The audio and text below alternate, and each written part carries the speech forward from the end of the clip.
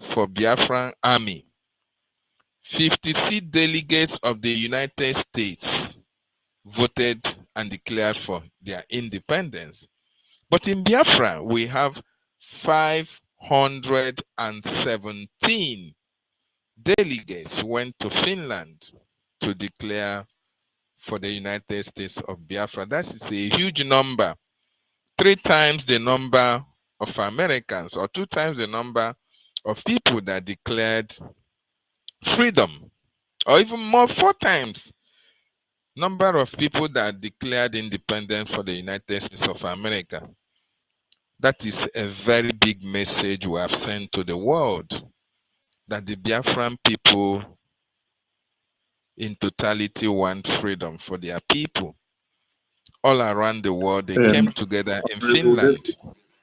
Yes, Honorable David. Yes, my minister. Okay. Also, we want people to understand and debunk the narrative of NGOZI that she's the one that declared Biafra. That is why we brought out these numbers of delegates that signed the declaration document, which made people to see the declaration of Biafra. That she is claiming that she's the one that declared Biafra. It's only her signature that is in the document. So people should understand that it is these numbers of delegates that put their signature on the document to declare Biafra, not NGOZI that declared Biafra. That's why we brought it, and then we connected with the 56 delegates of the American that put their hands on the declaration document. That is what you search on the internet and see. These are the people that declared the independence of the United States of America. So how come in Biafra, 517 delegates put their signatures on paper, and then today you're not talking about the 517 delegates that declared Biafra. You're now shouting, NGOZI declared Biafra, NGOZI declared Biafra. So these are the things we need people to understand. So when you're explaining to them, let them understand from that end. Thank you. Yes, thank you, my minister, for that wonderful clarification. Of course, yes, Biafrans, you have heard NGOZI and her backing dog saying, oh, she declared Biafra. Is Biafra the property of NGOZI? In that declaration document, it clearly stated, we, the people of Biafra, we this, we that. But NGOZI and the backing dog that she has, all the ERATs, including Obidiot and all the rest of them, they are just opening their mouth wide on social media and said the woman who declared Biafra. One person never declared Biafra. America, 56 delegates declared independent for the United States of America. 56. He didn't say one person. And how do you even know the particular person? No, they said it is 56. Clearly written 56. In Biafra, we are 517 delegates went to Finland, appended their signature, and declared the United States of Biafra. So whenever you hear NGOZI talk about, or you hear the attack dogs talk about NGOZI, tell them that nobody declared Biafra. It was 517 delegates that went to Finland that declared Biafra, and not NGOZI. She should not take glory of the whole Biafrans. It is not possible. Even our prime minister have later taken glory of our constitution. Neither did he take the, because every charter he said according to the Biafran people, we the people. So why Ngozi now taking glory and saying because she was among those who used to read the clause on the declaration document, and he did not state I, Ngozi. He said we the people of Biafra. So wonderful people and lovers of freedom, I welcome each and every one of you, and we are going to stay here to do justice, considering the information that we have had this evening, that Ngozi Orabueze, together with her partner in crime, Uche, they did a lot of havoc, committed a lot of atrocities, starting to dupe Biafra even during the convention.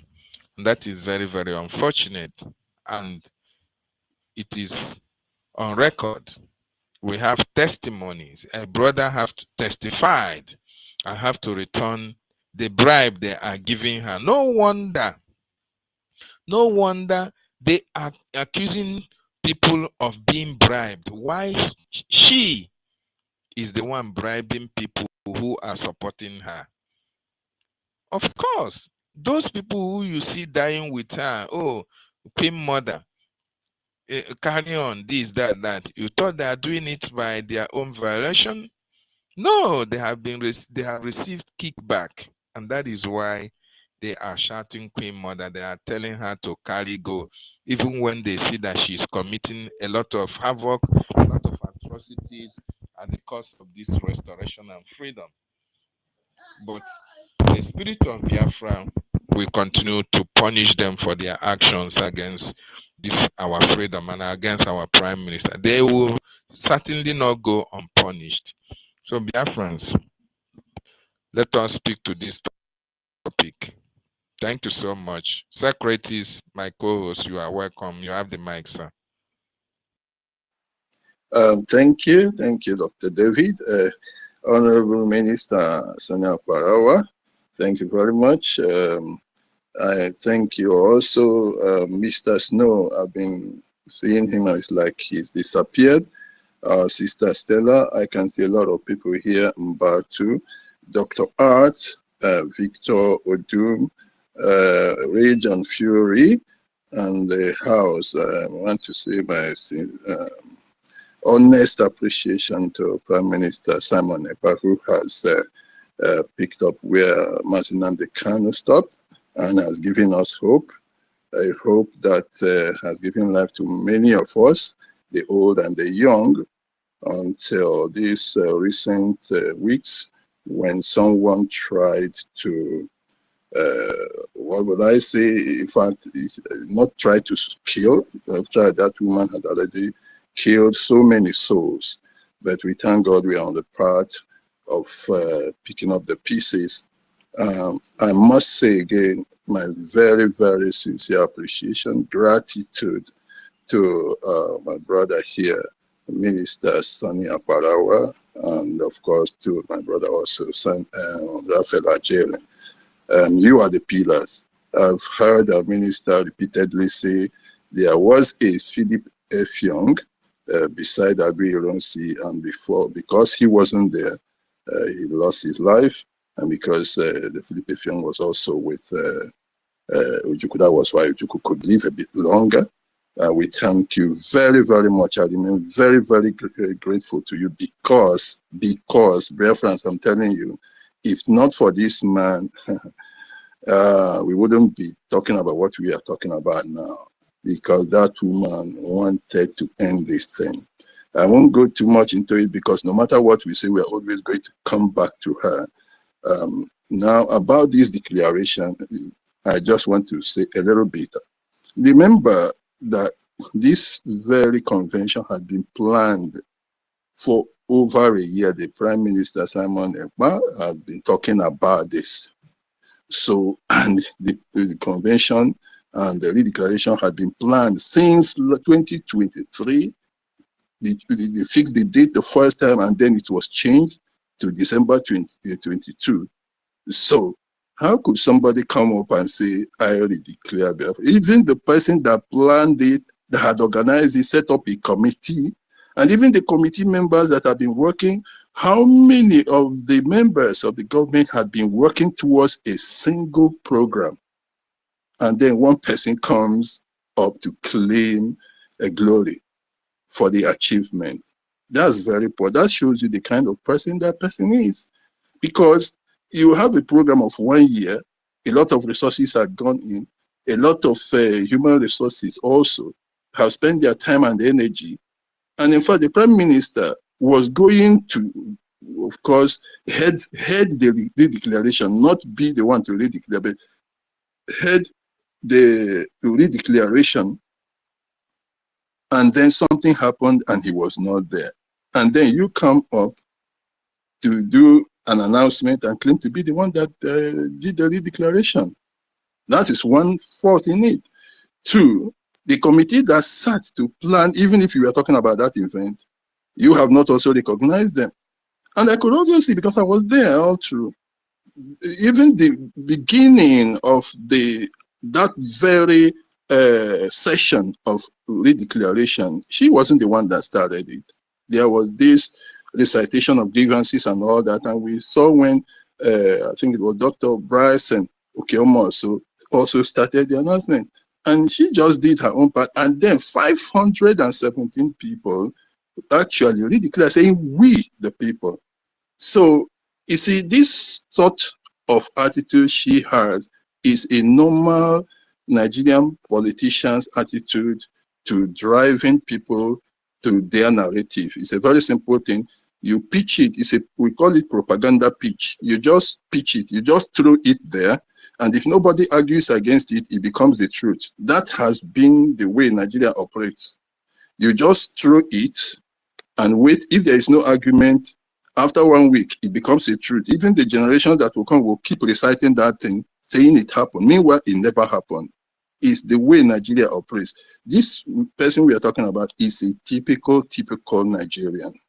Very typical Nigerian politician. That is the way they operate. So please, don't even discountenance that. Don't even listen to it in any way. It's not something to even give a chance. And that's why I say each time when you see people talking like that, debunk that very false narrative right there and then. Don't let them put you on the defensive. Oh, who declared, who didn't declare? No, it was this person. Just go to the facts of the matter and lay the facts straight, and that their intention will die at the spot. So that's just what I want to say, because we have a lot to say going forward. The $400 they have been accusing the Biafra Republic government of, we have now seen where the $400 came from. There was one of them, I don't know, I think it was Ronnie or so, when I made a comment, he accused me of $400, and I simply said, you thought that I said, well, $400 is actually probably what your madam used to bribe people, and we have seen it this night. We'll be talking about it later. That it was they were actually bribing people with $400, because if you could see the madness that came out of those people that attended the convention, you believe that something happened. Some people are talking about candles. Some people are talking about any other means of witchcraft. I don't know whether they ate something. If it was in Africa, I would have said they ate something during lunch. But now we can see the $400, how it came. So I want to welcome all of us, and we hope we have about any number of hours, maybe 2 hours or a little bit more. But I welcome you and would like to give everybody a chance. I'd like to hear new entrants making their contribution. So I hope I have the minister's permission to give the mic to somebody else. Please, Minister Sonia Korawa, do I have the permission to give somebody the mic now? Yes, so we can continue. Okay.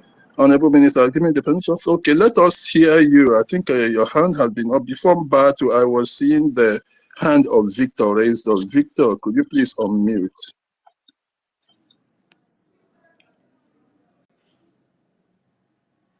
Victor, can you hear me? Okay, Victor is not ready. Okay, can we hear Mbatu? Mbatu, could you please unmute?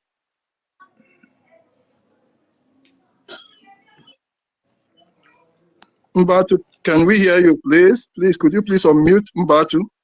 Yes, my brother. Okay, take it over from here. Good morning from my side, and greetings to all BIAFRANS. Hello. Am I hear me now? Okay, sorry, Can you hear me now? Okay, Mbatu, hello, like good Victor evening. was having issues. Okay, Victor, are you the one speaking now? Yes, sir, I'm the one speaking now. Good evening. Okay. Okay, sorry, just a second. Mbatu, could you please? Let me hang on. Yeah, let me hang on. Okay. Yeah, okay, good, thank you. Now, Victor, you can speak hello. now. Go ahead. Go ahead, Victor. Okay. Victor, go ahead. Okay. Good evening, everybody. Good evening, Victor. I'm go so ahead. I'm so much happy for this opportunity that you people are granting me this evening because I've been here for many times, many weeks. They are not granting me permission to say something. I so much thank God today that I'm favored. Mm. All these You are while welcome. I've been giving, yeah, all these while I've been giving kudos to my brother Akwarawa Sonny. Men never say it in because when someone is truthful, many people will be against him. Although it's not everybody that knows the truth, they always know the truth at the late time because they say that I don't know always come last. So I would like to say that they should not emphasize on the issue of Ngozi or Raboeze because that lady has caused damages already. Anything they can do to eliminate her, let's do it now before it becomes too late. And in other words, I so much thank God Victory, for the victory, victory we have gotten victory, already. victory, Hello. victory. Can you Yes, hear me? sir. I'm hearing you. We don't use the word. We don't use the word eliminate here, so that people will not say we want to go and buy somebody. Please, we don't eliminate It's anybody. okay. You All can right. say we can push her out of the Biafra government. They don't use the word Okay. eliminate, please. As a All disclaimer. right. Thank you. All right. Thank you, sir. So I thank God so much for the victory we have already achieved so far. And now, what I'm about to say majorly is that anything that they can do now to make the land to be secured more than this, let do, please. I know that you people are working tirelessly to make things fall in place. And Mazi Nnamdi Kanu and Simon Ekpa, what I'm thinking is that we should play the rules of government to government now. Government to government. Although Nigerian government refuses to abide or to admit that they have done a lot of mistakes to Biafran land. And also, let's do, even if it takes for us to go there and remove him or do like a government, please, let's do, because that man has suffers a lot. I see that he is getting an health issue which is complicated, please. And Martin Amdika, Simon Ekpa, they said he was about to go to the court on the 4th. I believe so. So I don't have much to say. What I'm saying is that God will strengthen you people and to give you people more knowledge to carry out this government, because everything I'm seeing, you are a very good leader. You are a good leader. If they hand over Biafran country for you to rule, for you to be a president, you must be number one president so far. Yes, that is what I'm saying. Ntangambogen Adoine Kamio. I'm not saying because you are from Akwa Ibom or whatever. I'm seeing the good works you are doing. God, please continue it that way. Continue to enlighten people and build peace, because even the Bible said that the only peace that you can achieve success. As you are leading people in a good way, God will also strengthen you and open more doors. Many people that have been mocking you, telling you, calling you all sort of a name. When I see names they are calling you, I cried. I say, these people, are they true Biafrans or they are betrayers?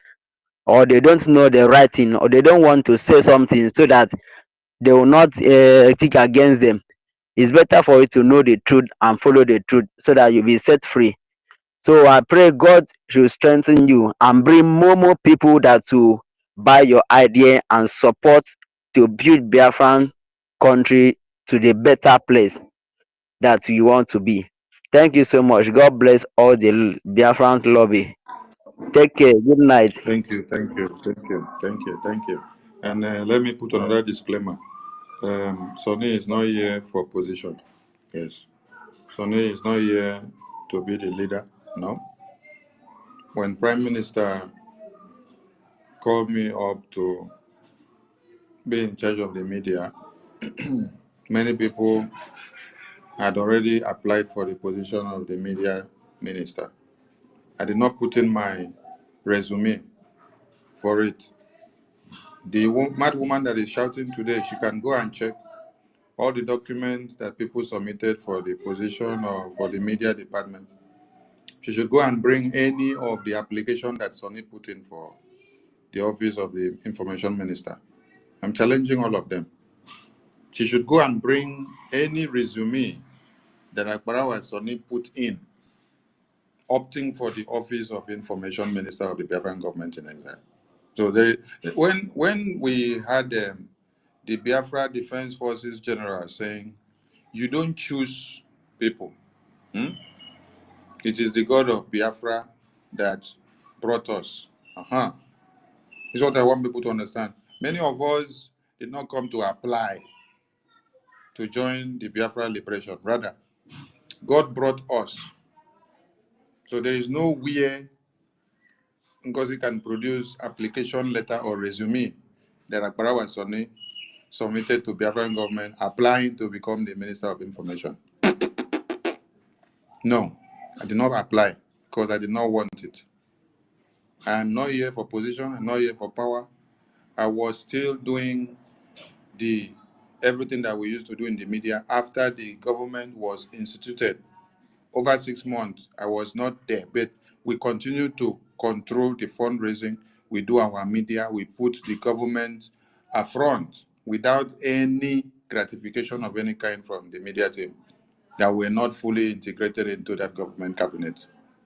So I want people to understand this. The media team, you see, those ones that are with me, they are not the ones that came here to look for power. No. They are here standing their ground to make sure nothing is destroyed. And Sonny doesn't want to be the deputy or the acting prime minister or the COS or anything. No. All I want is to make sure I give the support that I have, that the Biafra Defense Forces are not destroyed in the presence of PM or in the absence of PM, because the defense forces of a country is the power force of that country, is the engine room. If you play with them, the country is down. So I was called up by the PM with my team because he saw that we were doing good to come and give that support to the government. And we will continue to do it in his presence and in his absence. So we are challenging NGOZI today to go and bring out resume or application letter where Akbarawa Sonny wrote letter of application applying for the position of Minister of Information of the Biafran government in Israel.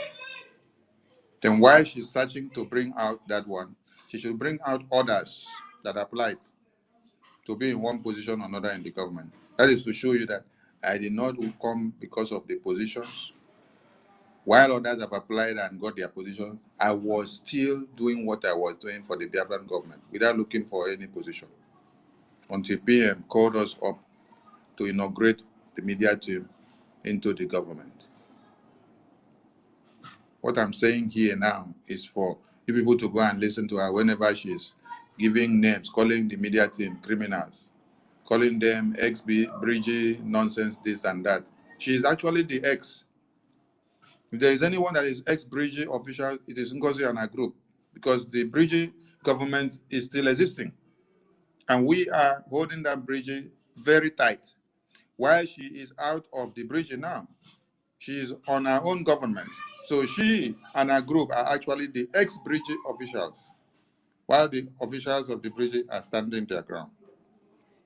BRGIE is the standing rock on which you have to use to restore and to liberate and to gain total sovereignty of the United States of Biafra. It is on that rock, that small body, that small government body that you just call it small. So that is the body that you now need to use to restore the full sovereignty and legitimacy of the United States of Biafra. We are all USB. And so please, people should not go out there and say, oh, the brother of Akbarawa Sonny came and said his brother will be the leader, he wants to be the next leader. No, please, I'm not interested. I did not come here for that, please. That is why our sacrifice is voluntary. Biafra Defense Forces, you see, they are voluntary. None of them are on salary. When we see this evil woman in a group trying to bring up something, is evil. You know, people would love to hear this kind of thing because they say, oh, the ESN did not have salary, the Biafra Defense Forces do not have salary. Now, NGOZI and nonsense group, they want to give them salary. So they will use it and say, oh, yes, yes, yes. So that means they have not been giving them salary all these years. So they have only been giving them penny. Now it's good to give them salary. Madness. Have you restored Biafra? Where are you going to send their salary through? You're going to send their salary through the Bank of One Nigeria. Just bring money. Let us be buying weapons and give them the logistics that we need every day. You have not given us. Now you're talking of salary. Do you know what it means to pay salary to over 1 million and something military personnel that we have in Biafra land? When you have not been able to give us money to buy one bullet that we shoot. Now, this person here that is looking like someone that has not eaten for 1 year. Chi, I will bring you up here to come and ask a question. I don't know why you're giving thumbs down. And when we give you the opportunity, if you ask nonsense, we'll kick you out of this this space. One bullet that you shoot when Biafra Defense Forces are on duty. One bullet that you shoot. Do you know how much it costs? Depending on the millimeters or the diameter of the bullet, you have it from 4,000 going upward. 4,000 AJ going upward of one bullet. So do you know how many that we shoot at a time when the Zoo terrorists come to engage us?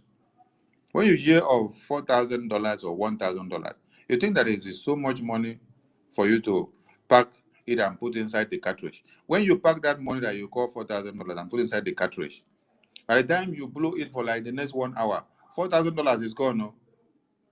That money you will pack it and put inside the cartridge as bullets. When you use $4,000, buy bullets, put them inside cartridge. Cartridge that will carry like 50 loads. Then stay and then be on steady fire in battlefield with the terrorists for the next 6 hours and tell me how many bullets that you have blown off. How much is gone there? Idiot. You want to go and do bank salary account for Biafra Defense Forces when you have not fully liberated Biafra land and started making use of the resources that you have so that you can be able to put everything in order. These are policies that will come afterwards. These are not the kind of policies that you implement now.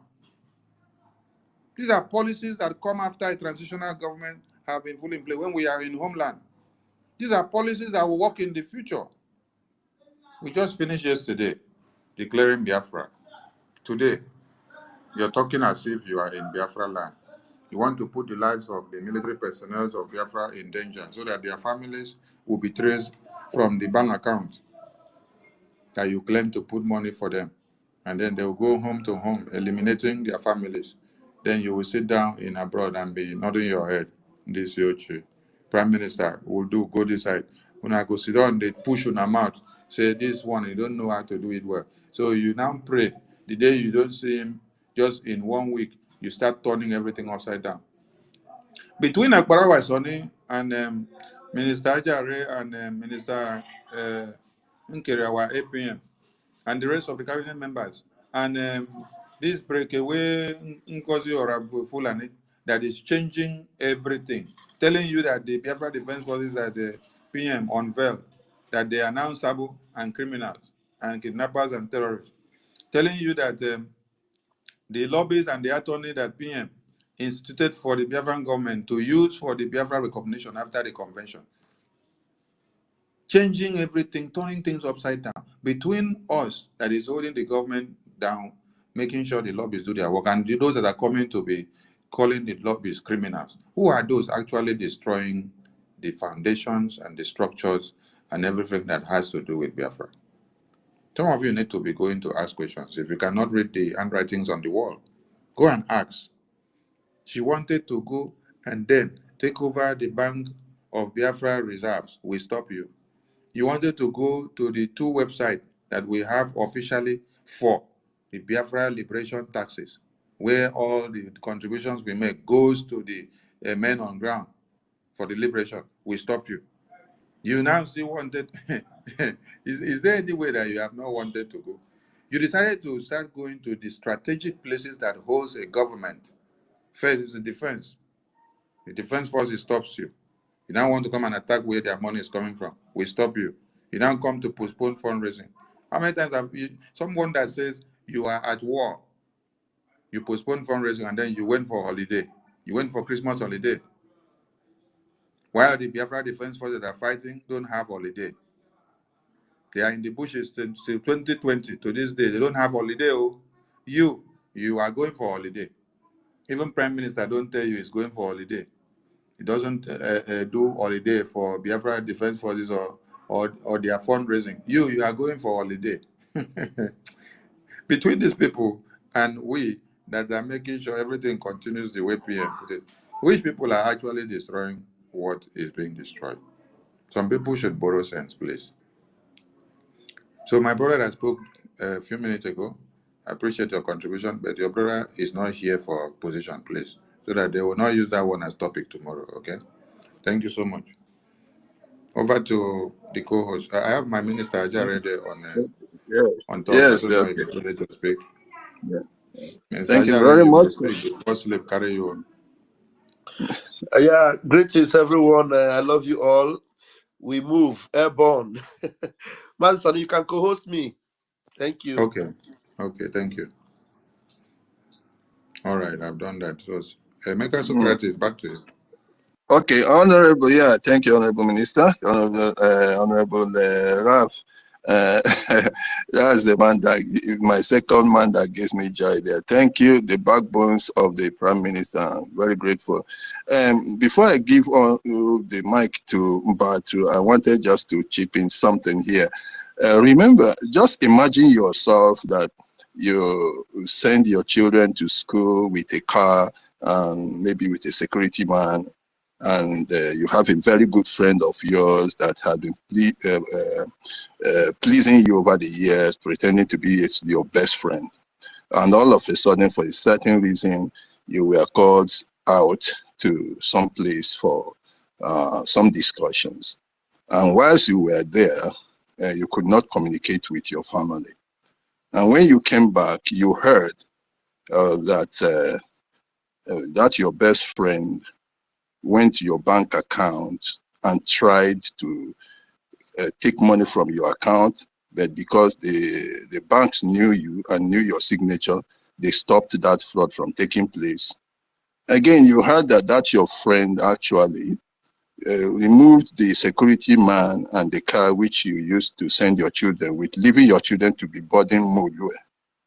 Before you could say Jack Robinson again, you heard that your friend also tried to rape your wife in the night, but your neighbors saved your wife from being raped. No matter how close you were with that friend, no matter how much you trusted that friend, will you continue with that kind of relationship with that person? I'm just pointing this out because there are some of them that believe that this woman is so strong because PM trusted her and this and that. Therefore, thereby somehow when he comes out, she still stands a chance of being that kind of power they were thinking about. Just consider that if you should return and the person you trusted to help you hold on to something went to your bank, they blocked him or her there, he removed the security that you were using to protect your children and the car so that your children could go safely and come back and even try to rape your wife. Would you still keep that person as a friend? Why would you then feel for the person, the second friend that was not actually in any way doing anything to sabotage your wife, your bank account, and of course the security of your children?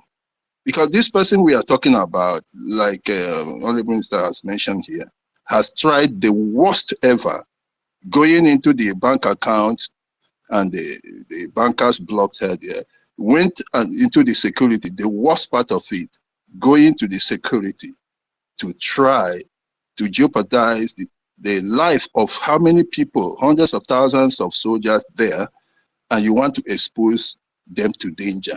If not for those who stood their ground and made sure that what structures that the Prime Minister put in place are preserved and that everything is implemented to the letter, I believe by now you will be talking about thousands of people losing their lives. That's a very delicate place. From day one, I have been saying it's a very delicate place, and Prime Minister knew why he structured it to be very close. It's a very close-knit network there, which nobody should come into. Now, if that your friend tried to go into that place where you say it's a no-go area, just remember the word no-go area in your life. You say this is a no-go area, no matter what.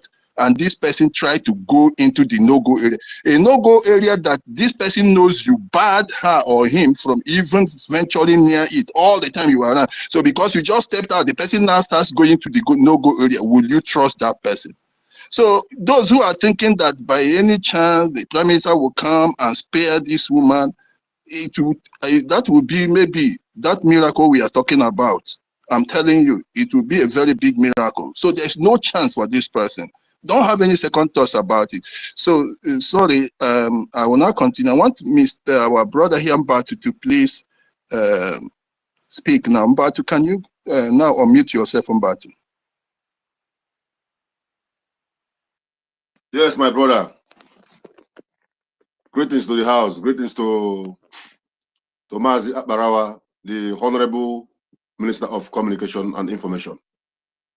And like to Vam, Vam, Vam, Vam, Vam, Vam, Vam, Vam, Vam, Vam, Vam, the most rugged pastor, I hail.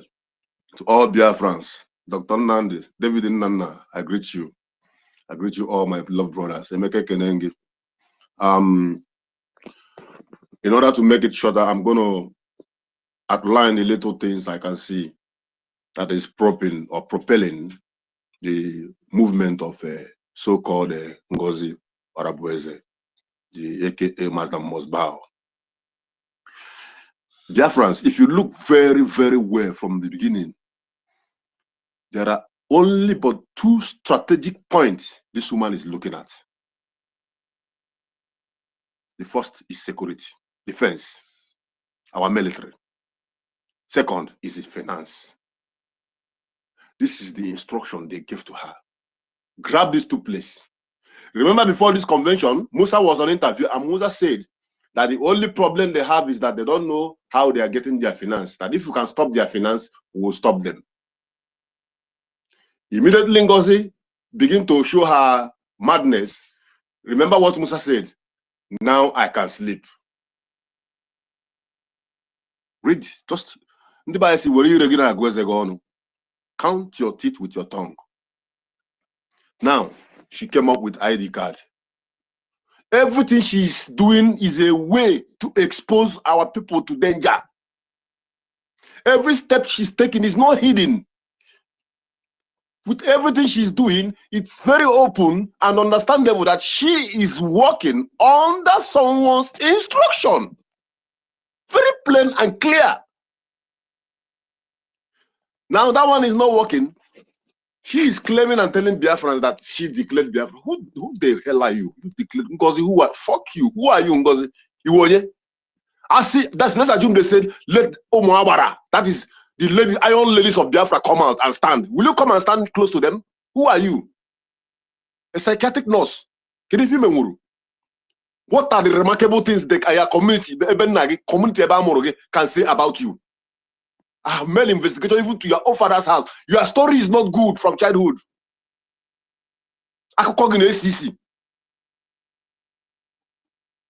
Then you are bragging that you declared Biafra. Then if you declared Biafra, then what is the work of these 56 delegates that was there? The 517 Biafran who came from different types of different zones and parts of Biafra to represent their various counties and their states.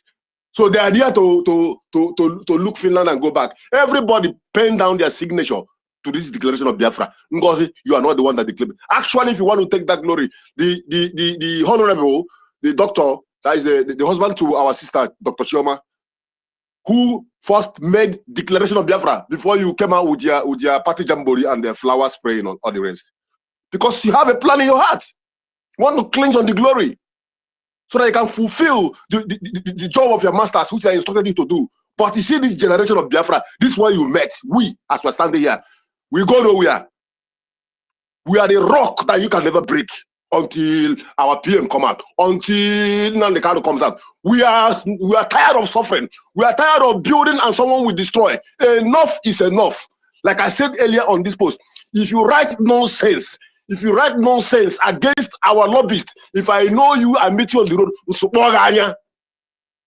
because you are a devil. So, Ngozi, you did not give us Biafra. The discussion about this Biafra has been going on since over 1 year. The planning of Batobi have been planning. Today I was going on the space and I saw Obatobi post where he was talking and he started crying. He said that the world we have. I cried too. I said, upon all these things that this man passed through, people still have the mind to destroy all that he has built. Ngozi, are you going to pay our army salary through which bank? Nigerian bank, with their name and their addresses stipulated down in the bank. Ngozi, who are you fooling? Who are you fooling?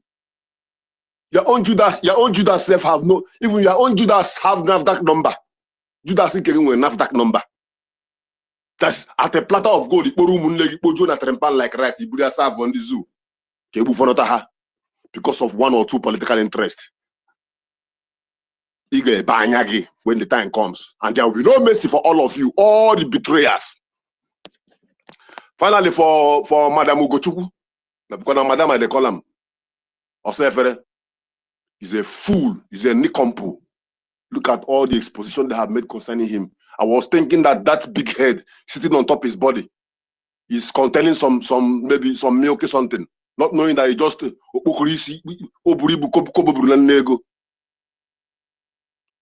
he's a fool. Nobody should. He will see him crumbling and coming back. Boss Ngozi will put pepper in all of them their eyes. What are they going to do with Ngozi? Are you going to give him her idea and she takes? Are you going to contribute the idea that Ngozi will listen? What will he even do to contribute to the movement? That movement. She is the Alpha and Omega. Anywhere she is, troublemaker. Go to her hospital where she works. Same story from the staffs. We have made so many inquiries from the school where she went to, from primary, secondary. She's a troublemaker naturally from her birth. Mentally drained. These are the kind of people that want to give me Biafra. Please, all Biafrans, you know the truth. You know the right path. Stand there. Never lose guard. Never go back. We go nowhere, like I said before. This is our right to freedom, and nobody will take it away from us. We are going home. At the end of the day, we'll sit down with our children to share the stories of today. All hail Biafra. Ebon! Ebon! Ebon! Ebon! Ebon. Please, let's give the mic to, I don't know why network is not allowing this person that is giving thumbs down to come up. Mbatu, you just finished speaking. Okay, I'll bring you down so that there will be space to bring this person up. We want to hear the kind of thing that is seeking him, that is making him to give thumbs down. Chi, are you on the mic now? It's connecting. Let him connect. We want him to speak. That if his brain is not okay, we send him to where they can fix some people's brains. Chi, over to you. Carry the mic. Why are you putting thumbs down? What happens to you? Unmute yourself, Chi. Chi, unmute your mic and then speak. Over to you.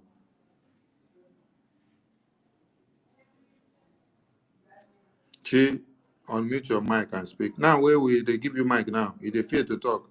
You were doing thumbs down, thumbs down. Mic don't reach you talk. Oh. Don't form as if you don't know how to use it. Talk. Talk now. Don't form as Good evening, everyone. Good evening. We did Good evening. Good evening. We did hear you. Why are you Okay, giving thumbs good. down? What happened? Yeah, I have my reasons for it. Yeah, tell your reasons. First of all, I want to just allow me. First of all, I want to say good evening to everyone in this space, and I want to say to everyone, good evening. First of all, I want to start by saying that to this our brother, the last speaker just said, before I ask my question direct to Mazi Sonia Parawa. You said you have made inquiries to our hospital, you have gone to our house. Don't come here and give business, cheap blackmail, just to blackmail her and say, Okay, Na can thunder, you na leave thunder. that one Ogu alone? go kill you. You are a wait, bastard. wait, You monkey. wait, Hey, Na Rage, like you calm down. go calm display for down, all your calm life. down, Look at this monkey idiot. Rage. calm I will meet everyone. down.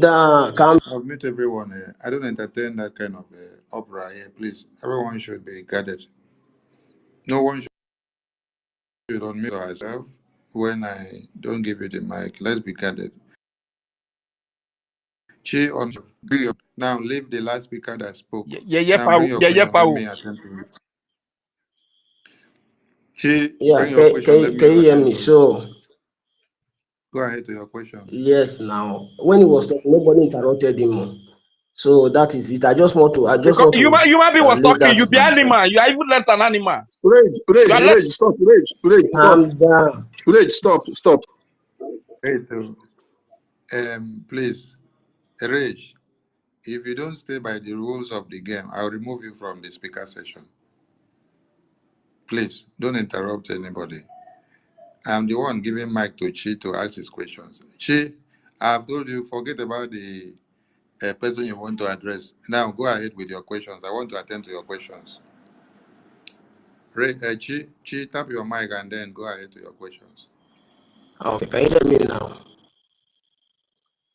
Can you hear Make me? your network not do like a person where go to Can you network. hear We me? hear you now. Am I coming? Okay. So that Yes. is it.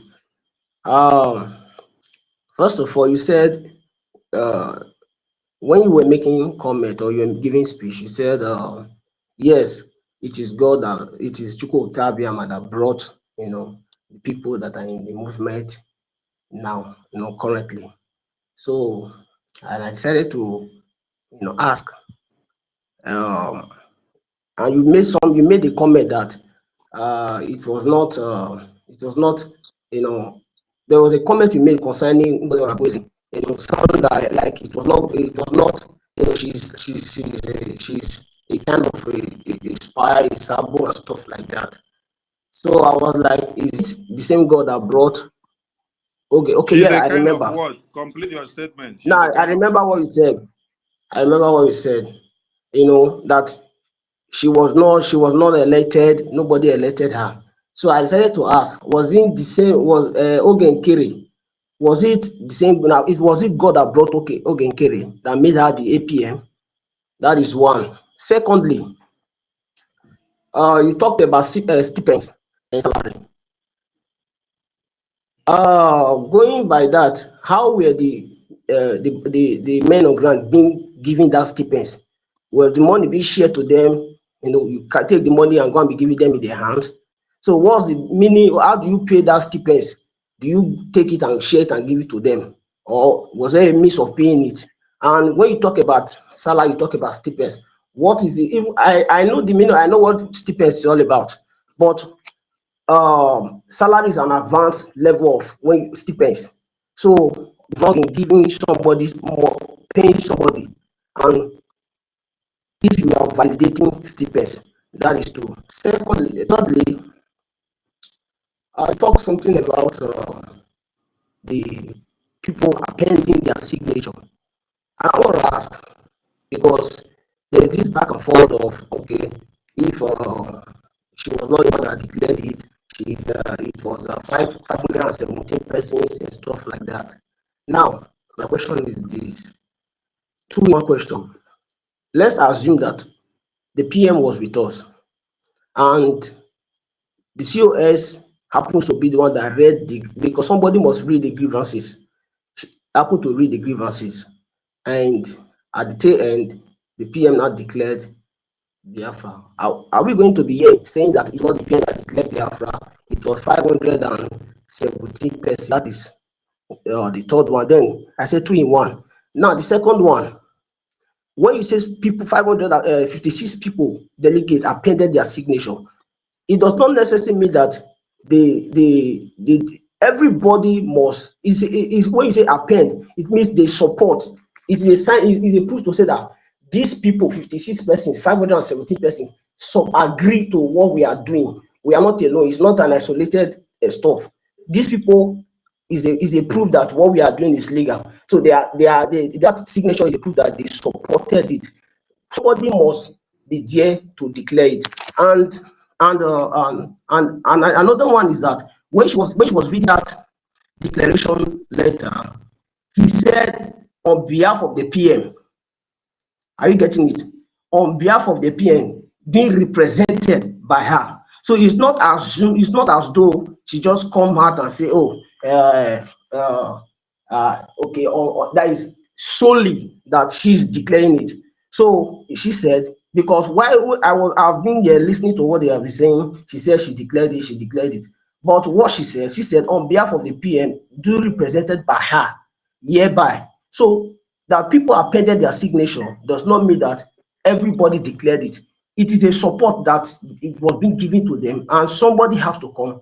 So one person must come and declare it. So that is that. You answer. I don't know if you are taking it. Let me address you. Mute your mic because your network is bad. Let me address some of the points. Okay. Mute your mic. Your network is bad. It's cracking. Now, Sonny, you've not given me the permission for course. You have only one. I gave you the thing. Carry you come out again. Okay. I will give you again. Okay. All right, Chi. On the 2nd of January 2024, the Prime Minister posted the act of the re-establishment of the state of Louisiana, or Act of March 11. This was an act which the declaration of Louisiana was adopted on March 11, 1990, signed by all members of the Supreme Council. And then the signatures of all the persons that signed that declaration document was posted out. That day, PM now came on air after posting and then explained and told everyone that the same way the lieutenants adopted that declaration document with all those signatures, that it is that signatures that tells you the people that made that declaration. Why didn't you counter the Prime Minister on that day?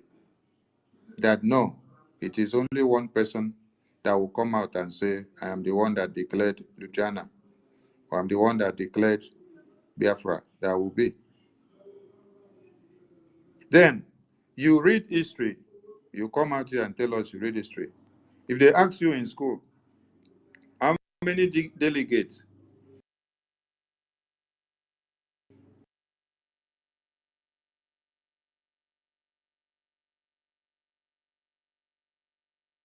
of the America? You ask you declared the independence of America. Why is it in your own case of Biafra that you are now denying that 517 delegates that penned their own signatures and name are not the one that declared Biafra? You know, when you people come, you go and sing praises to what other people do, and then when it comes to your own, because you want to paint a dead narrative, you come and disgrace yourself. Now you ask another question. How did we used to send money, or how did the Biafra Defense Forces used to collect their stipends or the money? That means you are not part of what we have been doing for long. And you want to come and know how they used to send it before now. If you have been in the system, you will understand. It is only the people in the kingdom that understands the principles of the kingdom. So if you don't know anything, just go and continue to follow NGOZI, because NGOZI has come to tell you you want to do salary bank account for them.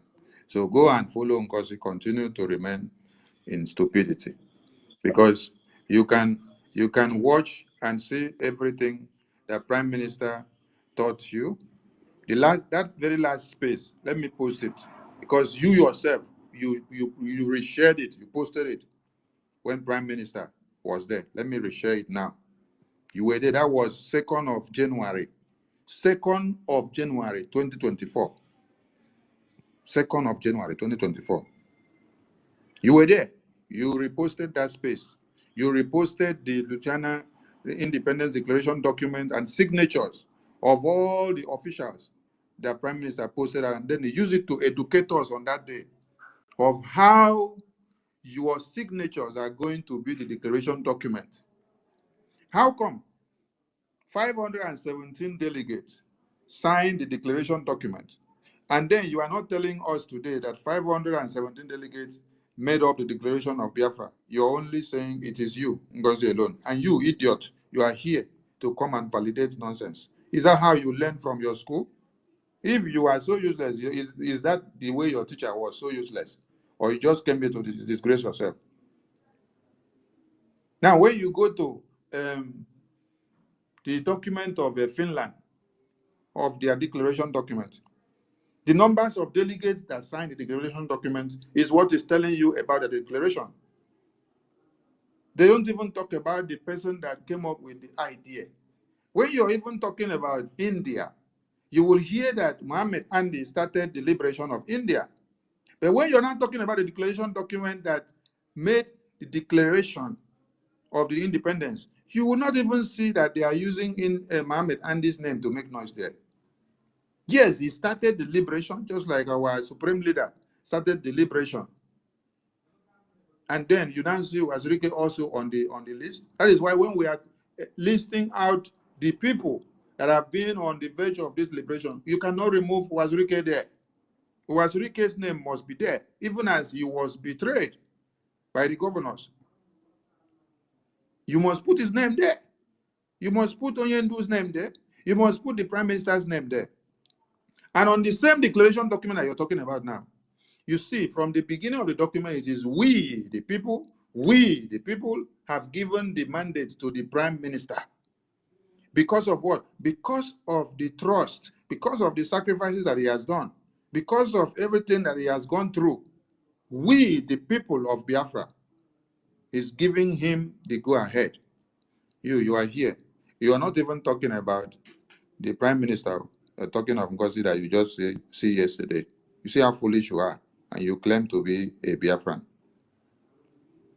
Did you even make mention of the man that was kidnapped, our supreme leader? No, you don't remember that one again. It is NGOZI told you that we wanted to release Mazi Nnamdi Kanu, to bring him to the convention to come and destroy the convention, and you are clapping for him, for her. So NGOZI invariably is telling me now that I am now in charge of the Nigerian DSS. So I wanted to release Onyendu from Nigerian DSS to bring him to convention. So if I had the key to Nigerian DSS since 2021 to today, why haven't I released Onyendu? So I get power like this, and I come be this DSS. Then I work for this side where I did. I know they inside Nigeria. See the kind of nonsense that they will tell some of you, and then you will put it into your head and be coming to come and argue with Sonny when people are trying to educate you. America, go and Google now on internet. How many people, or how did the Declaration or the independence of America come about? The first thing you will see that is written out is that 56 delegates of the American state brought about the Independence Declaration of America. And then today you see that the states have gone more than what they were when the declaration was done. There was a state and some other people that said they don't want to be part of the declaration document when the declaration was done. That was the island of Rhodes. Did it stop the declaration? No. Those that stood their ground and penned their document on the paper, the declaration went on. Today, that same island of Rhodes, they are still part of the America today, and they still enjoy from the independence. So when some of you non-entities And some Itibori like this come, supporting what you don't know. You're even coming to come and argue about the Declaration of Independence Delegate of America with 56 delegates. You see, when I allow some people to be going mad on the media, I will just allow people to train on one thing, train. Then later, when we will come out with factual and quantitative reasonings and analysis that will destroy your madness.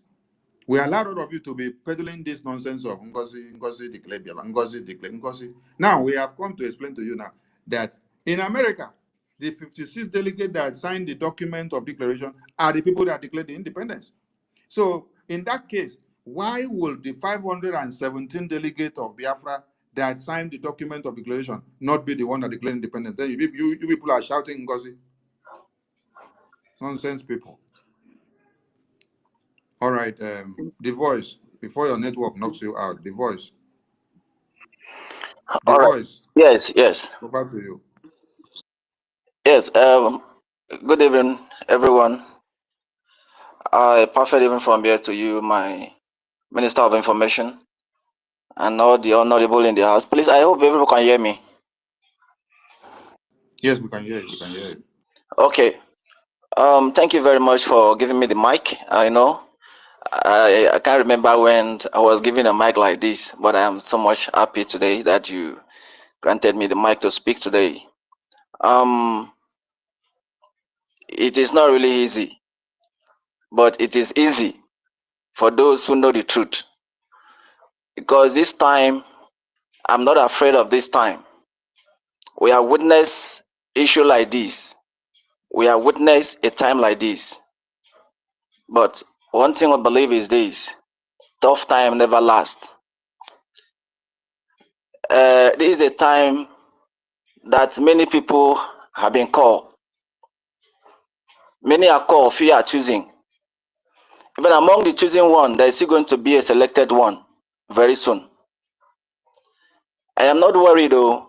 The only people I'm worried about is those people that just join us newly in this very struggle, in this movement.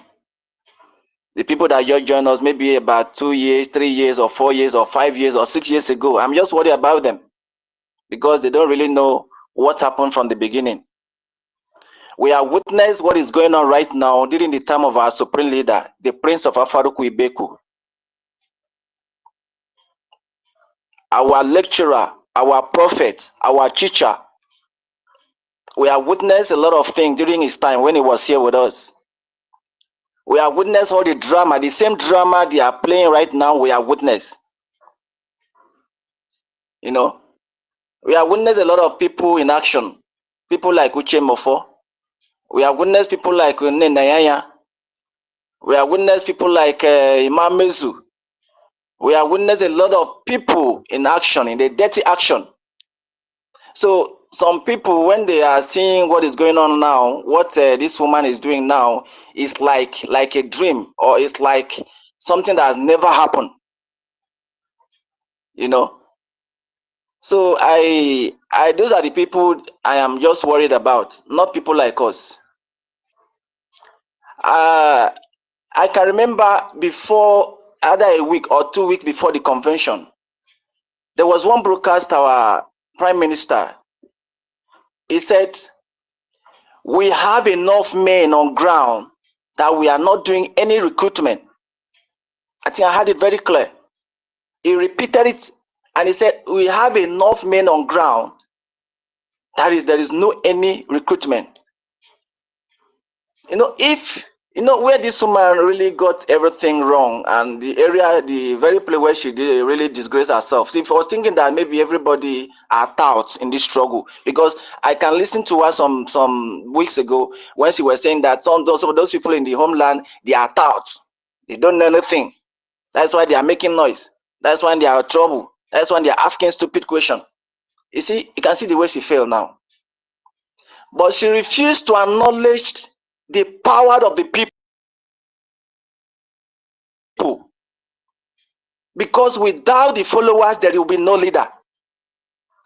And without the leader, there will be no follower. This is one thing this woman failed to understand. She failed to understand the power of the people.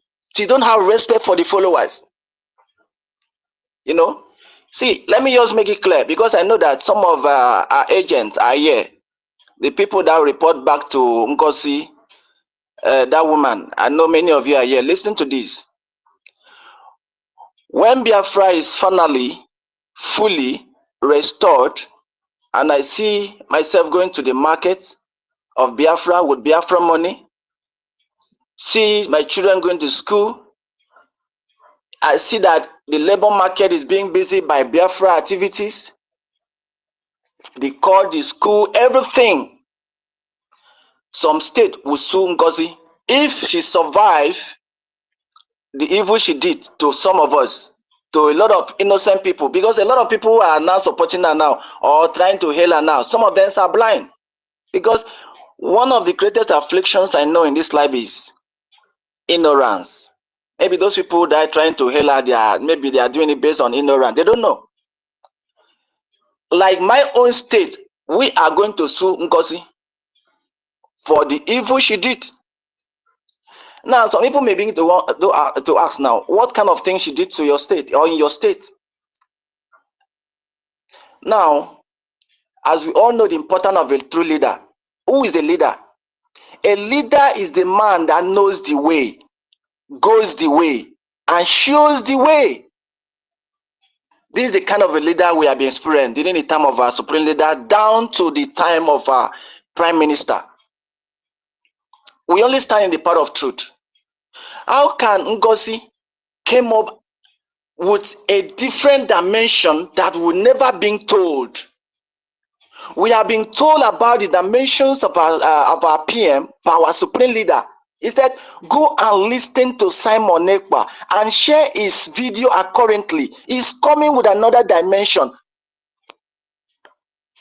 The dimension NGOZI is bringing, I don't know. We have not seen it. We have not heard it. There is no prophecy to back it up. I don't know which kind of dimension that NGOZI is bringing to destroy the house. Even right now in Biafra land, I want to say NGOZI have succeeded by creating some group who are now celebrating December. Meanwhile, in this site, there is no joy. As I'm talking to you, there is no joy. We have no joy.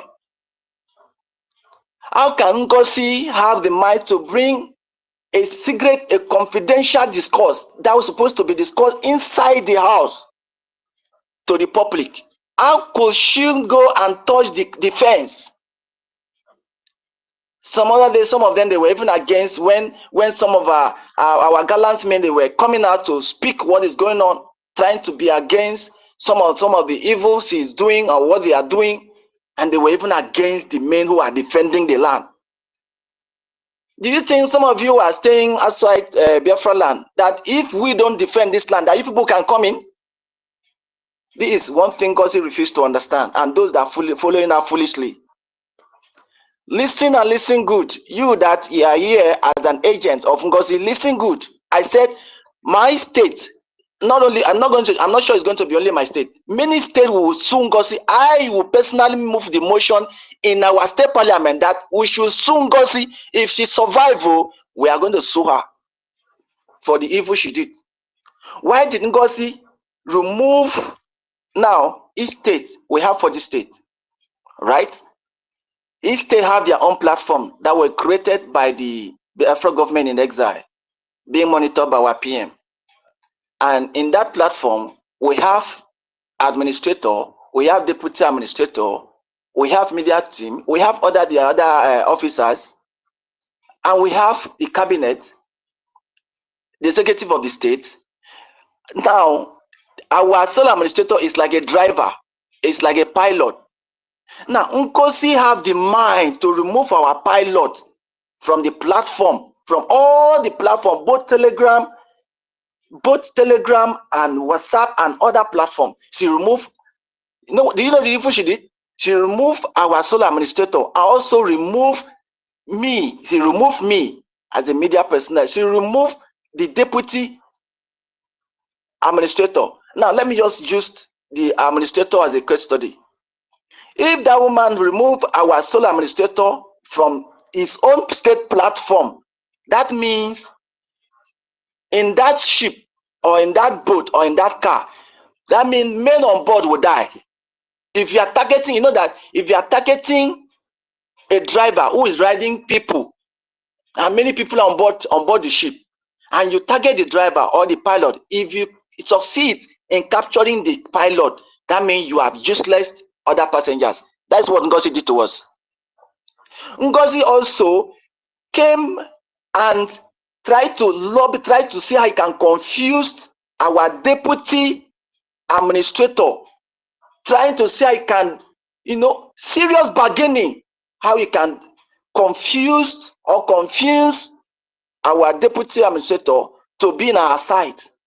And when this happened, our administrator now advised her, say, go and call all the state executive a meeting. She ran away because I was involved. Why did she run away? How can NGOZI that knows that the finance is one of the pillars of the government, why did she go and touch the finance? Now today, NGOZI is saying that they want to start paying salary. Who is paying salary? We have been here for many years. We died and resurrected. We've been to prison and we are returned. Many are still in prison. NGOZI never thought or think on how to remove those people in prison. As you want to start paying people salary. Who is the people? Which people are she going to pay this salary? I'm asking. Which people? Which people she want to pay this salary?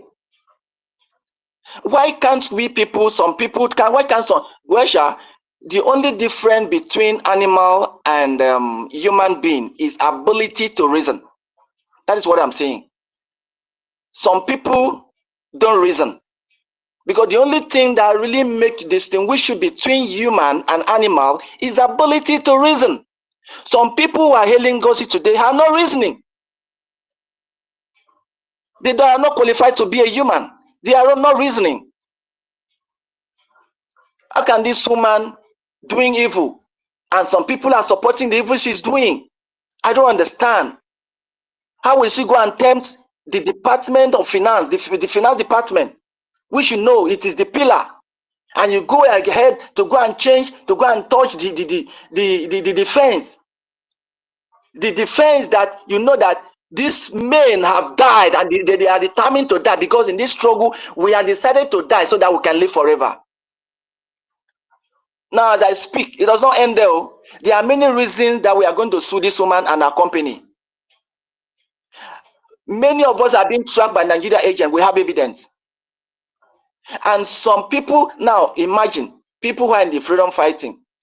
How can the Nigeria government be calling some of us and telling us that our name have been submitted, that we bought phone so place. Somebody used our name to bought phone, that we should come and do clarification. I say, I don't understand. Who is giving our numbers to Nigeria agent to be attacking us? Who is NGOZI? And some foolish people will still follow NGOZI without reasoning. That is why I said the greatest affliction in this life is ignorance. You know, like one of our brother was speaking the other time, I want to really also make it clear, because that is how we work. That is how some of us from some area in this very land, this Biafra land, that is how we work. We are not here for a position. You know, when people want to quote history about during the time of Ojukwu and Effiong, they used to mention only Ojukwu. They also only mention Effiong.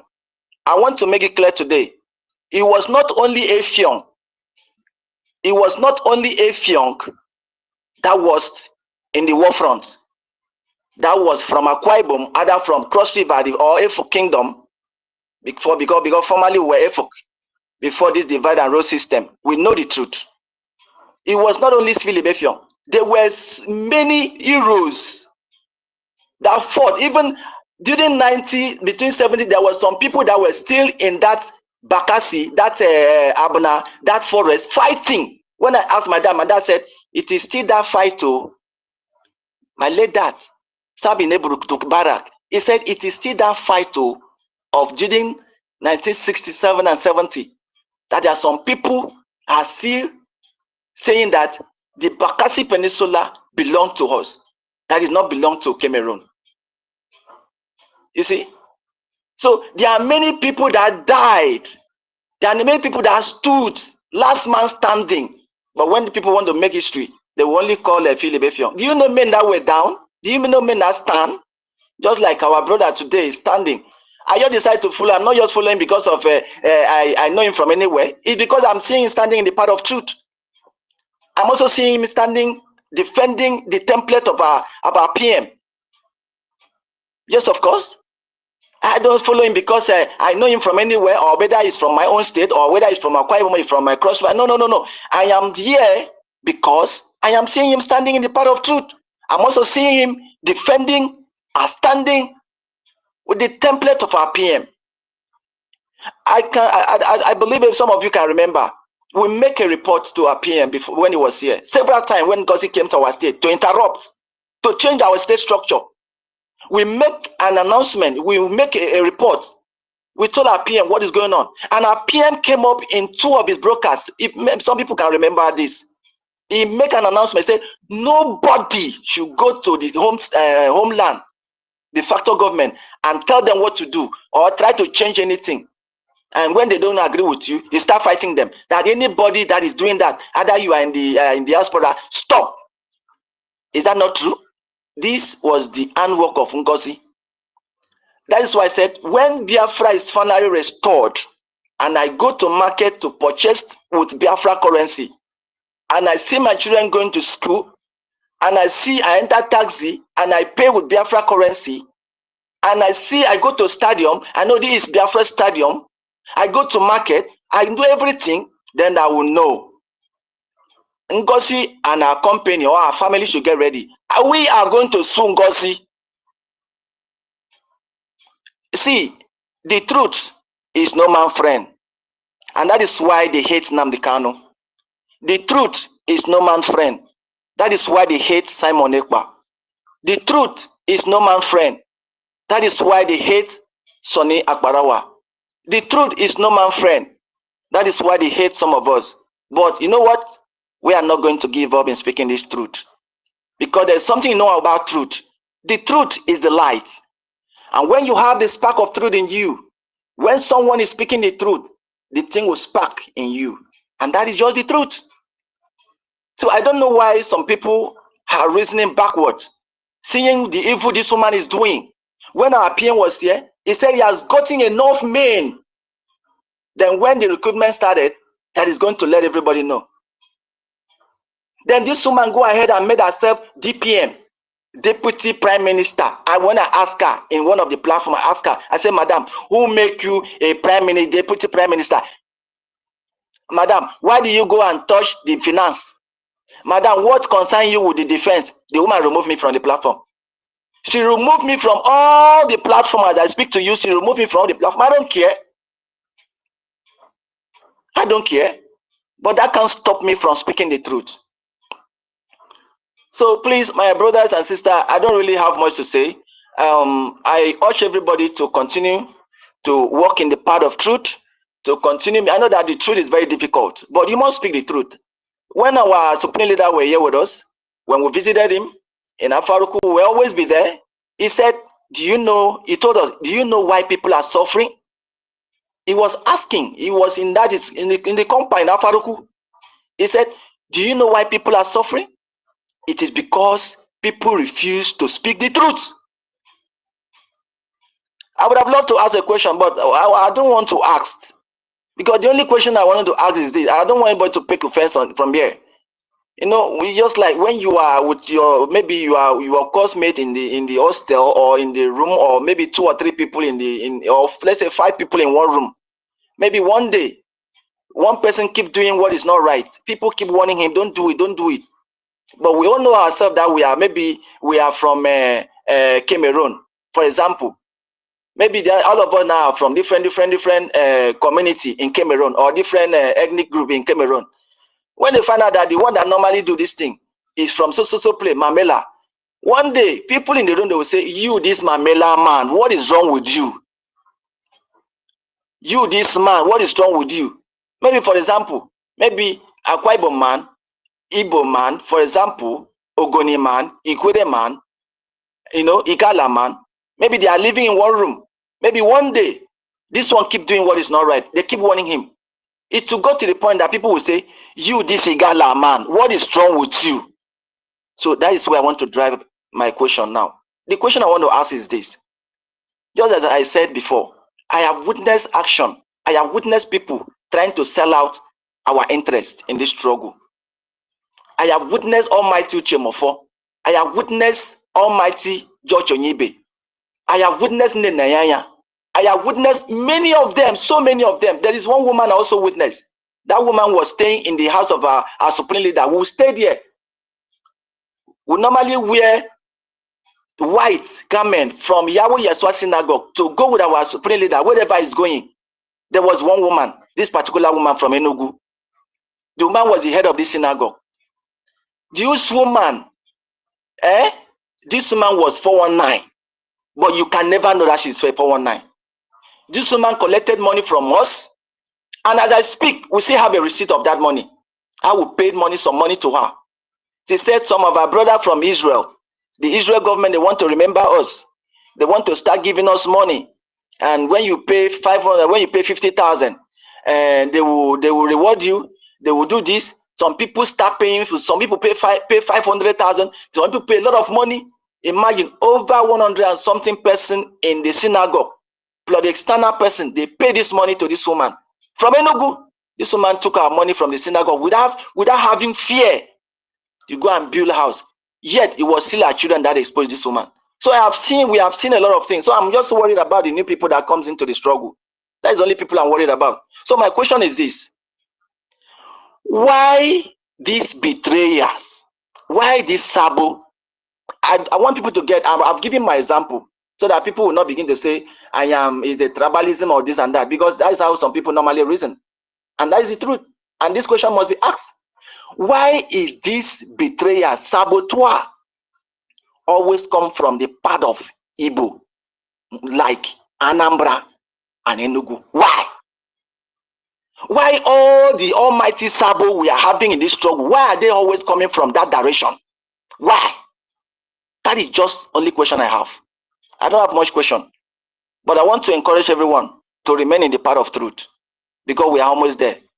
Special salutation to men on ground. Special salutation to all the men on ground. And these men who will make a way for you to come back home.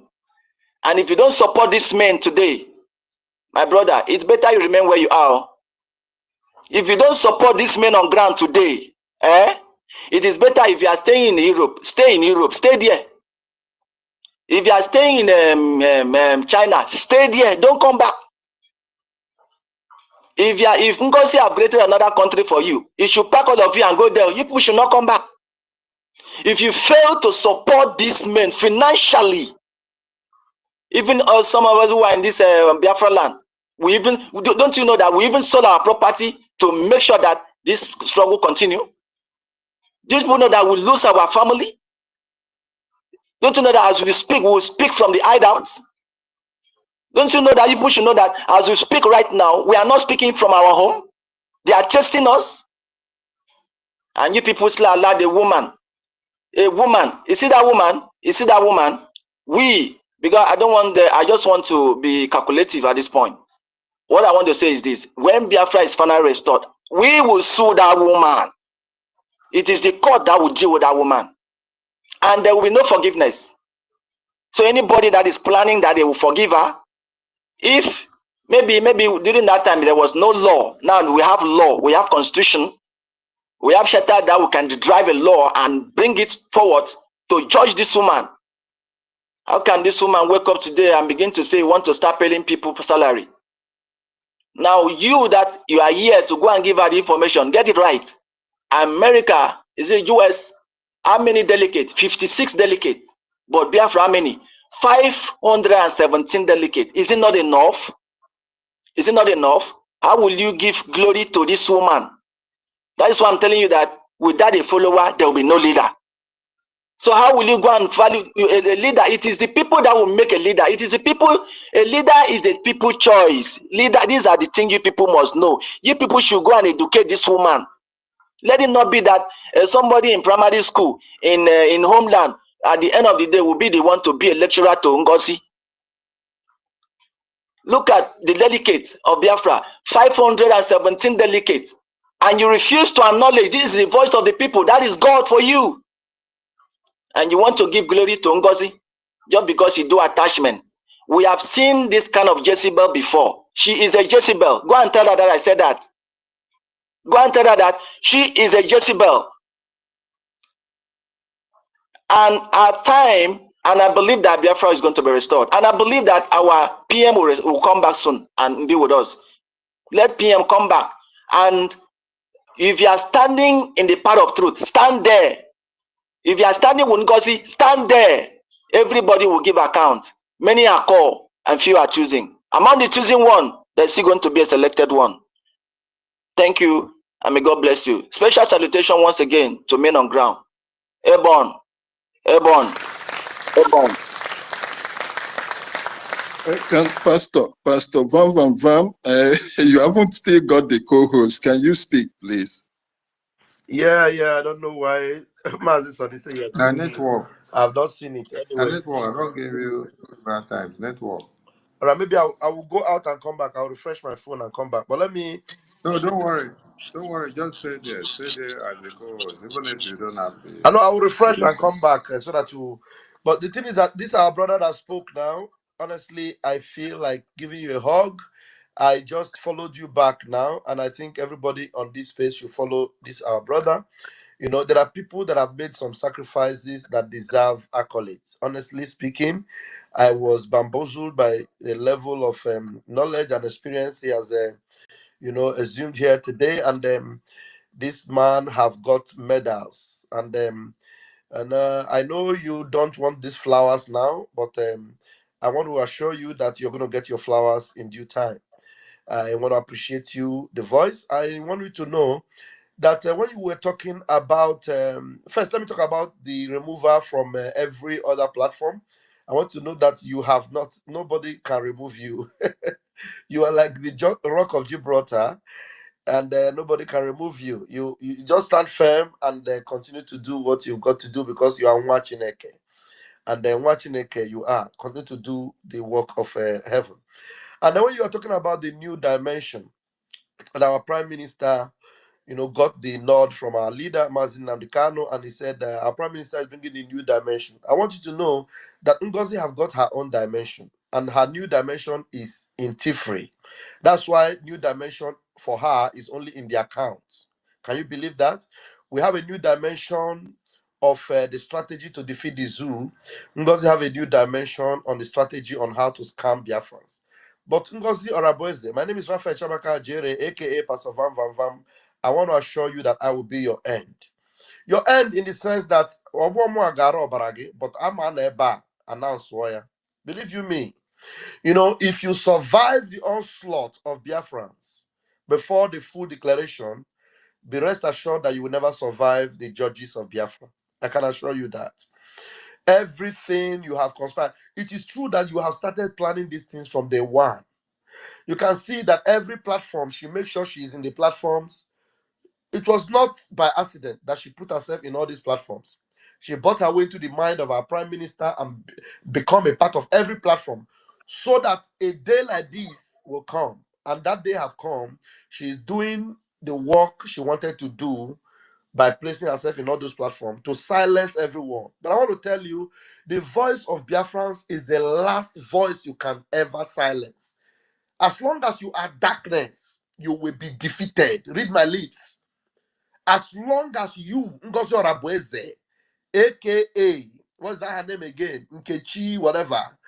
As long as you are darkness, the light of Biafra will completely eliminate you. You will disappear. You will not be found.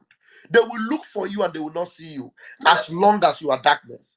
Believe you me, it is not a threat, it is a promise. It's a promise. Biafrans have suffered. Biafrans have been through the fire. Those of us that understand scriptures, you can read Psalm 66 verse 12. He said, that has caused men to ride over our heads. We have been through fire and through water.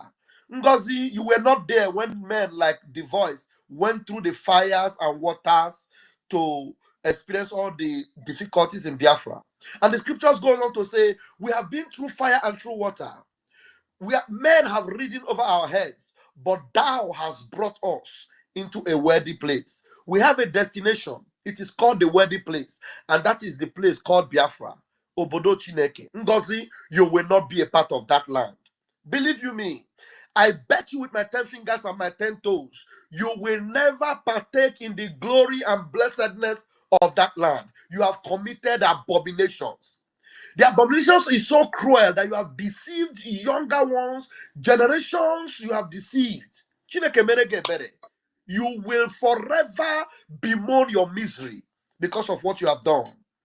The love you should have gotten if you stood firm, it has turned to sorrow and pain, and you will encounter it, and men will see it.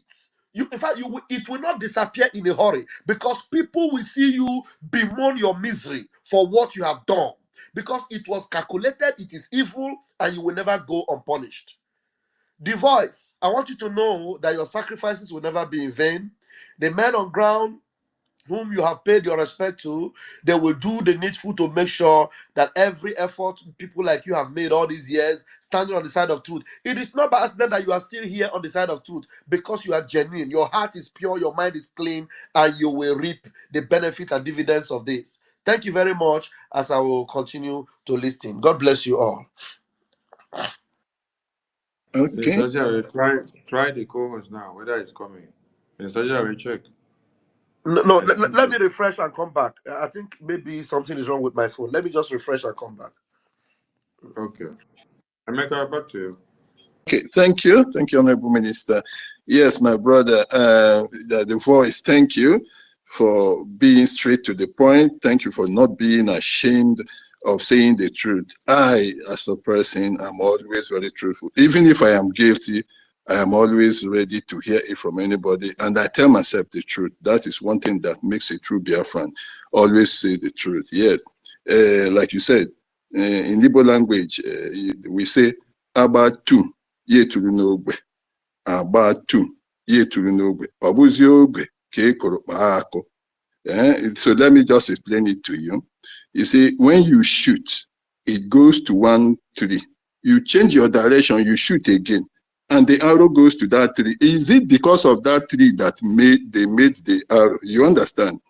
When you said, why is it that this betrayal is coming from that direction? That is just how I will end it. I myself, I've always asked that question, but let's end it there. Remain very resolute. I've been seeing our hands. This Odum, our brother Odum, your hand has been up for quite a long time. Please, can you unmute and let's make your contributions, please? Thank you, the voice, for your wonderful contribution. Odum, please unmute. Okay. Greetings, my fellow Biafrans. I greet you all. First of all, I want to say a very big thank you to the watchdogs. I call them the Rottweiler, the German Shepherd, the Pit Bull. That's our APM Ogenkere, Minister Sonia Barawa, and all of you that's always on Twitter defending this gate, protecting this gate.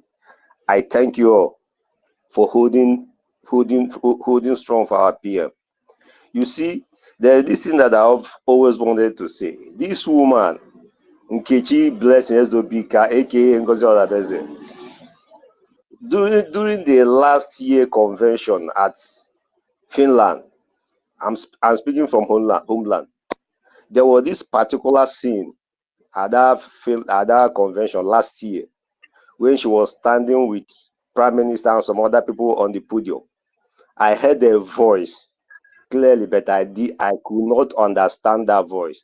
I heard a voice that said that this woman will betray Simon. That was last year, but I couldn't understand. I thought it was just my imagination. Now everything is now playing. I began to wonder. I heard this voice, so this is really truth. You see, so I begin to wonder.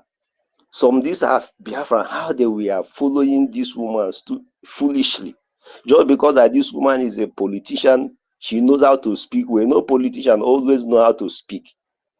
She spoke so well when our Prime Minister was called for questioning, that had first Twitter space, she spoke so well that everybody now started calling her lioness. This woman might be stronger, even worse than Simon Ekpa. Everybody now fall in love with her. Then during this convention, the solidarity move for our PM at Finland, when she spoke again, when I was studying this woman, you see, everything that this woman spoke on that ground was not coming from her mouth, from her mind. She was just saying those things just because she does not have choice than to say those things that she said. She does not have choice. So she have to speak those things, those sweet words that she spoke. That was the reason why people now fall in love with her. They were deceived, they were carried away. Again, so I have somebody who is not following this Biafran struggle. I've been the one explaining to that person, this is what is going on, this is what is going on. So when all these things started happening, I tell that person, do you know what that person told me? She's a woman. She told me that this woman has hand in what is happening to our prime minister. This is somebody that is not following the Biafran struggle. But when I was explaining the thing that is happening, the person told me, you see this woman, she knows what is happening to our prime minister. She have hand in it. You see? So I begin to wonder. Okay, So sometimes I will okay. begin, Odum, sometimes, Odum. It seems yes, you yeah. guys are deviating from the topic. We Okay. don't want anybody to come and start glorifying Madam Nigerian politician here, that she has hand go here No, or has hand go here, has hand go here. No. Wherever she okay. get hand go reach, her hand no get power to destroy our Yeah. PM. Her hand is just to try and get exposed. So everyone should stick to the Yes. topic we have here. We want people to get the message we are passing here. If 56 Okay. delegates of American states came together to sign the declaration document to declare the independence of America, why will 517 delegates of Biafra come together to sign the declaration document to declare Biafra today? And then instead of you people to carry the message that 517 delegates of Biafra declared independence, restoration, you are now shouting NGOZI declared Biafra. This is the message we want people to understand so that they understand, compare and contrast, teach people, let them educate themselves. Then another point there on the Jumbotron, on the same topic says, no salaries bank account for Biafra army. This is to debunk the claim from the Nigerian politician woman with Solomon that they are coming with bank accounts. Just like our I have just explained, that there is nothing like bank account, that we have volunteer armies, and he's speaking as one of those from ground zero. So we want people to get this message straight. That's what we want everyone to All stick to right. the topic, please. Okay, sir. Thank you so much, my able minister. You see, we with our prime minister made it clearly that someone have said it, that we are not recruiting. He's not recruiting. If he's going to recruit, he will be the one to announce it. So for her to start coming, people saying recruitment or paying salary, people should know that this is a pure scam. It's just a pure scam to use the money to deceive people, so that those, so many people don't have job. Many people are into this struggle because of money. If you tell them that you're going to pay them 50,000 naira, 100,000 naira, they will come out because of that money, and they are not real. Once you are into a struggle because of money, you are fake, and when there's any action, that person will go down. So this woman, anybody that is coming out because of salary, because of that person, should know that he's going down. You can't fight for freedom because of money, because of personal gain. You want what you want to gain. That means you are out there for business. And when there's action, you will go down. Then those ones who are genuine will stand. The genuine people will stand. So I'm going to cut it short because this battle we are going to win. Darkness will never overcome light. Light will always overcome. Bible said it that darkness, the light shineth in darkness, and darkness comprehended it not. We are light. All of us here are light. She and her group, they are all darkness. Darkness will never comprehend. That light will defeat darkness. That is what's going to happen. At the end, we will win, and I can see now that we are winning. We are winning. I can see the handwriting on the wall. We are winning. The light is shining. Everybody is beginning to understand, to see it clearly. People very soon now. You see all those people falling out with that. They will start coming back. The genuine will start coming back because the truth is there. So this is what I want to say. Thank you so much. I especially thank you all, you watchdogs, for holding this gate, for standing on this gate, not allowing anything to go down. I thank you all. God bless you all. Okay, thank you, Minister. Okay, let me just chip in something here. With this salary stuff coming in, there is another dimension to it. It is an indication that their earlier two efforts have failed. You see, the first thing was that, okay, we are decentralizing, so that trying to tell people that there are more opportunities, because when you decentralize, yes, there are job opportunities. It didn't work. We are creating new army, and they thought people will rush in there because it will also give room for more people to get more jobs. It didn't happen. So not being satisfied now, they want to incentivize the job. Saying there will be salary is to incentivize the job, to make it look more lucrative for people to now come in. That's why they are making it a salary, a paid job now. And it's an indication that the two efforts earlier have failed. And when you look at that, okay, why are they concentrating on everything that will affect the military base of Biafra? That is, she is writing the script, or rather trying to play the script of Musa. So the surrogate she's talking about, she is a Musa surrogate now in the Biafran struggle, because all she is doing, she's a proxy for Musa, trying to carry out Musa's program right from within. We want to decentralize. That means, okay, even some states now, like you see, she's been knocking people off. Some people in some states can say, okay, we don't belong again. We now create in our state, we belong to this group. That's the part of what she was trying to do with the decentralization. Those things didn't work. Now this time is to add a to make it a salary job, so that people who are already within the military back home here will now start looking for paid job. It's still an attempt to split that military. All her efforts are geared at splitting it. So, and that is the reason why she is now merging forces. Look at the people rallying around her. Number one, obedience, who say they don't want military. Number two, the IPOB and BCOS, who say you must need politicians in order to achieve Biafra. So she is running around with the people who are against the very principles of the operation that Prime Minister Simon Ekpa is putting together. So she is actually trying to play the script of those people. So the surrogate she is talking about, this is their proxy. She is the surrogate for them. She's a surrogate for Musa. And that is exactly what she is doing. So I just want to stop there, not to take too long when contributing. I'm asking if Pastor Van Van Van, do you have the co-host now?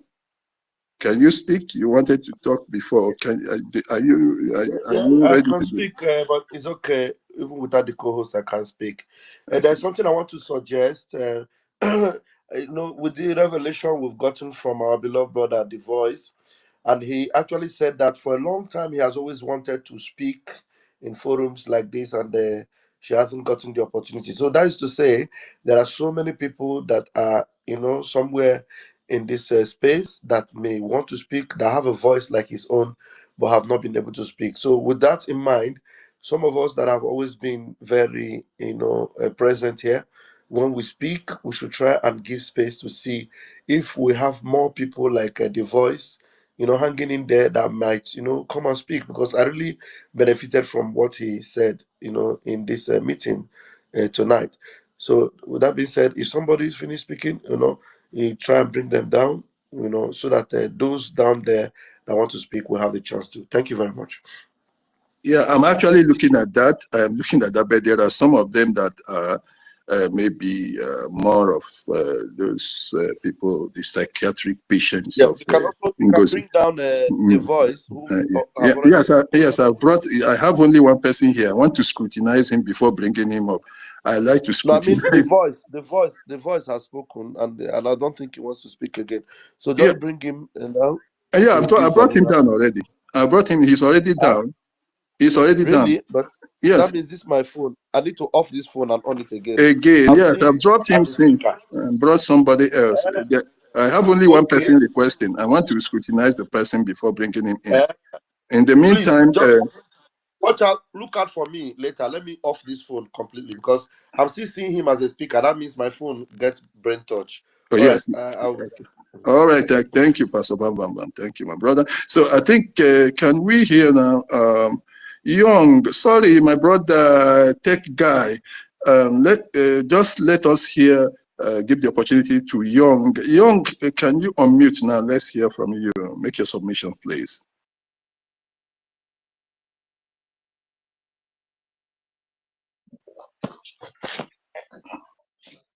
Hello. Yeah, Good hello. Go evening. ahead. Go ahead, Young. We can hear you. Okay.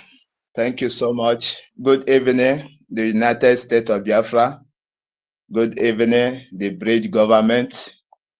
And most especially, I thank the great and the good Biafrans, the genuine Biafrans, those who stood on the ground and take plate of the government. We are a government.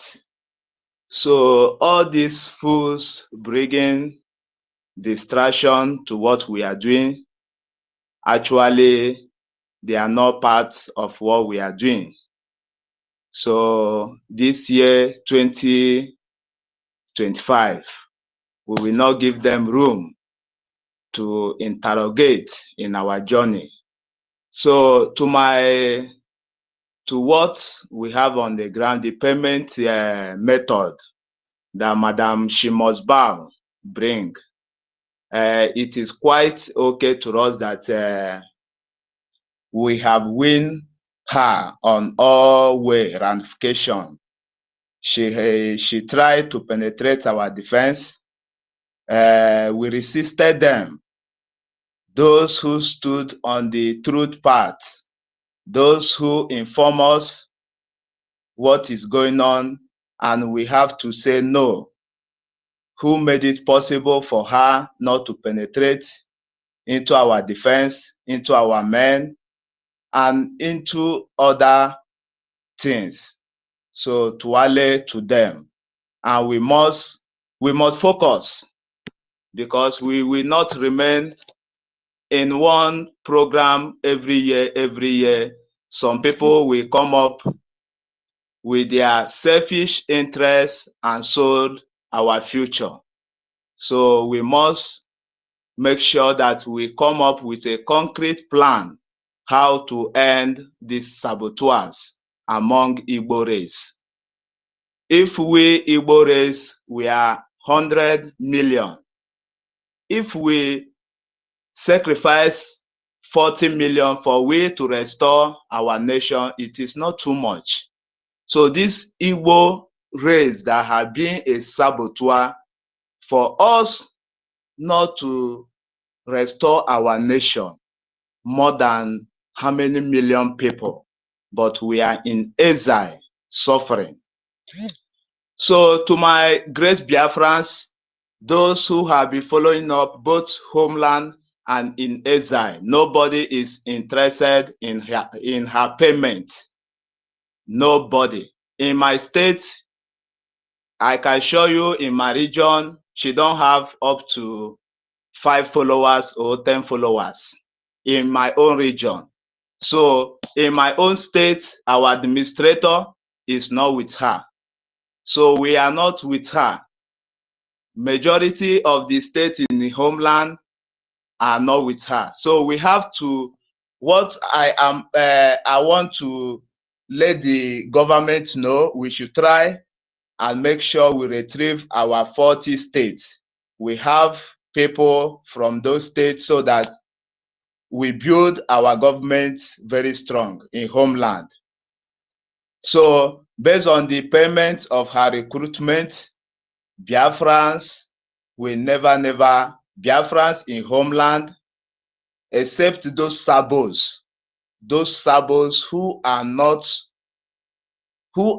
called for what we are fighting for.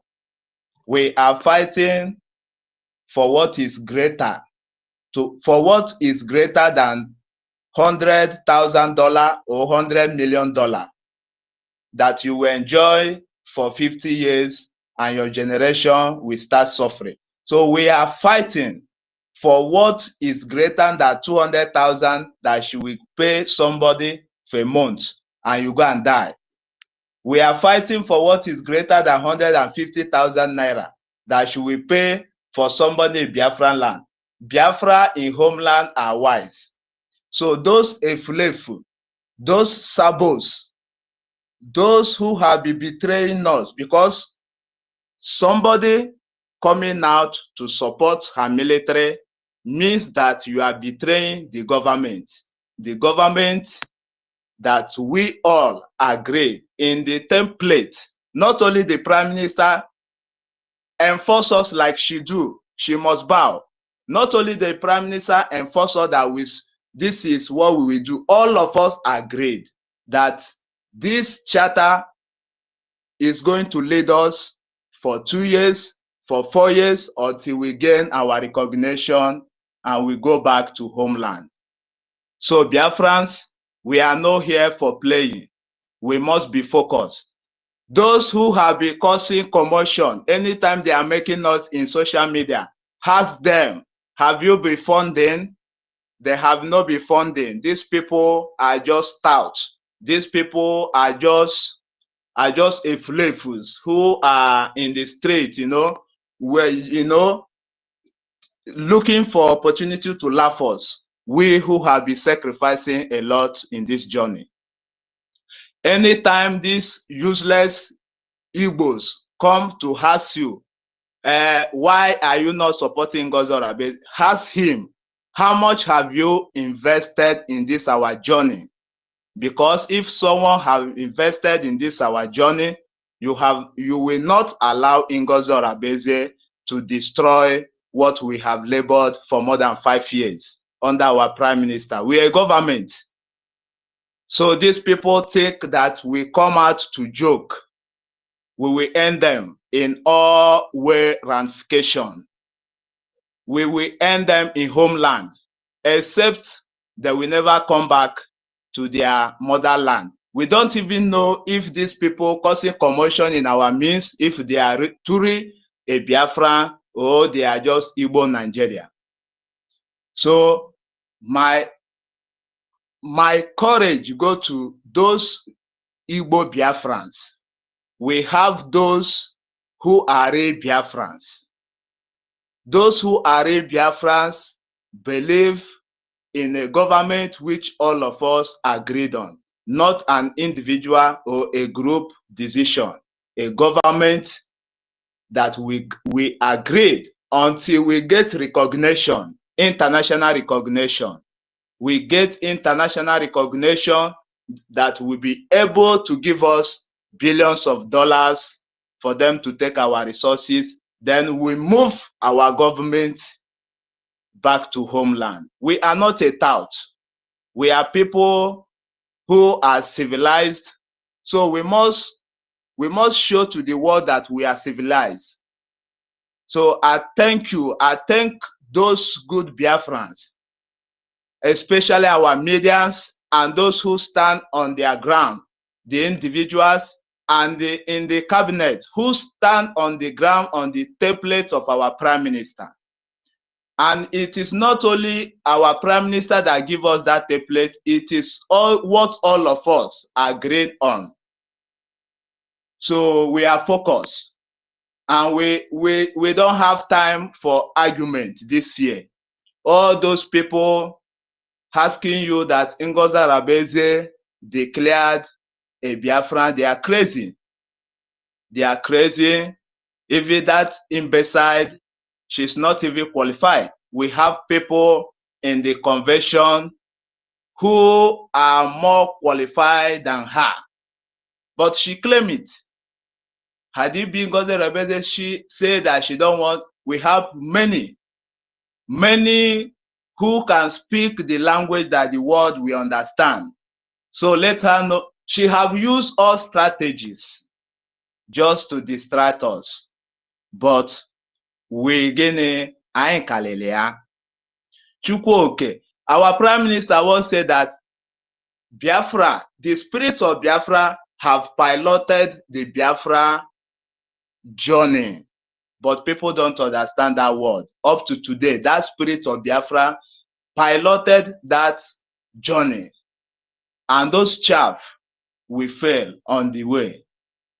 We who have stand on the truthful path right from the Dan Kingdom come, right from our spring leader Mazi Nnamdi Kanu to our Prime Minister, who shall we call? Is it to call our leader? The same Igbo people betrayed them. So these Igbo people, it's time that we will give them the same measure that they are bring. They cannot come to destroy us, and we will fold our hand looking them, thinking that we will come to be talking the same story with them. If you watch the lineage of all these people who have been sabotaging us, it's said that their relative is a representative in House of Assembly, or their sister husband is a governor of a state. That is only their interest that they have been destroying every of our efforts. So we will not continue like this. We must put an end to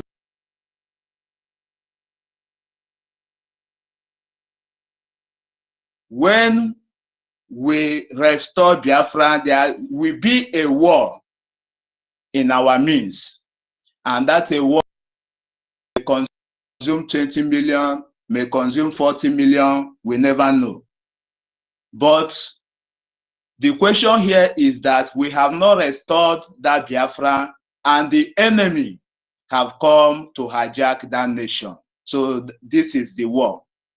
And we will not fold our hand, say this one is my brother, this one is my relative, this we keep on destroy our future, that will keep on sending us to exile, that will keeping us to exile. Enough is enough for Sabos. Those Igbos, Nigerians. If you watch the history of this imbecile, useless NGOZI Arabese, you see that she's a politician and she related with politicians. So that is how these people, they fight for their interests alone. So I want to also say about the recruitment.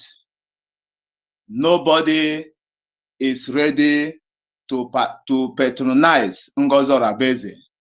Those who will volunteer themselves, we should count them as sabos.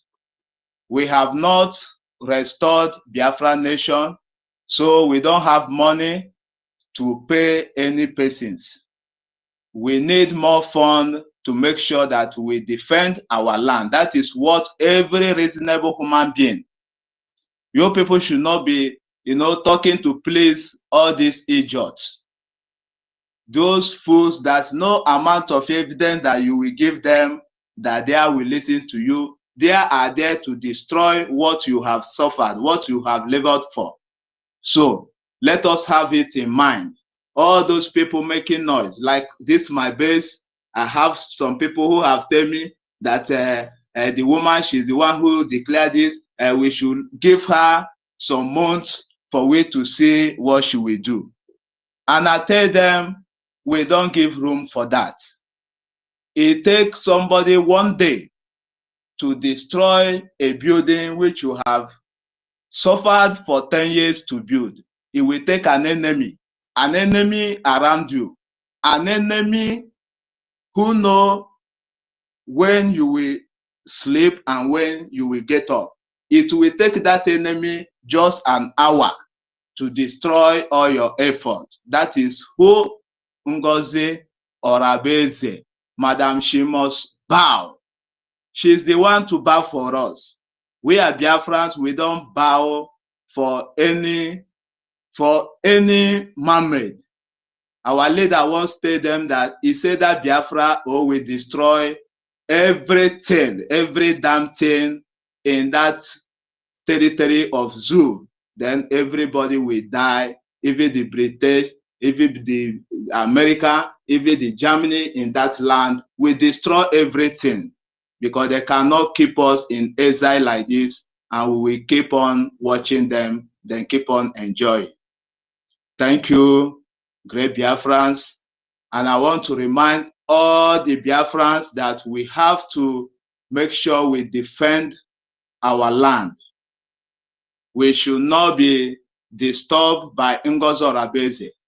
Those coming with issue of Ngozi Orabeze around you, ignore them. They have not been funding what we are doing. If they have been funding, ignore them. That is an foolish people. That's nothing in their memory, and they don't have, they don't have focus, and they don't have direction of what they want and where they are going. We will have direction. Our Prime Minister tell us, depend how fast we get our recognition, we go back home. So we have focus and we have plans, and that is what we have at hand. This 2025 is no room for them. Let them go to homeland, and we will see how they will build out their government, why every Biafra is against her in the homeland. And in the exile, many are against her. Those efulefus, those who sabotage us, those supporting her are those who collude with her to sabotage us. Because we will not be doing things in a government, you people will sleep overnight and wake up and call us sabos and select yourself and go and build up a new cabinet. Then all of us now, we are now a sabo in the absence of our Prime Minister. Why, when our Prime Minister is with us, all of us, we are eating, we are dining, we are celebrating. This is the chaff. I want to let all those supporting her, she's a chaff, and all those supporting her, they are the chaff among the wheat that we are talking. So it is not so funny that great thing will still happen, as our Prime Minister have told us that we are still going to have a war within ourselves. So this is what is coming up, and we will not give room for them to defeat us. We will not give them that chance anymore. These people, they have taught us a lesson, and we have to learn we have learned in a hard way, and we have to give them times 10 of what they did to us. This is what they do to our leader Mazi Nnamdi Kanu, and this is the same person who is eating and dining with us. This is what she have come up with, the same people around us, and some fools will be here supporting her, glorifying her, that she declare what? What did she declare? I don't even count her as those who even measured a nation of Biafra. We have our brother who read out everything that we heard normally. She was just a narrator. So that thing, we don't need to talk about it. She's the one raising all those things to gain more fun. You understand? So we who know what we are doing, we are not distracted by all those ones. She's just saying it, and those supporting her, just ask them. Any person who has that question, ask them how much he has been funding this journey. Because you will not tell me that if somebody have did his IOU or have been funding and you will allow someone to come and distract your journey. And that's our journey, our destination is Biafra land, for we to go back to our land and start enjoying the life that everyone is enjoying all over the world, in Europe and in America and so ever and so on. And this demon, this Delilah, well, thank Sorry, you, my Biafrans. brother Young, let me I want to point out something. So you mean that people are actually swayed by that claim that she declared Biafra? There are some people who take that serious as one point on which they base their decision to follow her. But if they do, what I want you to ask them is this: how long did it take to plan the declaration? Was it from the time that our Prime Minister, Mr. Simon Ekpa, was detained, that she now planned it or detained it, and redeclared it? Or was it an event that had already been planned for several months and so much put into it before that day? Was it when the PM went into detention or confinement that she now came and brought up the whole idea and they engineered it, sponsored it, and then declared it? Ask them that. Because if not for the little problem with the PM's detention, she wouldn't have even mentioned anything there. He would have done the whole thing by himself. We saw how he did it in Helsinki. So just ask him that question and use that one to debunk that rubbish about her declaring anything. Secondly, the question that somebody came to do an announcement, a later one, because there are people, you talked about Bryce and Okeoma, who also was part of, he did it first, even before she repeated it. Ask them about that. And then the third point is it, the declaration itself said, we, these people, and the people are the entire people of the United States of Biafra, represented by 517 people. That is the third point. Give them these points. That just makes rubbish of whatever rubbish or whatever nonsense they are coming up with. 517 people did it. And ask, finally, as an aside, ask them, so if the time after the election, one professor like Nigerians normally have them, one professor now announces the winner of the election, that simply means it was the professor that elected the people. Was it not the Nigerians that have already done, who voted for the person that have already done the election? This person only announced it. So announcing something means the person carried out the entire activity or program. So these 4 points, please use it to just debunk the rubbish they are coming up with. Secondly, this question of these guys trying to incentivize our people in an attempt to split the military is very, very dangerous. And I think now that calls upon all of us to take more seriously the question of investing, that is, donating strongly, paying our taxes towards making sure that we have a strong financial base.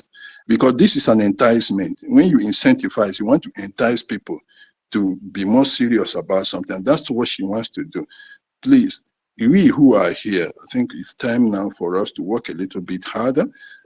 Been talking with Master Key on trying to find a better channel of making it safe for some people to be able, because there are people who are easily tracked, they are even tracked already, but to be safer for them to contribute, so that is, though we know a lot comes from outside, but a stronger financial base here will help also to reduce that let me say, that enticement that is coming from that their attempt to incentivize the recruitment or partaking in the military activities. So I think we have to work harder, and please tell the people back home, the voice, if you are still listening to me, let's try to make sure that there is a much more stronger, much more robust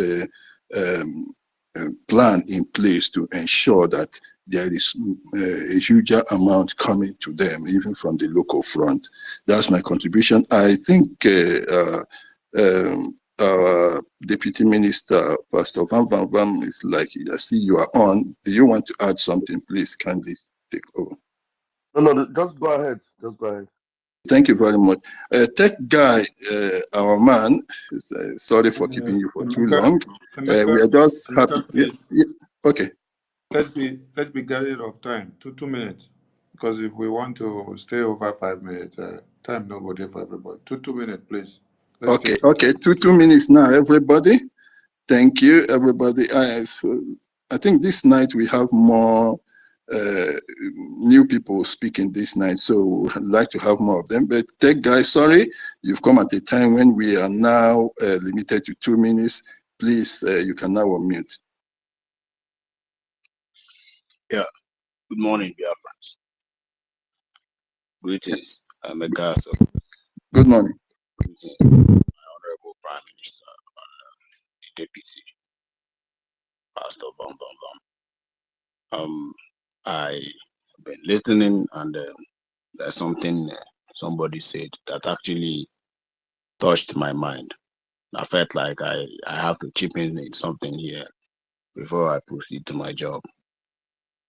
So the person said that the betrayers of Biafra always come from one particular region.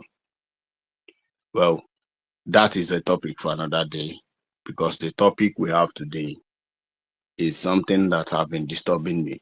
But this particular betrayers of Biafra, the saboteurs of Biafra, is a topic that we're going to discuss and scrutinize. Why is it that it has to be Ndibo? Why is it that it has to be from this particular region that is doing this nonsense all the time? So we are going to have a topic for that. I will trash it. We cannot let it continue, because other regions of Biafrans are doing well. Every other regions are doing well except us. It is something that we need to talk to our people, because this type of sabotage cannot continue. Okay. So I want to chip in this particular 517 delegates. This is a very serious topic that everybody here should concentrate on, because there's somebody, a colleague of mine, who we're discussing, and there's a statement he made. That statement touched me. This guy said that he does not know why anything that has to do with black people, they are not serious with their destiny. I said, well, why? I don't understand what you're saying. Like, can you go detail? He said, yeah, that everything that has to do with black people, they are not serious. They will leave the main issue. It's just like your house is on fire and you are busy pursuing rats. That's exactly how he put it.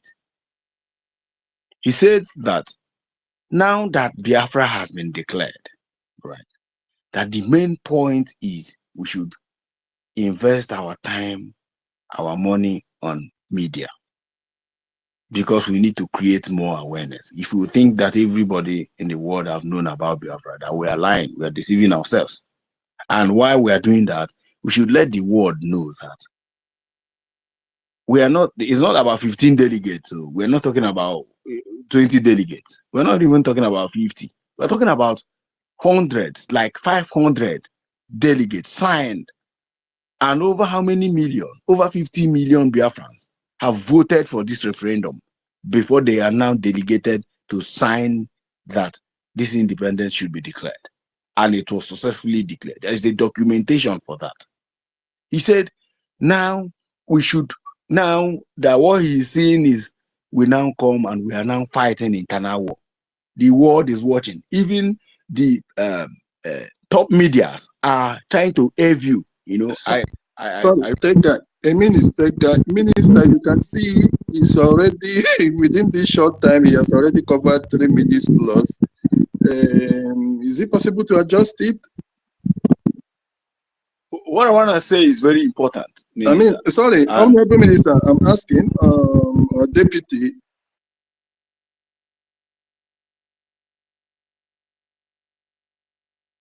Okay, I yield my mic then, no problem. Okay. Yeah, Emeka Socrates, let him just beat it down and round up. You understand? Continue, that guy. Socrates. Finish up, that guy. Finish up. So that being said, there's something I want to plead with us, Biafrans. We should, be very concerned. Nobody should ever talk about NGOZI Rabezi. I'm telling you, it's just like a distraction. It's just like you are going to somewhere and someone is trying to draw you back to where you say, no, me and you must remain here. That's exactly what the woman is doing. Nobody allow the government officials to deal with her. Anytime she tries to, to touch anything that, of course, that does not in any way, related to her, governments of Biafra ministers should deal with her decisively. We that is in the media, we should be able to be, creating different kind of histories. We go to history of America, we dig it out, we publish it. We go to history of so country, the way they declare their independence, we publish it. We should be doing that and also tagging, the presidents of the world. Why is it that our own nobody is talking about it? Because one of the greatest, one of the good media in US, said something like that, like Biafran, declaration, a quest. You understand? So we have to adopt that. Means we need to be tagging CNN, BBC, all these media houses. We need to be tagging them so that they should talk about this. They must talk about this declaration. Let it not look like a child's play. And let me be honest with you, the world is actually watching. They want to see what will come up. How are they going to do this? How are they going to be able to push from here? That is it. Another thing I want to say is, Biafrans, if you have anybody who is hungry, I always say this, that poor people should never ever show themselves, when it has to do with freedom. If you are very poor, you are managing yourself, you should never ever come and show yourself when fighting for freedom. Because hunger is another thing that drive people, crazy. And whenever you see opportunity, you now try to siphon that opportunity, even when it is in the detriment of our freedom. That's exactly what I'm saying. Everybody who is following this woman, I can see they are not doing well. And the woman with her zoo mentality, zoo political way of doing things have manipulated them into believing that whatever she says she's going to do, whatever fake promises she have promised them, she's going to do it. Even though I know those he has promised that he's going to bring to the United States and he's going to send them invitation, blah, blah, blah, blah. All you need to do is come and rubbish Ajere, come and rubbish Sonny Akparawa, come online and do. And these are fake promises, like the promises of the devil. I know hunger, is dealing with some people. Peanuts that she's trying to, use this kind of aggrandizement and confusing. Warn your people. If you are back home, if you are in exile and you have people back home who is agitating for Biafra and who is willing to join the military, this is not the time. Tell everybody that our army are not, the military is not, Biafran, defense forces are not recruiting. Simple. Make sure you tell them, if you want to die, go ahead and give yourself for a peanut. And you have yourself, family to blame. That's what I want to continue. Thank you, Tech Guy. Thank you very much. We have to obey the rules. We have to stick to the standards that have been set by the Honorable Minister of Transport and the Deputy. So let's keep that up. Wait, is the 2 minutes not enough? Okay, 3. Yeah, that's why I was asking you before. 2 minutes seems to be short. So 3 now. 3. Okay, good. Rage and Fury. I didn't think I even chopped the time. He chop well. Okay, Rage and Fury. I hope we can continue. We can contain your fury now because you just have 3 minutes. Can you? All right, can I go? Yes, okay, I'll good. try. Thank you. Thank you. Good morning from my location here. This is already past 1 p.m. here. Greetings to my Honorable Minister of Information and the Deputy and every Honorable Cabinet member present here. Greetings to my Prime Minister, His Excellency Prime Minister Simon Epa, as well as our leader, Mazio Nadikano.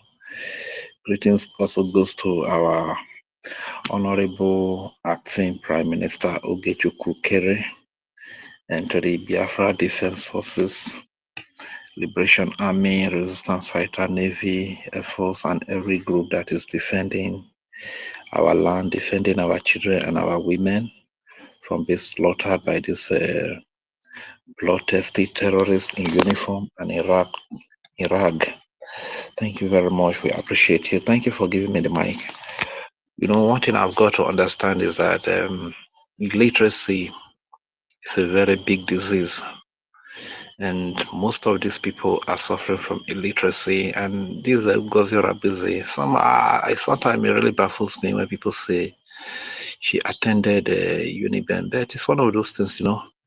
Somehow, some of these girls, when they are in university, they don't really focus. They jump from one allergy to another, carrying, doing hookup and stuff like that, sleeping with one allergy to another and stuff like that, man. It's really appalling, honestly. Rage. You see, we talk and say whether we go feel withstand your rage I'm feeling now.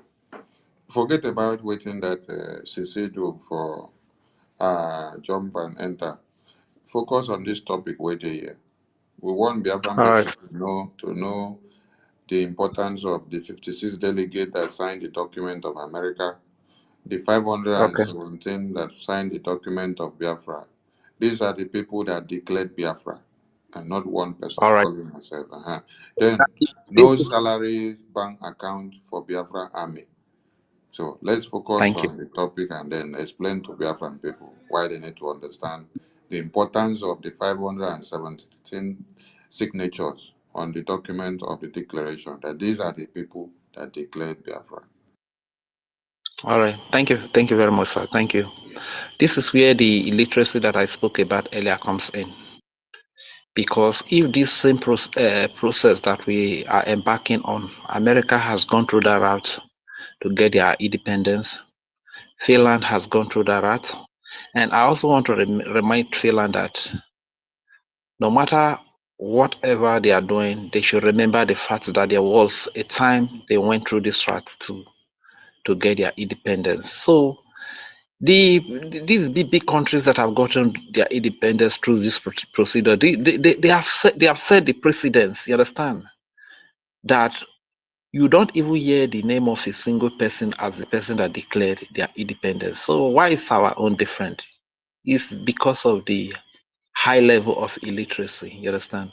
High level of illiteracy. I can't really understand it that, okay, guerrilla army, you want to give them ID card, you want to open a bank account for them.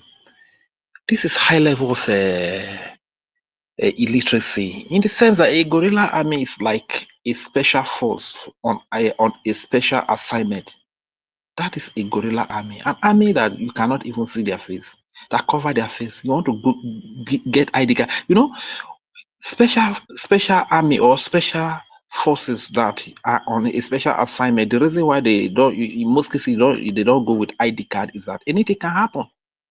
They could be they could be captured. Anything could happen, so that you don't trace where they are coming from. A guerrilla army is the same, just like the same. You understand?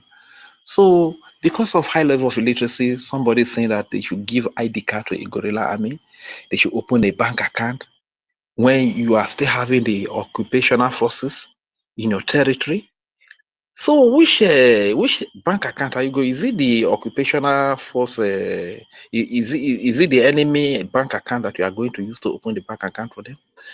So, dear friends, I know that you know what is happening already, and one joy that I have is that, like Igwe Butuza, the general, 5-star general, the commander general, said that all the boys, all the army, they are bracing up, waiting for the next set of terrorists that is going to be created, like the Ebu Agu, Asari Dokubo boys, and AVG that Ngozi Rabezi and her gangs are going to create. They are waiting for them, eagerly waiting for them to be devoid. You understand? That is a very good source of joy. So, you know, these people, in most cases, what they do is what they will accuse you about. look at about the 400, $400 of a thing. This is what they are giving to people, and the same thing they are accusing people of. Quite pathetic. And one thing about this, most of them you see they are Nigerians actually. This is why they have that Nigerian mentality. All you can do for Nigeria is to give them a promise. This is why you see that here in Nigeria, every 4 months, you see politicians come, they promise everything, heaven and earth.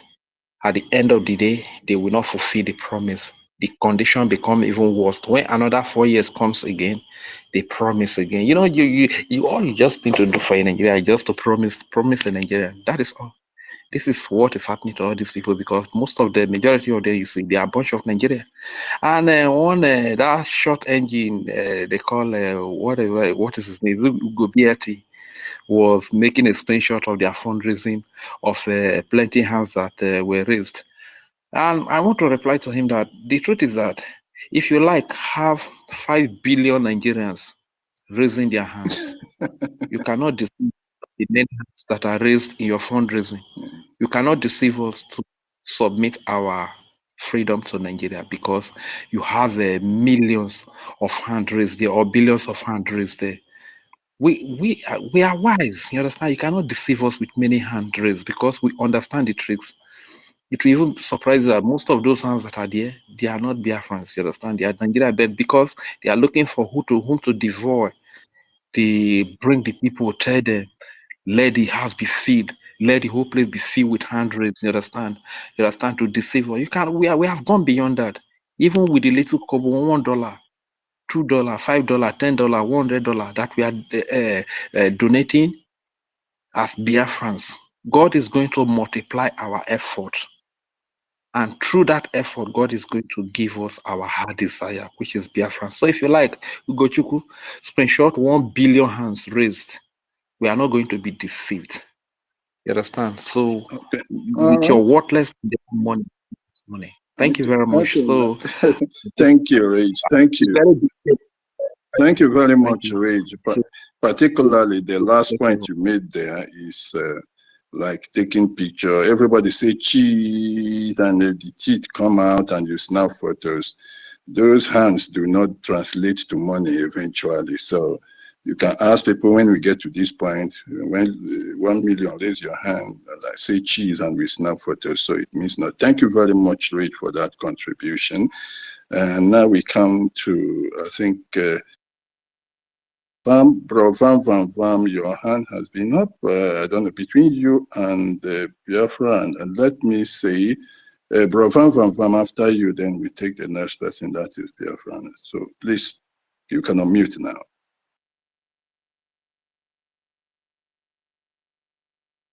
Please, the next person should take. I'm having issues with my throat, please. Okay. Biafra and beyond. Are you awake? Your hand raised is brown. Are you awake? Biafra and beyond. Those who look and tell you where there is the red flag or white flag or green flag, are they doing it asleep?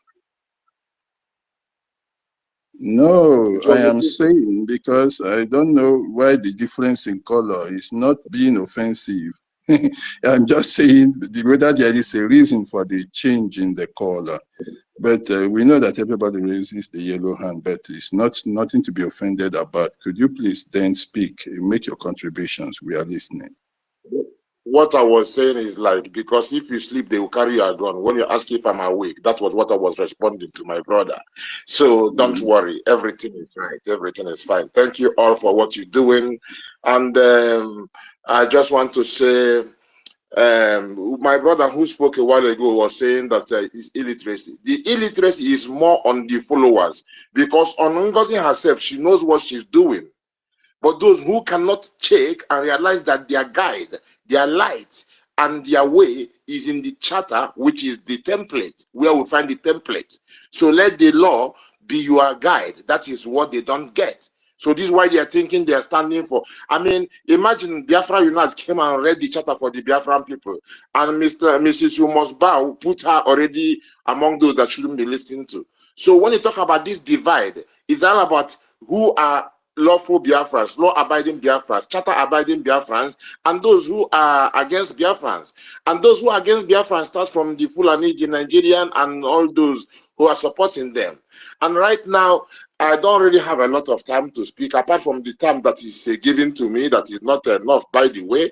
I just want to say about the people who are talking about the people who declared Biafra. I said, America is one of the #1 nation on earth. This is why our prime minister said that if America goes first, others will be like Ofen Kupo and things like this. So America is this powerful nation that everybody looks up to. Now, they had 57 people who signed for them. And we have 517, almost 10 times them. That simply means that we did better than them. In as much as the time when our own happened being later, it permitted us and gave us more opportunity to do more. And we traveled far, spent more to achieve these things. So the question I'm asking all reasoning Biafrans, I mean, those of you who are here doing the right job, you know it. But our joy is when we convert any of our own that is being led astray. So that is our joy. I ask, is it because we are 10 times better than America? Is it because we have traveled further? Is it because we are 10 times better? Is it because that we paid more for it? When you talk about America, you talk about the Charter of UN, you talk about the AU Charter. You respect them and you quote in them, but your own charter is just a year old. Some of them dropped dead. Is it because we are 10 times better? The question to ask everything in Biafra, is it because we are 10 times better? Shouldn't we do something better than any other? Now they want to reduce our ID card to an inferior one. Is it because we are much more better? Now they want to sell out our army. Is it because they are soldiers of Jah? Oh Lord, Biafra, please, you better use your mind better. Not in a way that somebody wants to fool you. By the way, I missed the singing of Rage and Fury. Yeah, in his Soko Robo style. Yes, I say now question to them all who are avoiding the people who came to declare Biafra. Is it because we are 10 times better than America's declaration? Is it because we are 10 times better? Are we bound to be under everything? Are we bound to be the worst every time? When we are better, you want to hide our betterment. Is it because we are 10 times better? So that I say, if you are not charter abiding, you are not law abiding. Biafrans, we are law abiding. Tell it to Trump and Biden. If you are not charter abiding, you are not law abiding. Because Biafrans, we are law abiding. Tell it to Trump and Biden and the whole world. Stay blessed, Biafran, and keep the fire blazing. Let me just manage the time that is given to me. Blessed love, everybody. Okay, thank you, Biafra and beyond. Thank you. Yeah, is it because we are 10 times better? Yeah. Thank you. We have good musician there, a friend of Regis. Yeah, with us coming, in the case of America, of course, they were gathering in their own country. In our own, you could remember, we had to travel from all over the world, from Asia, from the Middle East, Europe, from Africa, and all around to come there. You could imagine how many millions of naira or millions of dollars that was sunk into that very declaration, which is now being arrogated to one woman that came in. Not even coming in, she was only playing her role as a COS or PA to the Prime Minister. And then, of course, the documents even to be signed, the place was made for the prime minister with his name on it. So at what point did she come? That is it's an absolute mess. I want to talk about the ID card of a thing. If, like Rich said, you have a gorilla, that is a secret service, people working from behind, and now you want to give them ID card. So you are identifying them, you want to identify them, you want to make them visible. So when they come to the Nigerians, and then they will show the ID card and say, esprit de corps. That is something you say to somebody who is a fellow in the soldiery, whether in the army, an army man meets another army, you say, esprit de corps, okay, look at my ID card, esprit de corps. That their esprit de corps ID card, it actually makes a mess of whatever suggestions they have as to their validity. But we need to tell our people, in fact, we don't need to do that, but it's just because people don't seem to listen. You cannot identify a guerrilla soldier, make him to come in the open. And when you give an ID card, it means you are saying esprit de corps, in the spirit of the brotherhood, which means what they are forming is no longer a guerrilla warfare. It is in contradiction to what the PM said, that we cannot fight conventional war. We cannot come in the open. Now you are now making it to look like you have not just even a conventional army, but you are just doing esprit de corps. You are forming another arm, maybe a paramilitary to the Nigerian army, having an ID card. That's an absolute mess. And for the account itself, we tried to divulge that with the Master K's platform the other day. Whether you take cash to POS, it is dangerous. If you use the card, credit card itself, that is more dangerous. And then you link yourself to an Islamic bank. That's why I threw this guy overboard. There is this guy that came up, Awin.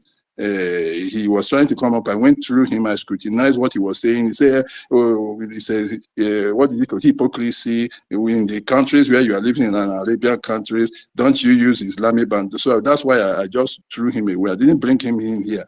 How can you say that they are already living in Islamic countries? Is Nigeria an Islamic country? And we're even talking about Islamization attempt, which is something dangerous to us, which we abhor completely. And you're now saying we want us to come here and accept Islamic bank. Forgetting the connotation of that having an Islamic bank means exactly that you are accepting Nigeria, you are accepting Islamization, and you are opening yourself to be easily picked like a snail, just to pick you as a snail in the homeland for that matter. So everything they are talking about, the card is a mess. It is extreme, esprit de corps, the spirit of brotherhood of the military. You are telling him we are fellow soldiers, so allow me to pass. And again, when you give an ID card, you have identified yourself. So she just wants to identify all the soldiers we have. That is what you are doing, an identity card for. While they are supposed to be secret service, you are now identifying them and saying, look at what they are and where they are. That is a mess. The question of paying them salary is another big mess again, because you just want to use that salary, you are paying into an account and they will be known. Paying for what? For salary for who? And then you are identifying them. But it's her trick to again try to expose our soldiers, try to split the camp. She wants to split that camp as much as possible. So I hope and I pray the military, they are listening to us. Please guard yourself, guard your guys, and make sure there is no split in the camp because of the incentive provided by Nigeria. As for the redeclaration, is an absolute mess. I would like to have the Honorable Minister. I know that Bro Vam has his. Oh, okay.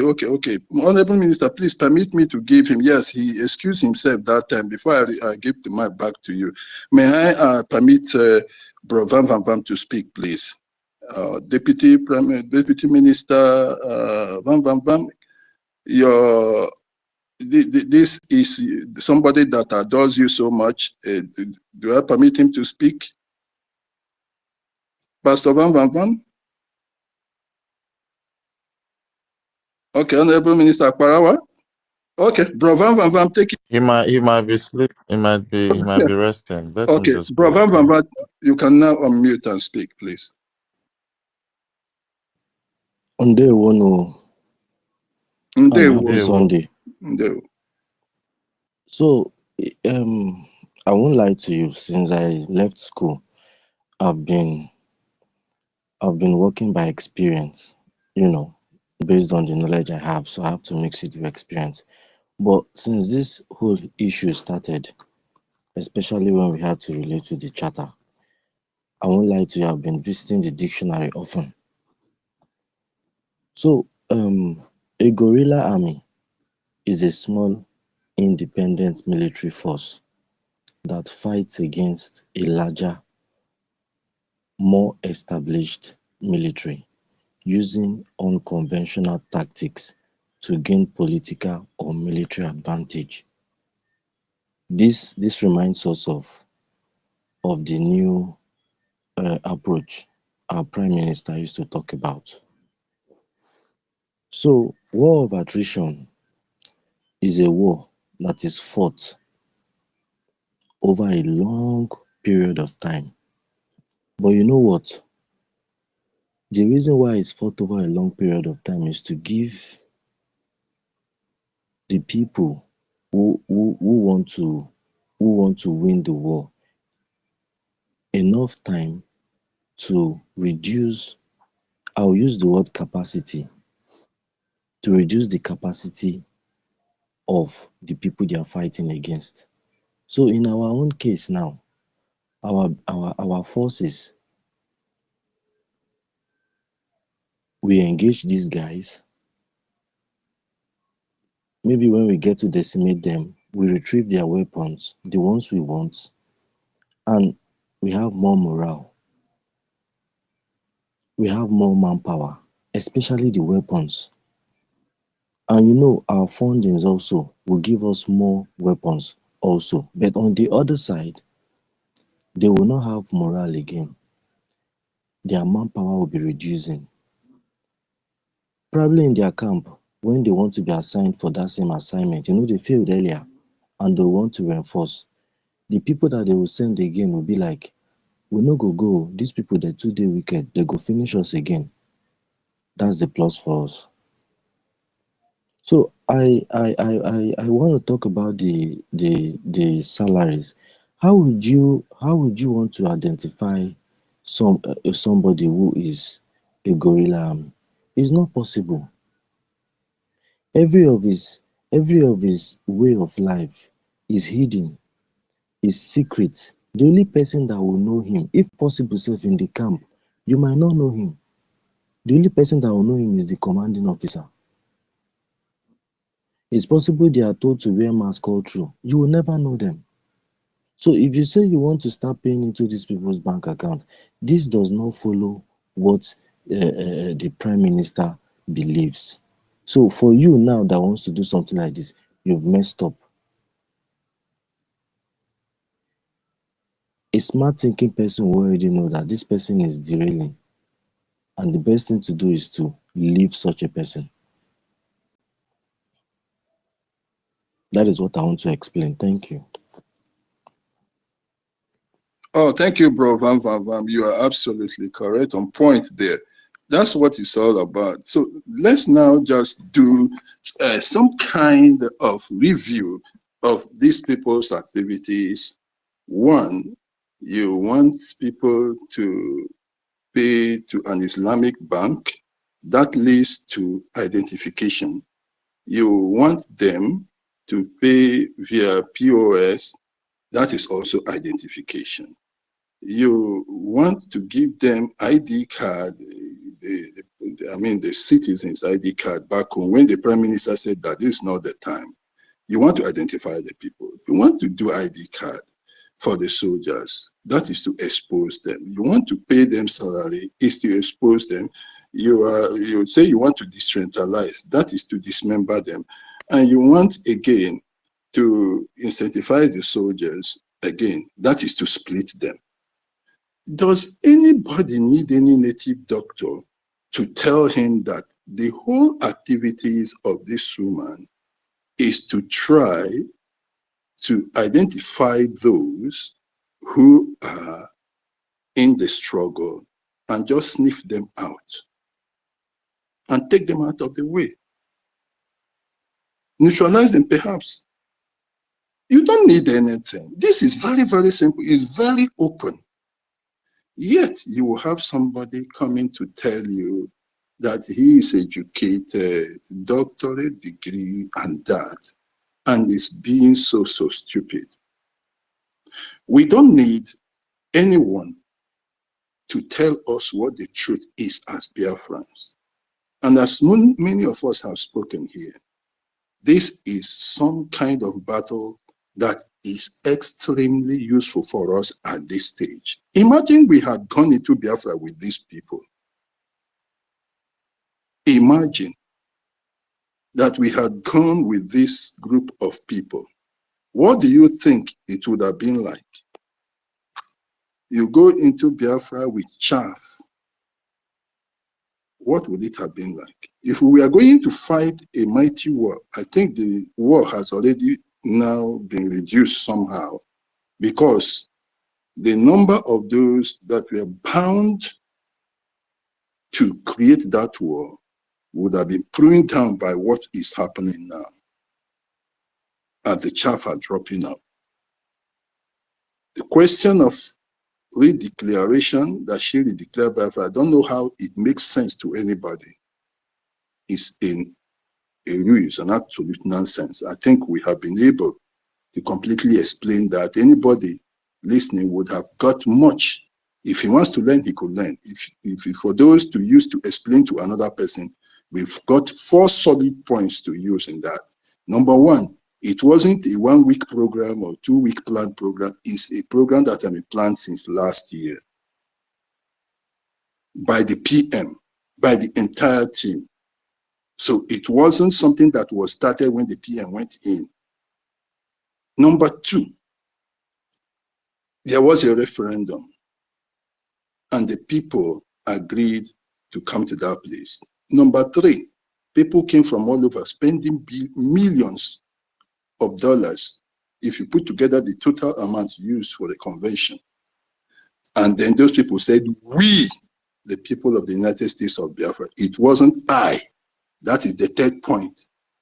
Number four is that she only came in late and she was only standing in.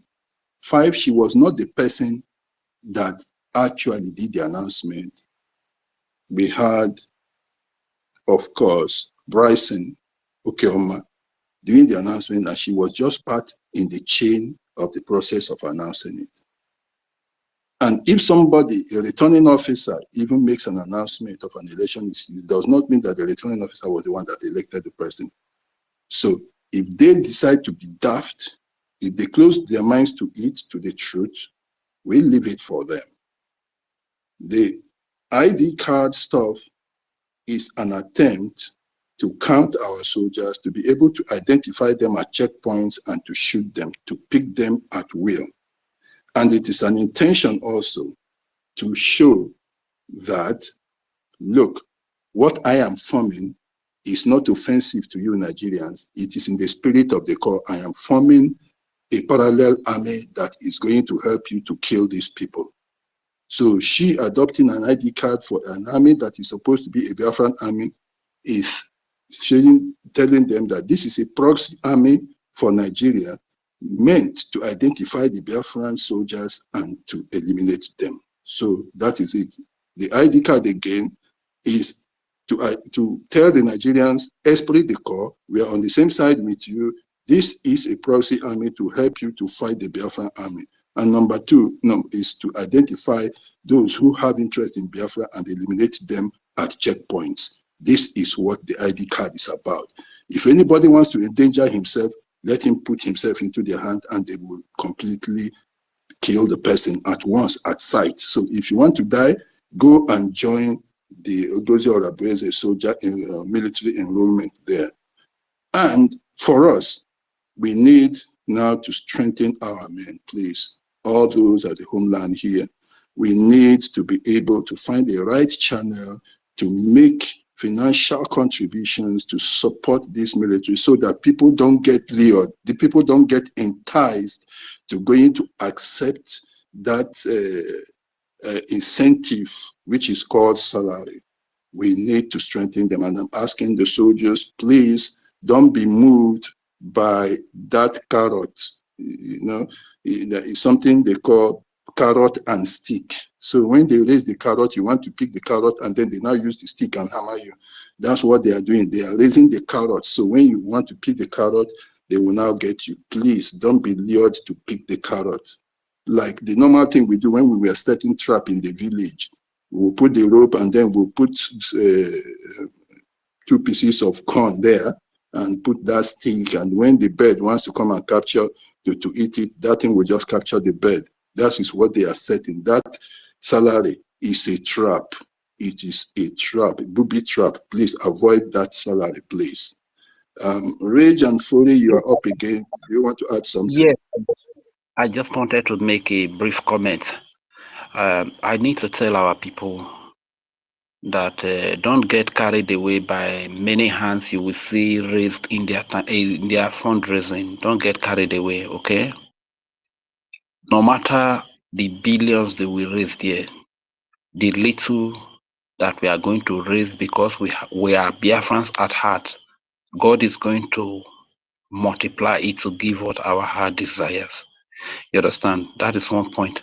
And secondly, as we all know, there are a lot of propagandas that these people are peddling, that these people are putting out there.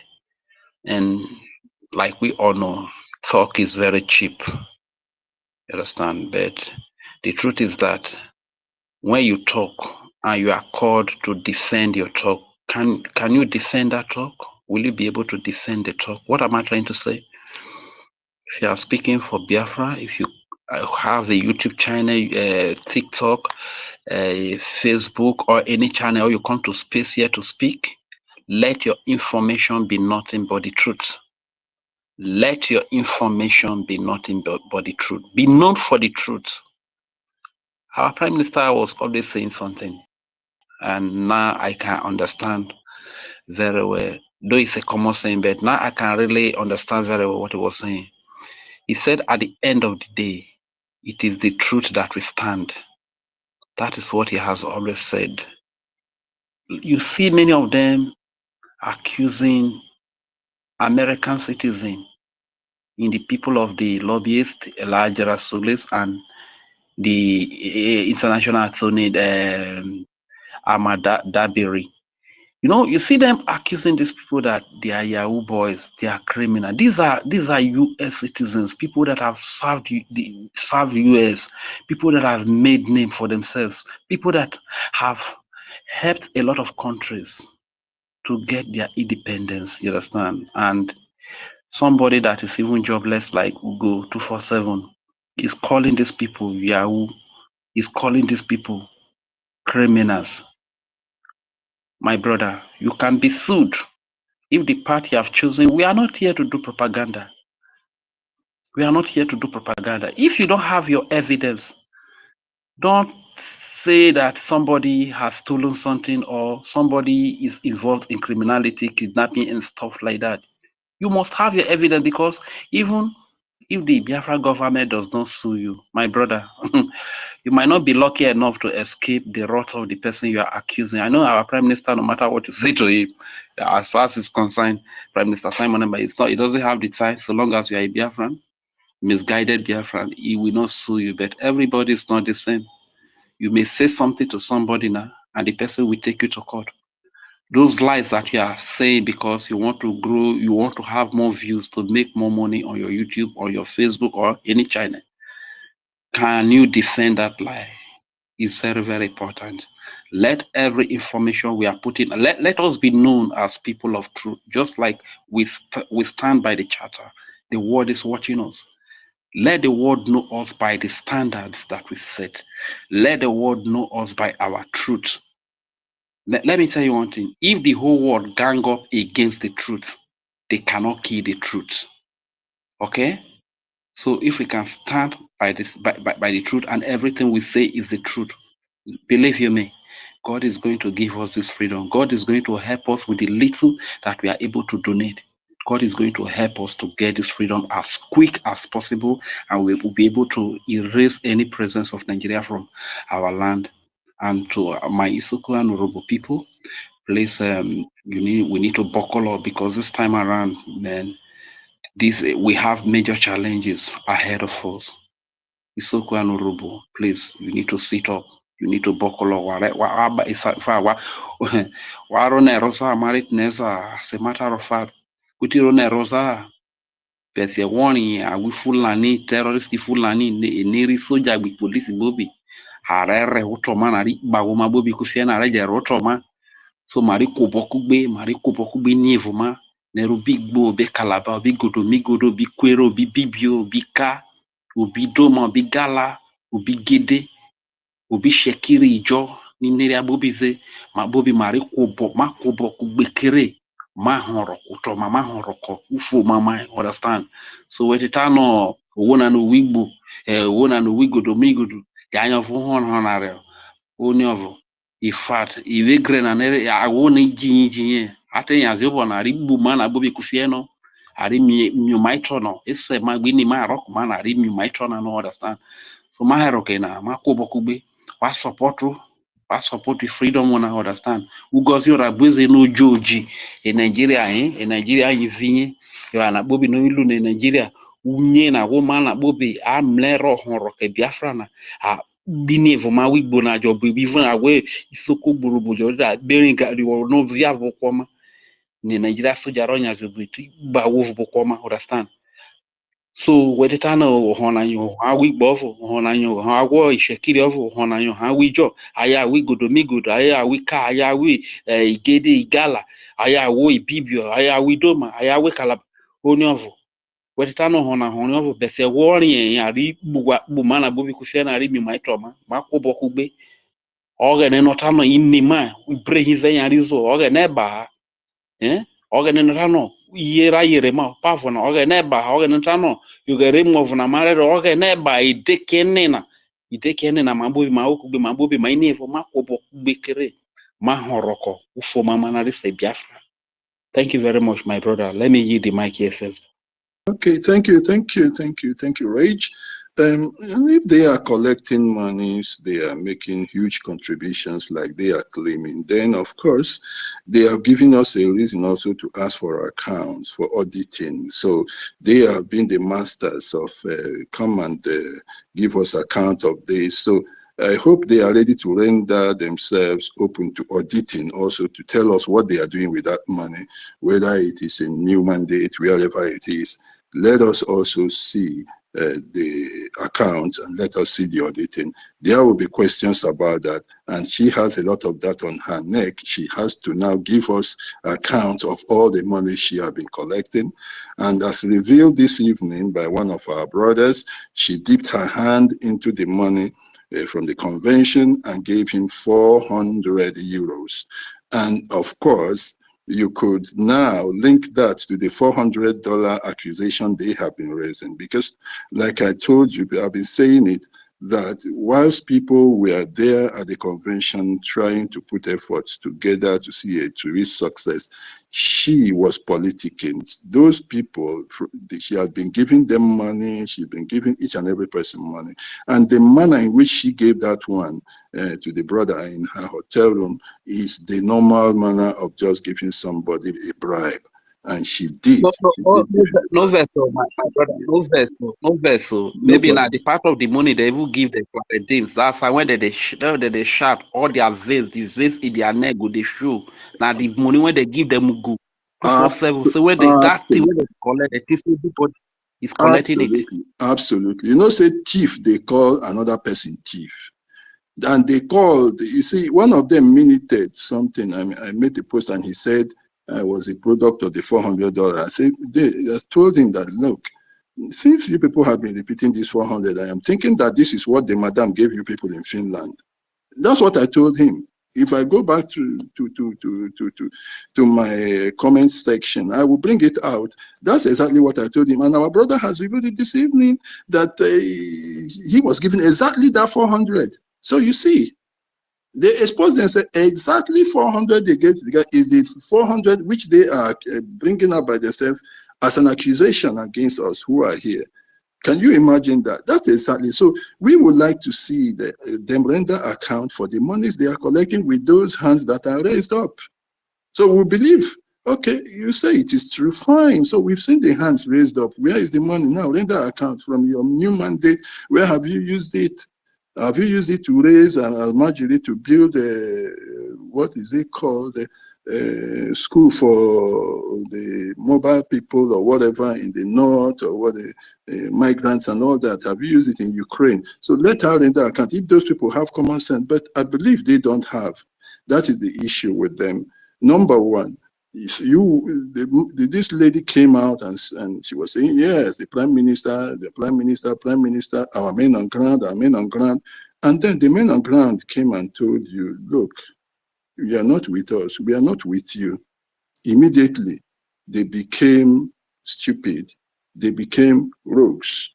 They became soldiers, politicking. You turned against them and started insulting the very men you said form the fulcrum on which your quest for your liberation is turning. You started insulting them day, night, from the highest to the lowest. You insult them day and night. Okay, you say, oh, all the lobbyists are with us. United States, I'm eating with Trump and drinking with Biden. Okay, you went there.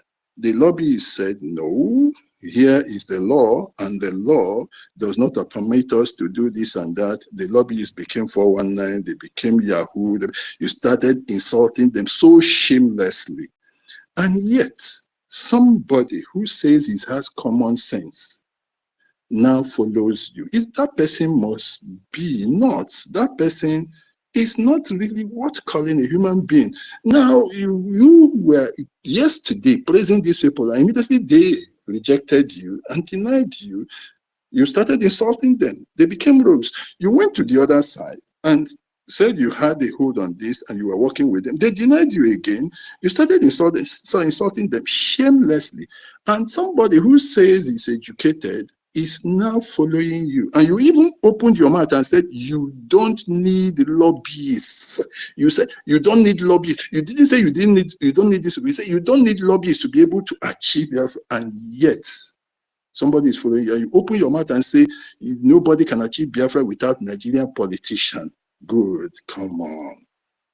And somebody is still following this person. And all these programs of ID card, trying to identify our soldiers, the program of incentivizing the recruitment in order to split the soldiers so that some people will be lured by the incentive of having money.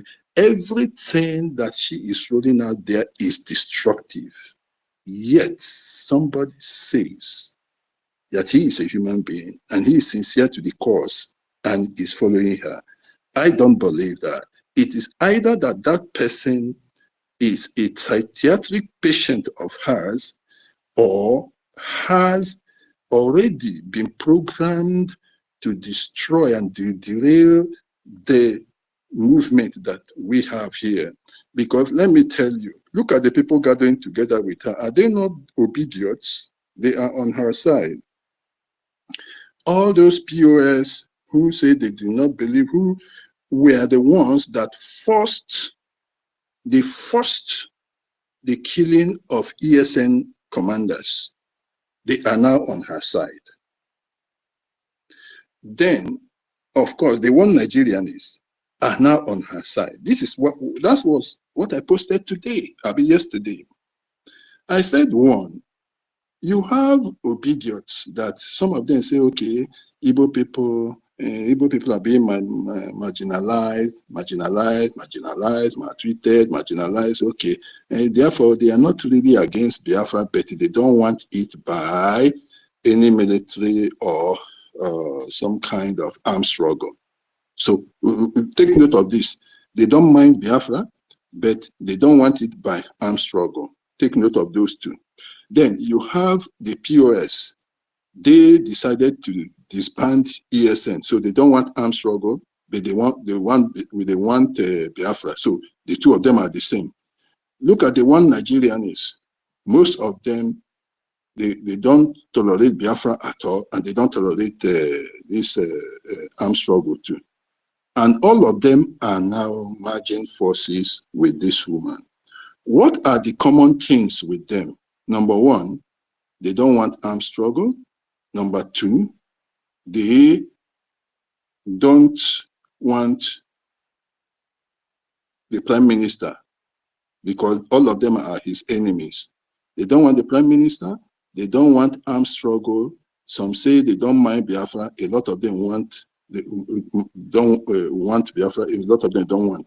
So you see that all of them, what unifies them is that they hate the prime minister. They hate armed struggle, and they don't mind staying in Nigeria. For Biafra, it is 50-50, and these are the people with her. So how can you be surprised now that she is trying to destroy the military? Because that is the armed struggle that these people with her don't want. So she is together with them in stopping anything that is armed struggle. That is why she is attacking anything that is the military, anything that helps us in armed struggle. Number two, they joined her. What has made her acceptable to them if it is a sudden thing? The one thing that has happened is that they came together with her once the prime minister was taken in, because he seems to be their only problem. And she says she is for him. Meanwhile, you are joining those who are rejoicing, who are joining you because he has been taken in. Only a fool will believe you. Let me relate that again. You say you love this person and he is your leader in this struggle. He is taken in. And those who don't love him now join you. And you are one with them.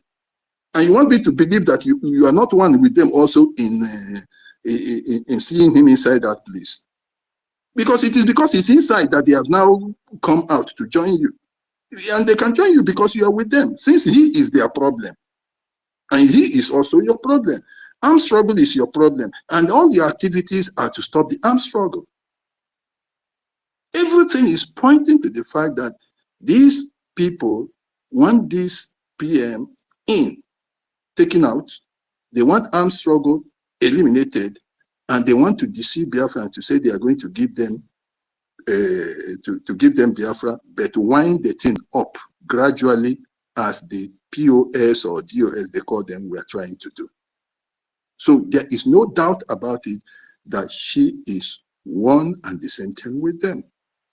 So when you see somebody who said he was with you becoming completely prejudiced to the idea of, to the ideals of the PM in trying to actualize Biafra, and that person was with you, I don't think it happens within 24 hours. It means the person was never with you from the beginning. Such a change of principles doesn't happen in 24 hours. It's because the person was never there. The person was there for another reason, or the person was actually an implanted agent, mole in your midst. This is what these people are. From the ones that were protesting, good man, he was not given chance to hold space according to him, the Ugo, or whatever you could see, and all those people, they were never with us. They were never before with us, so we shouldn't be bothered about them. It is good it has taken place now so that we could have the real people working towards this. And the stronger, the fewer strong and able-bodied and valiant warriors you have, the greater your chances of victory than having a multitude that is afraid of even hearing the sound of a gun. That is where we are now. So I would like for the Minister of Communication, Honorable Minister, I'm not sure he's near his mic, Deputy Prime Minister, Honorable Van Van Van, are you awake? Okay, all right, so let me ask Mazda K, do you have something to add? Brother, I want to say Okay. something. So, as a matter of fact, I still want to talk to our people, my people in my place a little bit. Isoko and Orobo, once again, there's something I want to tell you. Warajo wareni ame tompolo na wamemlena amasari dokubo iwe grade yaro, understand?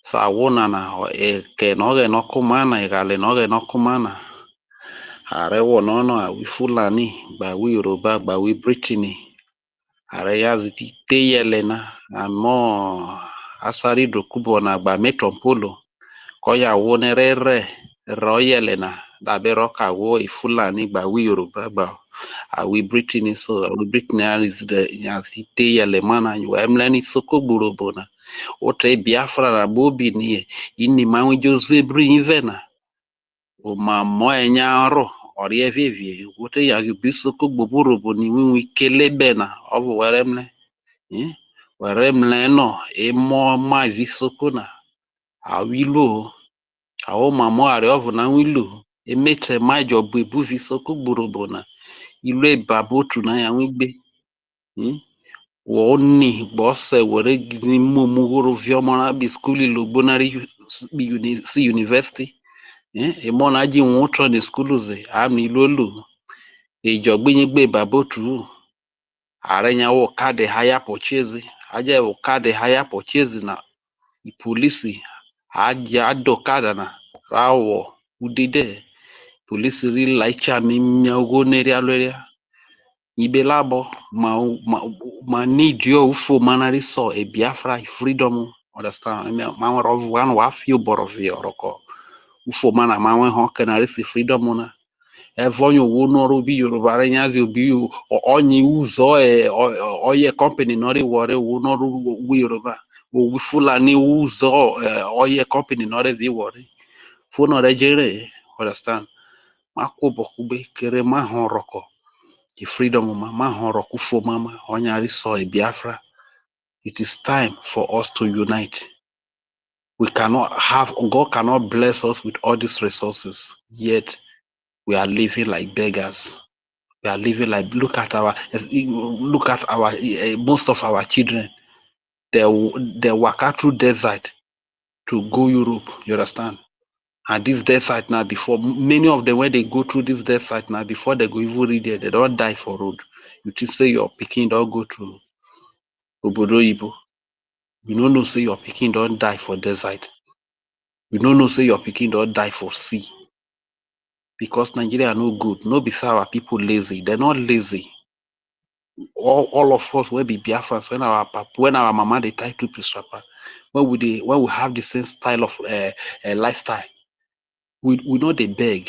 If we no get to eat, we they hustle, we they work very hard to get. But this Nigeria, the more you work, the more hungry you go day. The more you work, the more hungry you go day. Now the enemies, our oppressor, all these Fulani, Yoruba, and Britain. Now they do this thing to us. You understand? They take our enslave us. You understand? So they go to thief our oil, thief all the mineral resources where God they bless us. Go to their region. While we, for our side, we they suffer. Come to Isoko land, come to Roboland. If you no go clear grass, you no go get money. If you no go tap raffia, you no go get money. If you no go dig sand, you dig sand for inside forest. Even during rainy season like this, so we they go dig sand with canoe. We go carry the shovel deep, go inside the water, carry shovel sand, come back, throw am inside canoe. When canoe full, go push and go to the shore. If we don't do that, we no go fit chop. You understand? And boys, people when no fit do that one, they evolve themselves into Yahoo. Yahoo. Now what did they rain now? Yahoo. Now you make it you see many Nigeria, they don't want to support the coming of Biafra because if Biafra come, there will be what that they call database system good day. Where we say if you commit crime, they go quick catch you. You understand? Look at now all over Nigeria. Yahoo na in the rain. White person go work finish, make their money finish. You go call yourself say Yahoo, you go dupe that white person, collect all the money when it suffer for you, collect the money from her. Now waiting Nigerians want to go continue. That is why most of them they fight against freedom. Or most of these all these obedience, one Nigerian is all these are fungers. Now what did they do forbid that because they are deeply, even some of our Biafran people, they are deeply involved in Yahoo or drugs or one crime or the other. So they don't want a same country when we say there is database system. You understand? So this is why all of us we need to unite. We need to live we need to have a better country where we can call our own, where security day, Where terrorists no go fit come and kill our children, kill our women. Where terrorists no go fit enter in uniform in the name of I wear military uniform, I wear police uniform. You come rape our women, burn our people. When they did sleep, you burn our homes, burn our people to death. We no need that kind of country. We need a safe country where development day. Country where be like Dubai, country where be like America, country where be like China, country where be like Canada, where be like Europe. We get we get the resources to build that kind of country in our region where they call Biafra today. You understand? So when you see us coming here to speak day and night, we want better life for each and every one of us. A country where there are schools, good schools, when we say the children of the poor and the children of the rich could fit attend. You no go even know who be poor, who be rich person. Where good roads then dey, where good hospital dey. Here in Nigeria now, many of us, if you carry us go hospital, go test us, the kind sickness when you go discover for our body. That's why, because of that one, many of us we know they go hospital, go do checkup. Because when you go do checkup and you can't discover sickness and you no get money to treat them, think itself go quick kill you before the sickness. You understand? That's why majority of us we just a waka. You understand? Anywhere we fall put, we give glory to God. We end and there. You not supposed to be like that. Better country, good hospital supposed to, even though say you no get money, government does subsidize everything. Go check up. If you find any small sickness, they go treat them for you. Even though say you no get money, government go pay the money. If you dey work, government go take small thing from the money when you receive. And you live a very long life. Look at the way people are dying in our side now. You see children of 50 years, they are dying. 60 years, they are dying. You not be like that before. You understand? So this freedom we ask for. Now everybody go benefit her. Not fight against her. Not allow politicians to they promise you every 4 years. They carry Indomie, a bag of salt can't give you. They go promise you 4 years. After that 4 years, nothing happen. Life said go stay hard pass. Another 4 years, they come again, carry Indomie, bag of salt, spaghetti come. They promise you again. No be like that. We need to fight to get out of this grave where Britain keep us. So they use gun. Now gun, I Britain take Colombia everybody. Colombia everybody from Biafra, Yoruba, Hausa, Fulani, they match us together, build up. If you move, they fire your hand, scatter, you understand? Now gun, I they carry us for you. You get? If you still they do like Odoyo for that place, say you know, wake up, say Biafra na for only Igbo, any to all good or me good or only Urobi. My brother, now back you day like this, so you understand? We need to stand up feet, Mudiaga, move fight for our freedom. And wanna tear on her eye because this lady when Nigeria they use when they call OGOJA Rabis, now me ask now what she be with that true. How she want to move our young men, move our young women, rubbish all the effort when we don't put into fight for freedom, we'll get independence. All the blood of people when die for this Biafra. Now what did you do man all rubbish like this? So see for the small time when our PM they invite me go ask question. Woman they change everything, attack every department, you understand? Don't attack finance, don't attack defense, don't attack lobbyists, everything when Prime Minister, every structure, every template when Prime Minister give us, we take get Biafra. Now the woman want Dabaruso, you understand? Wanna tear on her eye if wanna see anywhere because they recruit wanna clear, wanna delete, you understand? Not near that place at all, you understand? Biafra me know they recruit you get. Wanna not allow this woman make con deceive una. Yeah? Go poof all off and finish you understand? Gorilla army, they know they get identity. You they hear me so? They appear, they disappear, and so that they do their work. You get? You know, can't let any you one international you when they jump from one allergy to another one. You understand? Can't they deceive you? Don't take taba, naka with to guguru and some other hard things. Can't they shake it like shaky? You understand? I don't believe that kind of person. No. area, wanna unite together with PM. The government went in charge now, and the Biafra Republic government in exile. Now that government will stand to fight to achieve the one we just declare when they call the United States of Biafra. You understand? You must stand on top of something to fight for something. You get that kind of thing. And what did they happen be that? Or the kind of level when this woman they operated, because now Nigeria, the woman don't confess, don't tell us now. You say he be full-fledged member of People's Club of Nigeria. You don't know what that one mean. And this woman still in here saying, we be won't release our leader, MNK, Manzinadi Kano, come Finland. They can't scatter the declaration. I mean, she don't want to see me they release our leader. Now that same woman still open her gutter and the nyano pata.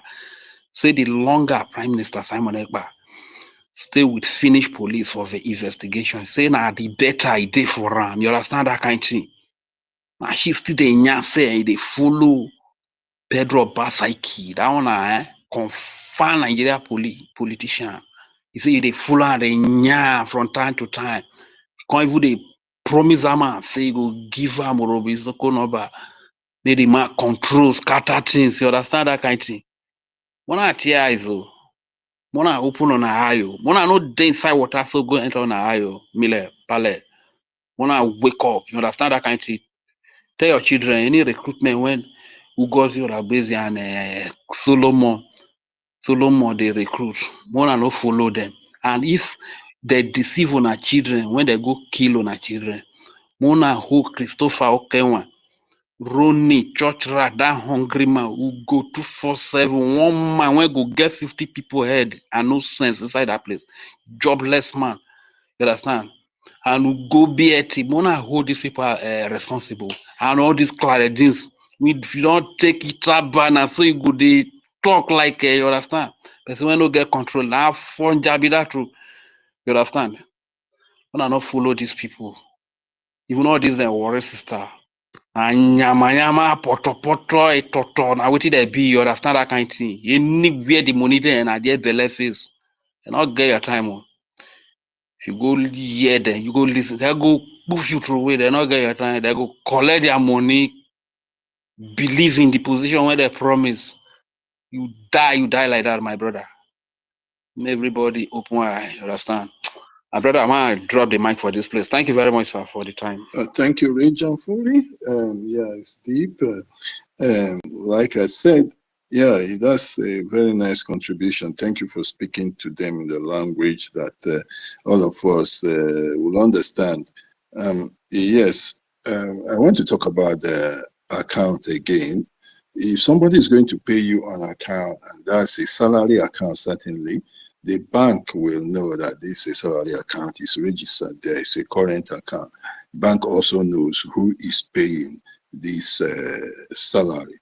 And by the way, they have adopted indirectly from what they have been saying, the Taj Islamic Bank.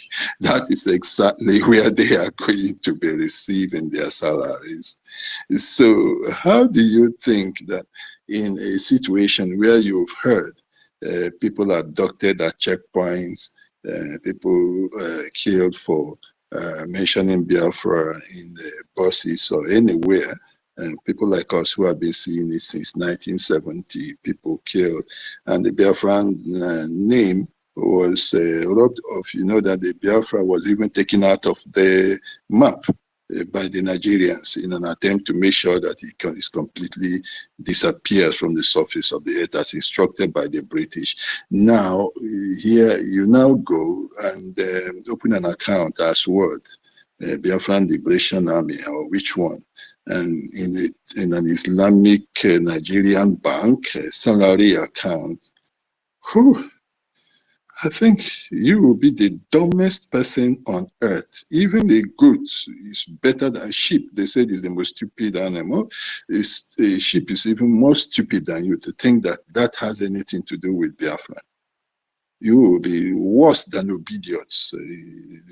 An average obedient, or the best, let me say, yeah, an average obedient will be better than you in having common sense. Because you are just interested in pushing an agenda for whatever. I know for some people, it's because they have heard the name Aura, and Aura maybe makes sense to them is their person. Maybe if the name was Aura, they wouldn't even follow. And that comes again to the question that somebody raised here about a particular people being the betrayers. And our brother tech guy said we'll talk about it another day. I think it's something we should look into inwards. But back to the account.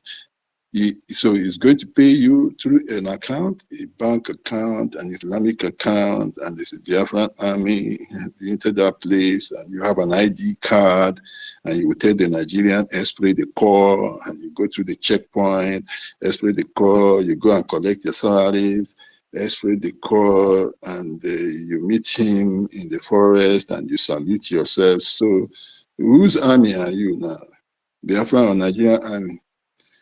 They want to recruit you into a parallel army that is only there to counter, it's a counter force against any liberation fighters that Biafra may have there. So there is no doubt about it, they have exposed themselves. As for their payments, and they said they will, somebody will take cash and go to the POS. And let me say, okay, you take your cash, you go to the POS one, and it goes to a particular account because it all goes to a particular account. And that account, again, they won't hide. Whether it's new mandate, whatever they call that account, is going to be established that it is for Biafra movement, in whichever way you look at it. Okay. And so the money keeps going into that account. And where are you keeping that account? It's still a Naira account, so which means it is in Nigeria. The account is domiciled in Nigeria. And then you think the Nigerians don't know, and you're going to be spending it. Are you spending the Nigeria, the money here by who? And it is a new mandate account. And the Nigerians know the new mandate account belongs to you in an Islamic bank here in Nigeria. Isn't that very stupid? New mandate account is known to be a Biafran account, Biafran movement account, whatever you call it. And this bank account is in an Islamic bank in Nigeria, completely established. So the Biafran account in a Nigerian bank, Islamic Nigerian bank. So the identity of the bank, its purpose is not hidden from anybody. Even the bank managers, their directors all know. And then you keep paying into that account. You're in Biafran, you take your cash at the POS and they pay into that account. So they see the Biafran account growing. It's a very simple thing to know the POS now from where the money is coming to. And when they get there, the POS, where they will now trace and they get the POS person. And when they get the POS person, of course, they can trace you. It is easy to trace you. From that POS, the first day you make a payment, okay, fine. Somebody made the payment yesterday by this time. And the POS person can note the people. So it will not be a duty for you to be jumping around with POS when you pay today in your locality. Next time you take a vehicle and you go to another state and you make the payment in that location. That's what you will be doing. And then when you want to pay next time, you go to JOS. Because if you are living in a place at one Enugu and you go to a POS and the POS receive that, the POS actually receives cash from you. The next time he receives the cash from you, and the only thing they will do is the POS will be in trouble. And by the time POS gets to be in trouble, once that account is traced and they come to see that such inflow is coming from a POS into that account, they come and pick that POS. And then the next thing is, it doesn't even take up to 1 week because before they notice that, okay, POS is now paying into that, they will just calm down and then go and stay near the POS just plant one soldier not wearing anything. He will go and stay near that POS, and the POS keeps making the payments. I mean, people bring, and then POS will note. At the end of the day, they will just ask the POS to give them a breakdown of those people that paid, and they have already snapped your photo as you are coming, because a lot of people that come to the POS to take, but this person is coming to pay in, which is very, very rare, very, very few. So it is easy for them to pick those who pay into POS. And they are paying into a Biafran account in a Nigerian bank, Islamic bank in Nigeria. That is very, very stupid. I have not even thought that anybody in Biafra or Igbo or whichever of our tribes within the Biafran nation, that within us there, a woman will, for 9 months, be pregnant for 9 months, and at the end of 9 months, deliver a complete idiot that has no sense at all, that could be so gullible and be so easily deceived. But in a way, I just believe they are not deceived. They are just prejudiced. And that is the worst source of blindness. Once somebody is prejudiced, he cannot see anything. He becomes blind. His sense of judgment becomes beclouded. Not just beclouded, becomes completely blinded. He cannot see anything. It's prejudice. So if you tell them this thing, oh, the woman, they will find another thing. If you say one thing, they counter with another, because their heart is stuck, stone, hard stuck on that prejudice. And that is their reason. So they don't have anything to say, because the things they say make it look like childbearing is a useless thing. For 9 months, a woman will just do that, carry the pregnancy, and be delivered after 9 months, and beget a sheep, an ordinary sheep that has no common sense. It's impossible. It's either they have not been there, or they are prejudiced. So it's no use arguing with them. That's why all this time, when I'm called to pick somebody who is requesting, I first of all go through what they have to say, or what they have been saying, and I could imagine what they have to say. And by the time I look at it, if they are coming here to trouble us with stupidity, I just throw that one out immediately. I never allow them to speak. So yeah, we said we are going to be here for 2 hours. I think we've been here for more than 3, going into 4 hours, requesting. If there is anybody that wants to speak, could you please make your request now? Yeah, let me see who this is. Sorry, I will just have to take a minute or so. You say for real? I'm going to link you up now. That will be good. Just a minute, I will call you up. Okay. Now for real, let me bring you in. Oh, sorry, just a minute. For real. Let me give you the mic. You should be there now, for real.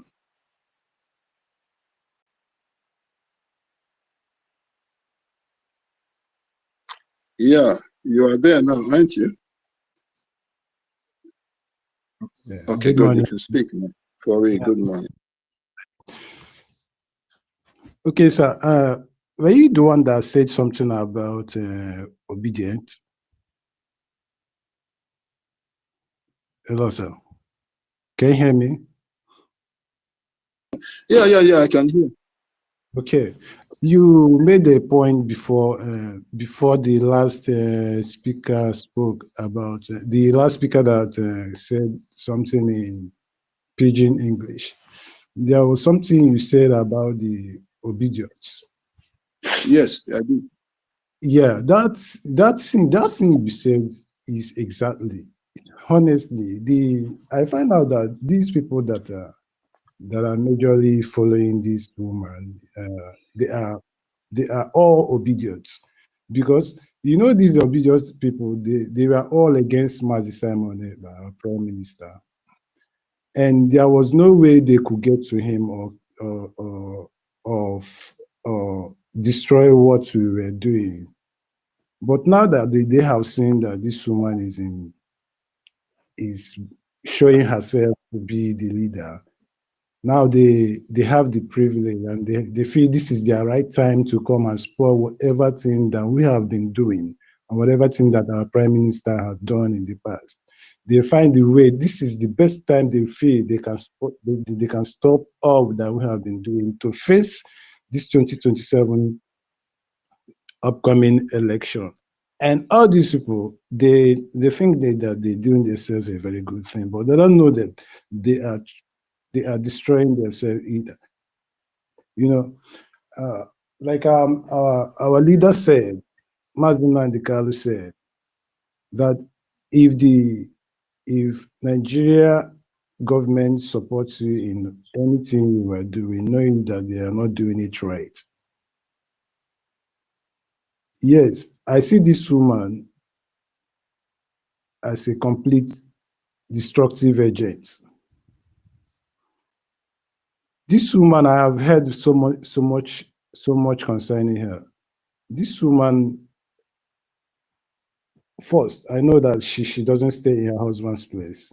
She fights her husband. She fought her husband so much that made her husband to push her away out of the marriage and save his head from the danger she was about giving to him. This woman is very okay. Before the convention, the information I heard before the convention, she was in Finland for 2 weeks, and she had the right. She was going to the convention hall, making prayers with candles for 2 good weeks. She was there making prayers with candles. What was the prayer she was doing?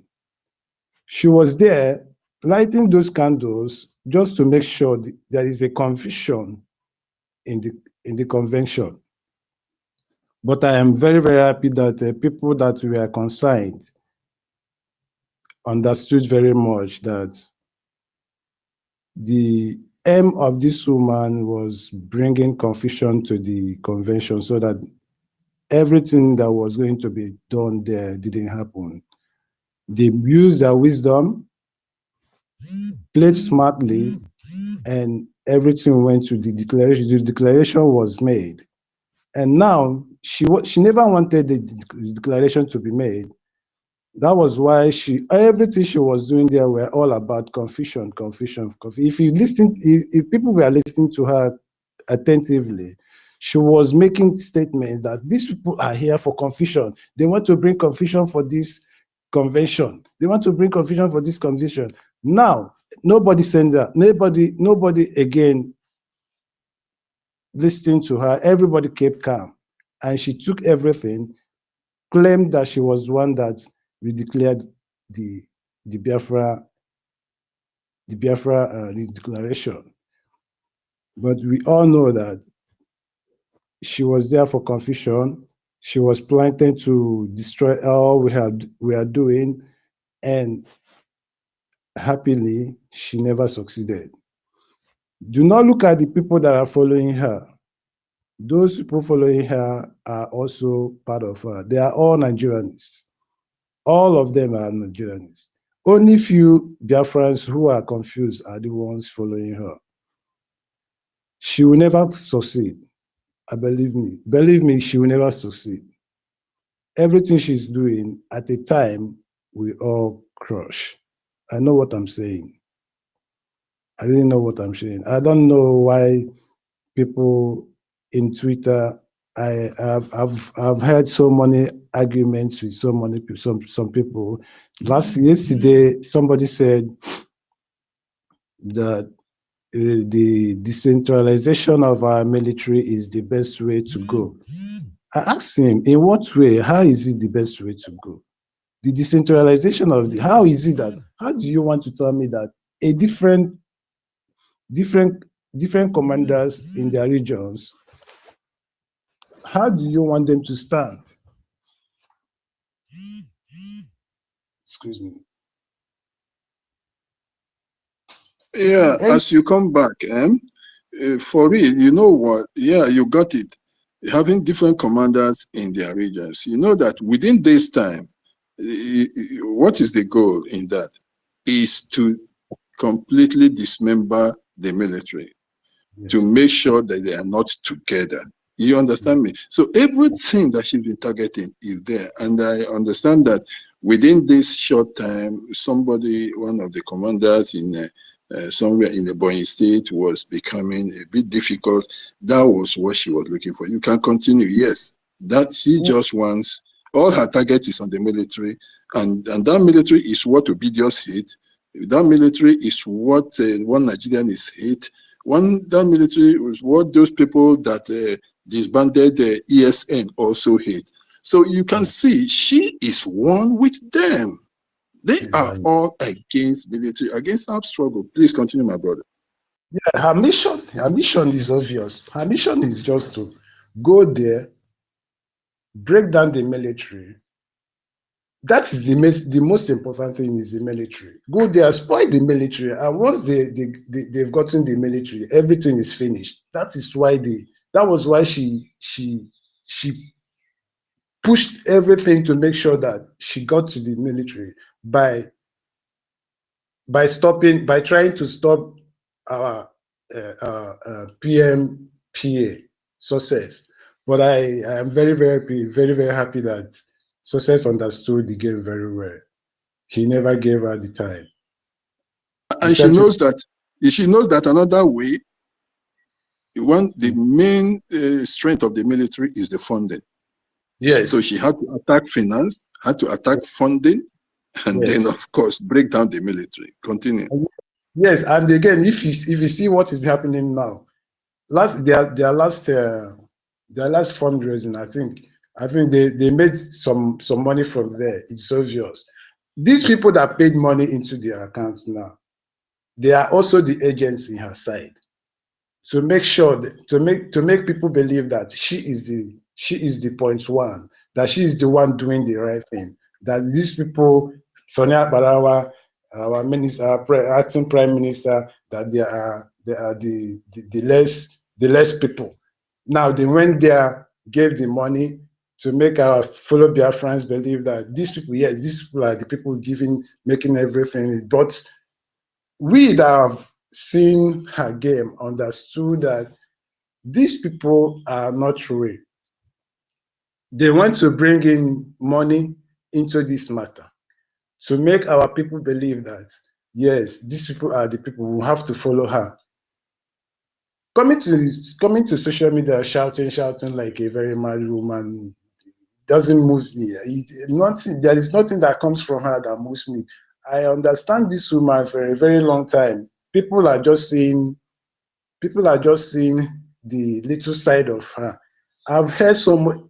Sir, do you believe that Madam, what is the name of this woman? I've forgotten the name, but this woman, she was one that made that woman got suspension from her peer because that Is it woman. anyone? Is it No, anyone? no, not everyone. Everyone is working with her. Everyone was Mm. working. Everyone is silent now because they are working together. She knows that everyone knows her game. She will never attack everyone. No, she will never. She will never attack it because there are some voice notes that everyone is in position. Her voice knows that everyone is in position. If she ever attack everyone will expose her more. The woman I'm talking she's in America as well. The fat woman that got suspended with the Gaddafi. This woman, she's fat. She lives in Yeah. America. Madam Azuka. Ah, Yeah, that's the name. yes, Madam Azuka. She knows that Madam Azuka will be her problem. Now, Madam Azuka knows her very well. There is no time, if Madam Azuka was still here, that this woman will have any right to do anything that she wants to do. You know? So this problem now, these people, this woman will never succeed. She will never succeed. She will never. You know, our people need to be careful. There are people I see now following her, some few people I see following her from those I believe that were in the struggle strongly, that are following her now. Because some of them said that we don't want a woman to lead, that we are against her because she's a woman. Why would I be against her because she's a woman? If she was raped and she was into what she was doing now, or rather what she's doing now by election, there's no way I can be against her. But she just came from nowhere.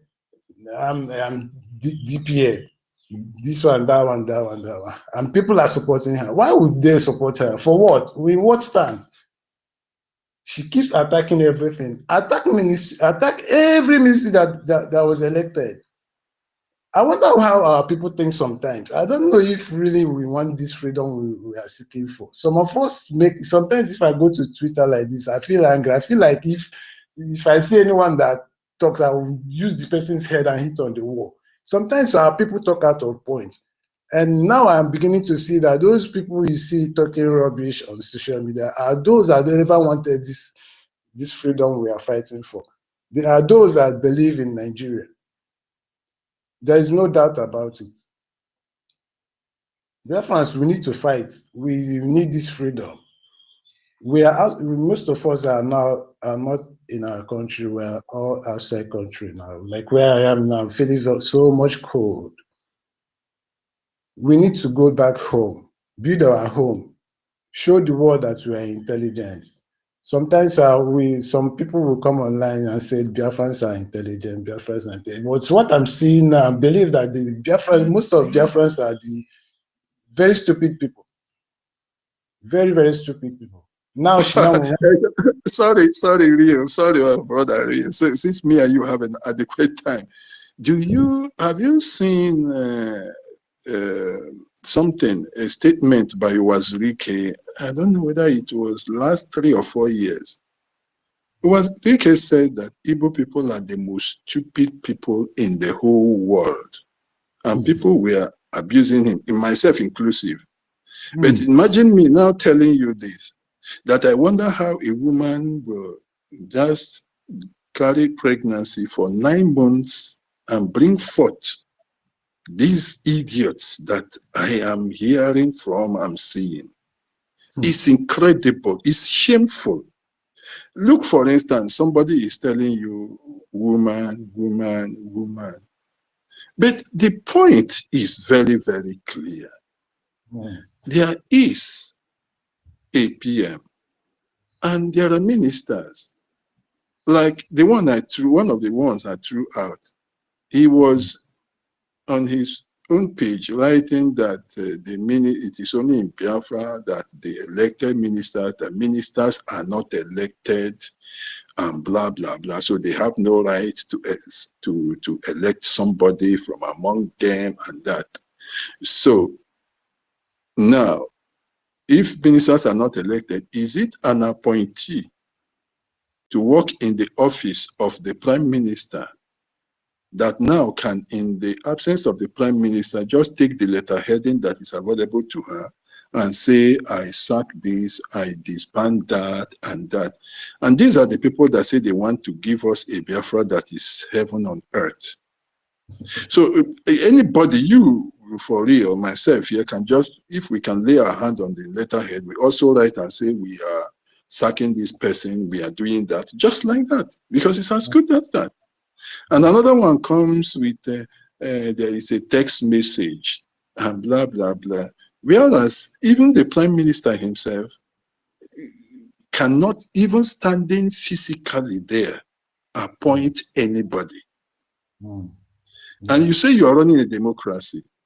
Democracy where somebody, woman, will just take a letter heading and just do what she is not even in a position to do, for which she should be dismissed immediately, which is a criminal act, because she is under the ministers. Now that we have some wider democratic settings where, of course, the president or whoever nominates, it's not appoint, nominates, you nominate, and then you have a House of Assembly doing it.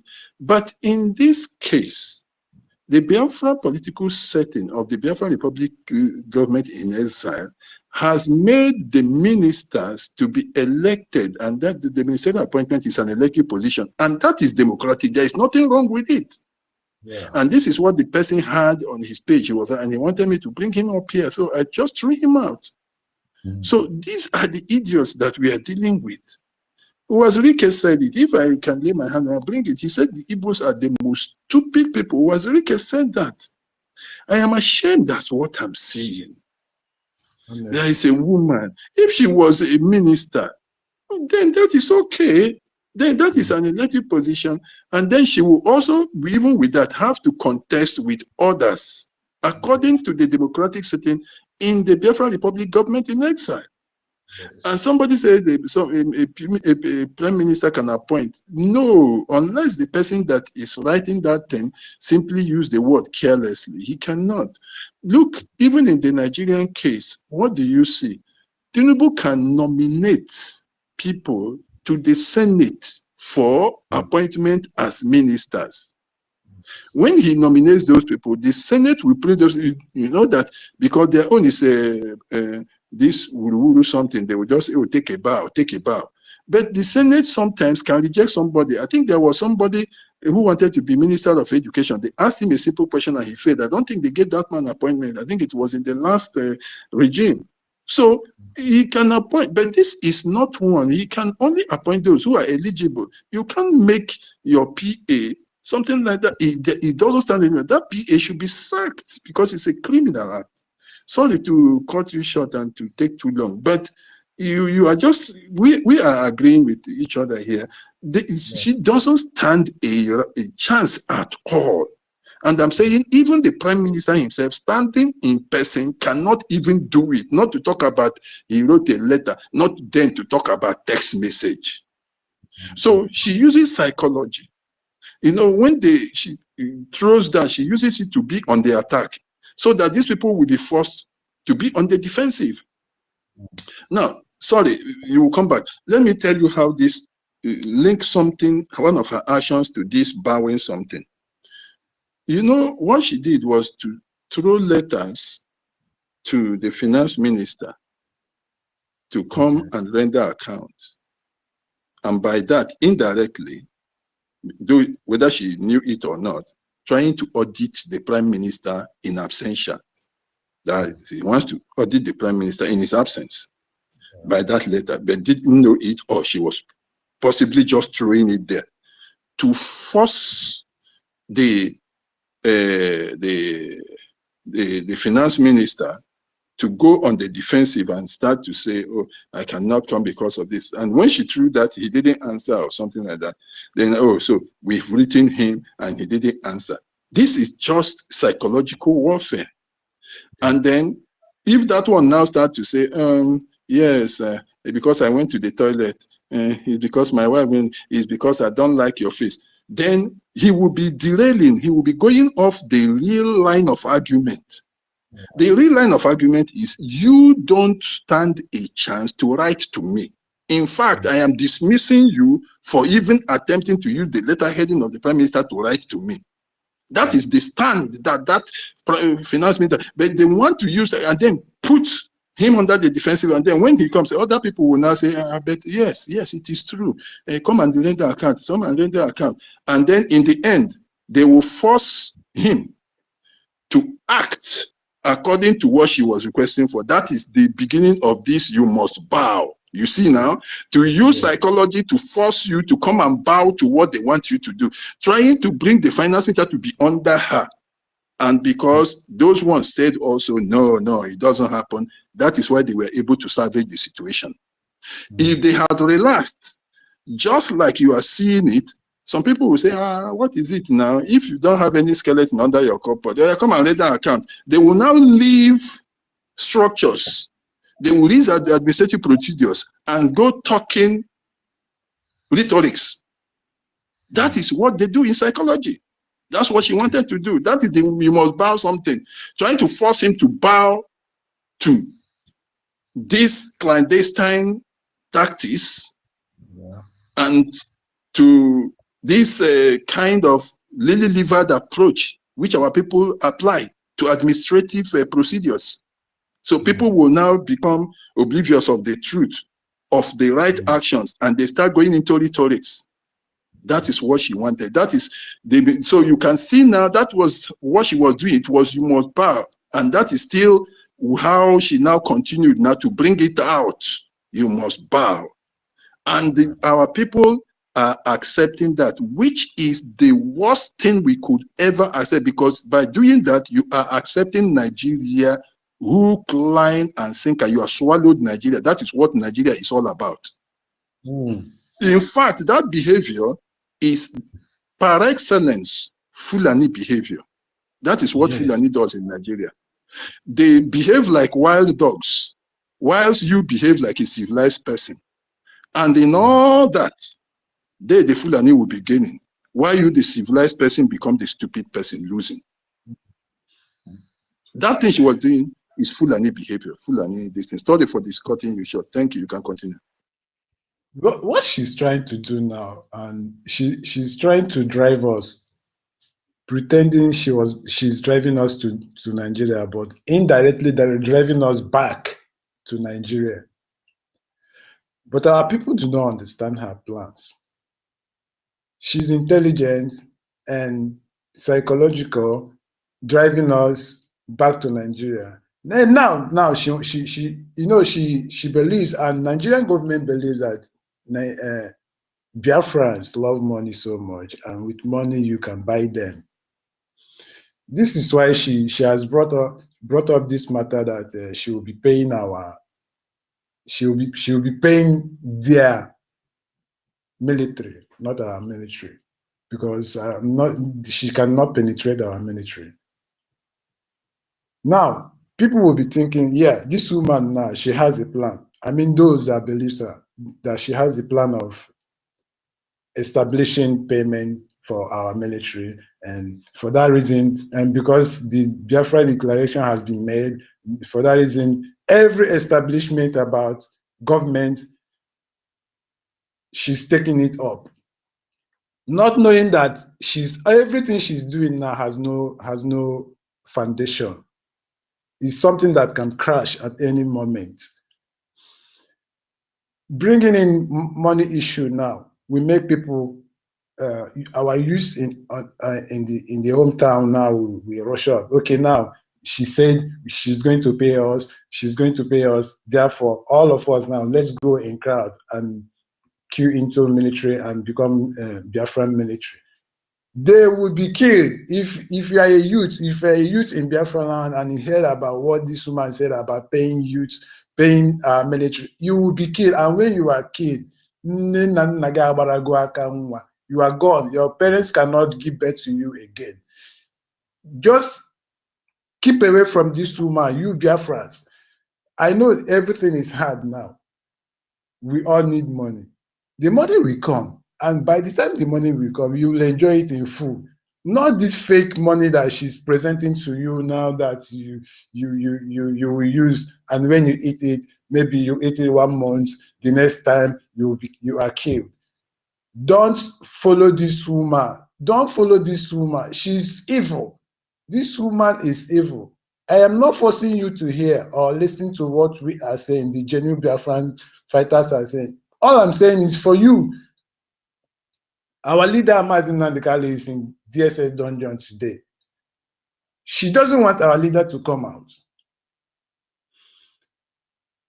Our leader is fighting for us. He is there today with his life. Our PM is not with us today, but I believe they will all soon, by God's special grace, join us back. This woman is fast pushing her mission, Nigerian mission, to destabilize, to spoil everything our leader, our PM has worked to make sure we get our freedom. This woman is an agent, a very devilish one. This woman will never stop unless we stop her. And for you, a Nigerian politician or obedient, all you obedience that is joining her now, bringing out your money.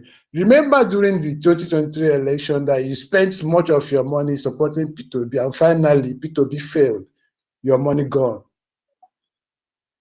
If you are bringing out this money now to support this woman, to make sure that Biafra matter goal is over, you will end up spending your money without achieving your aim.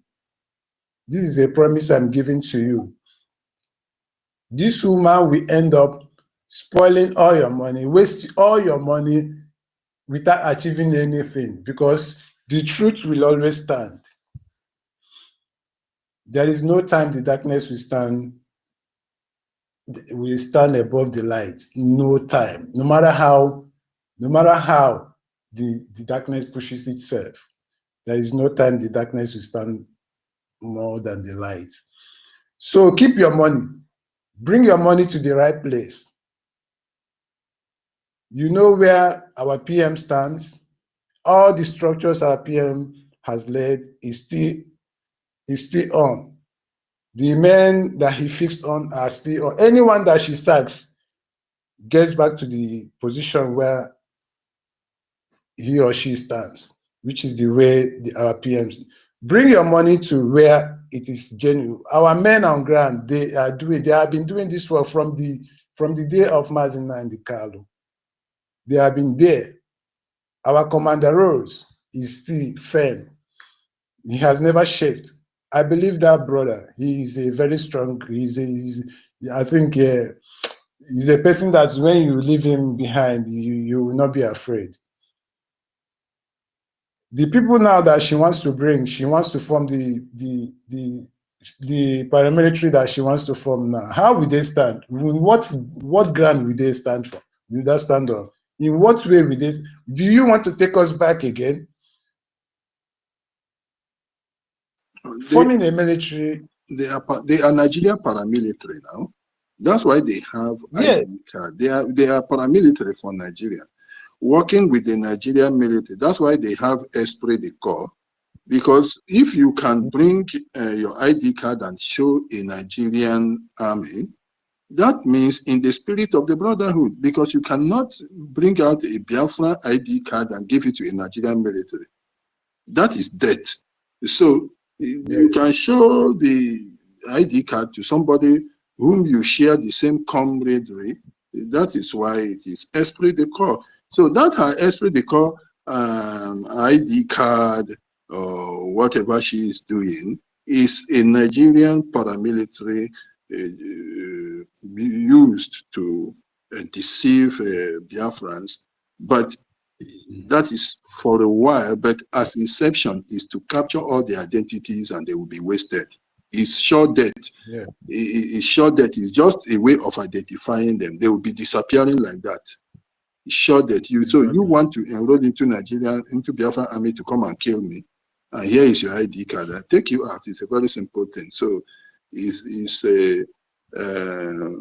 a ploy to gradually eliminate our youths, and anyone going there wants to die. It's a very simple thing. Sorry, you can continue.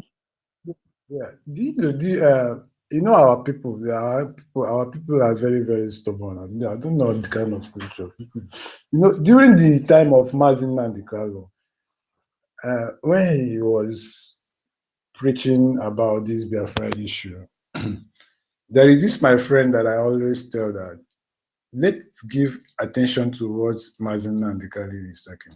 Whenever I bring up this Biafra issue where he is, he'll tell me, come on, take this Biafra issue, go out. Stop talking this Biafra issue where I am. I say, okay, there's no problem. During the time Hope Uzodinma came in power, I told him that, you see this thing, this Biafra you are against, you will see. Something will make you believe that Mazi Nnamdi Kanu is right.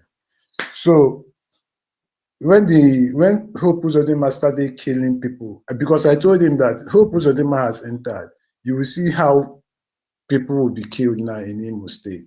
He said it's a lie that all these people propaganda about this. I said, okay, don't worry.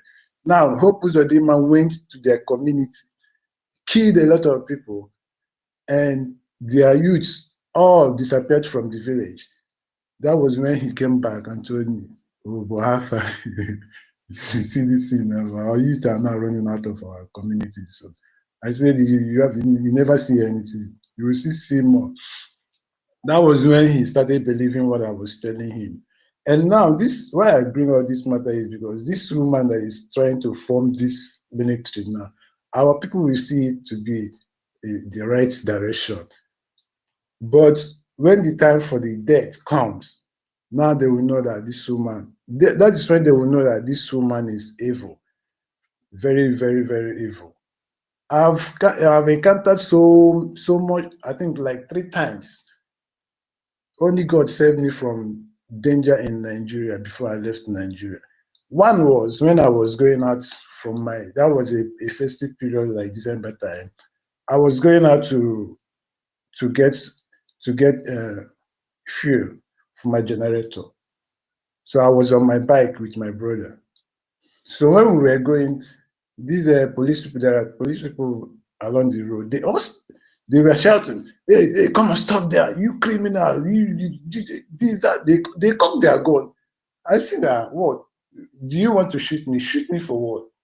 He said, if you are a criminal, if you smoke Indian hemp, I smoke more than you. That was when I calmed down. I knew there was danger. So my brother was the one talking to them. My brother said, this person you are talking to this way, has he done anything wrong to you? I was just calm. The guy cocked the gun and said, if I move now, he will shoot me. That was when this killing hasn't started fully. So if that was when the killing that has started fully, I think that man would have shot me that very day. But I was calm watching him. He said, come and park this bike. You come down here. It was just embarrassing me. I said, in my mind, I was saying, why is this man embarrassing me like this? Did I do anything wrong? How am I even looking that this man is embarrassing me like this? So he talked. Then the next policeman took him by the bush side and talked with him. So when he came out, they said, okay, you can go, idiot. Come and take your motorbike and leave this place. I gingerly entered my motorbike with my brother and drove up. That was the first one. The second one was, because I grew up in River State, I was on my own. One day, I saw some Fulani boys. They were like 8 of them. They came to our street, and we were sitting with a very fair lady. We were just discussing. She has a salon. We were just discussing there, and I saw the Fulani people approaching towards us. They now came to where we were sitting, and said, they came to greet us, and I said, hey, Fulani, do you have a fair person, a fair woman in your place, in your tribe? This guy became angry. I said, what did I say? I said, I'm only asking. I was jokingly asking him that question. He said, are you stupid? Do you want me to kill you now? That was when I knew something was happening. I said, he said what? He said, do you want me to kill you now? I said, are you stupid? You see, Martin Nanikalu said, Fulani people, they are this caring that if they attack you and you become afraid, they will act on you. But once they attack you, you attack them double. You see them push back, they will run. So when this thing happened, I never knew before Martin Nanikalu said that. So when the guy approached me forcefully, and I bounced back on him, I attacked him more, attack him out. That was when all of them ran away. They went back. If I didn't attack him, or I never had such privilege to attack him, that guy would have killed me. And I would have been among the people that Fulani killed in Nigeria. You see? So all these things I'm saying now is just a reminder. I want to let our people know that Fulani is not the people we have to do something with. And for this woman to come and drag us back to Fulani, she is evil. We need to run away from this woman. People need to run away from this woman. These people supporting her, I don't know where I don't know how they think. I don't know how they reason. You know, Nigeria has spoiled much of our brains. Nigeria system has truly, my brother, I don't know how to explain this again. Surely, please, we need to wake up. We need to wake up. Madam Warabeze is not a genuine person. If you want to listen, you listen. If you don't want to listen, keep following her. But at the end, I believe you will know that she's not the right one. That the right ones are these ones we call. Okay, all right. Thank you, my brother. Yeah, you said the right one. The right ones are with the Biafra Republic government in Israel, the bona fide government that is standing. And as you know, if you have to establish any institution of government, organization, there must be, especially the document that is establishing it, and of course must be signatories to that who are going to be the promoters. So for having the Biafra Republic government in exile receiving the promoters of the Biafra Republic government in exile established it on the charter, of course, and of course the charter there, those signatories, and with the voluntary let me say the consent of the Biafran people, became the promoters of the Biafra Republic government in exile. So now, then, in order for Biafra Republic government in exile to be able to carry out its activities with the United States government and its Ministry of Justice and all that, through the lobbyists, they had to register, yes, with the Ministry of Justice, to be seen as a body that is canvassing for the independence of the Biafran people. So they had to lodge there the Biafran Charter and also be registered there. Of course, if you want to register an organization, there must be somebody who signs the signature on behalf of that organization. So that is what our lobbyist Elias was talking about, because our erstwhile finance minister or finance minister stroke acting prime minister is actually the signatory there, and the woman on the other side, who's just a PA, had nothing to do with it. She had nothing to do with the registration with the US government and in the United States ministries. And again, when it comes to the contract with the lobbyists and with the law chambers, it was by the Prime Minister himself. So you could see that she has nothing to do with them. And that's why they are saying, okay, look, when it comes to registering the Biafra Republic government in US, this is the person whose signature is there. And when it comes to, of course, our contract, this is the person we have contract with, and the Biafra Republic government is, of course, the people we are working with, but this is the person that signed that. But on the part of the Biafra Republic government, this is the person that signed it. So this woman is not part of it.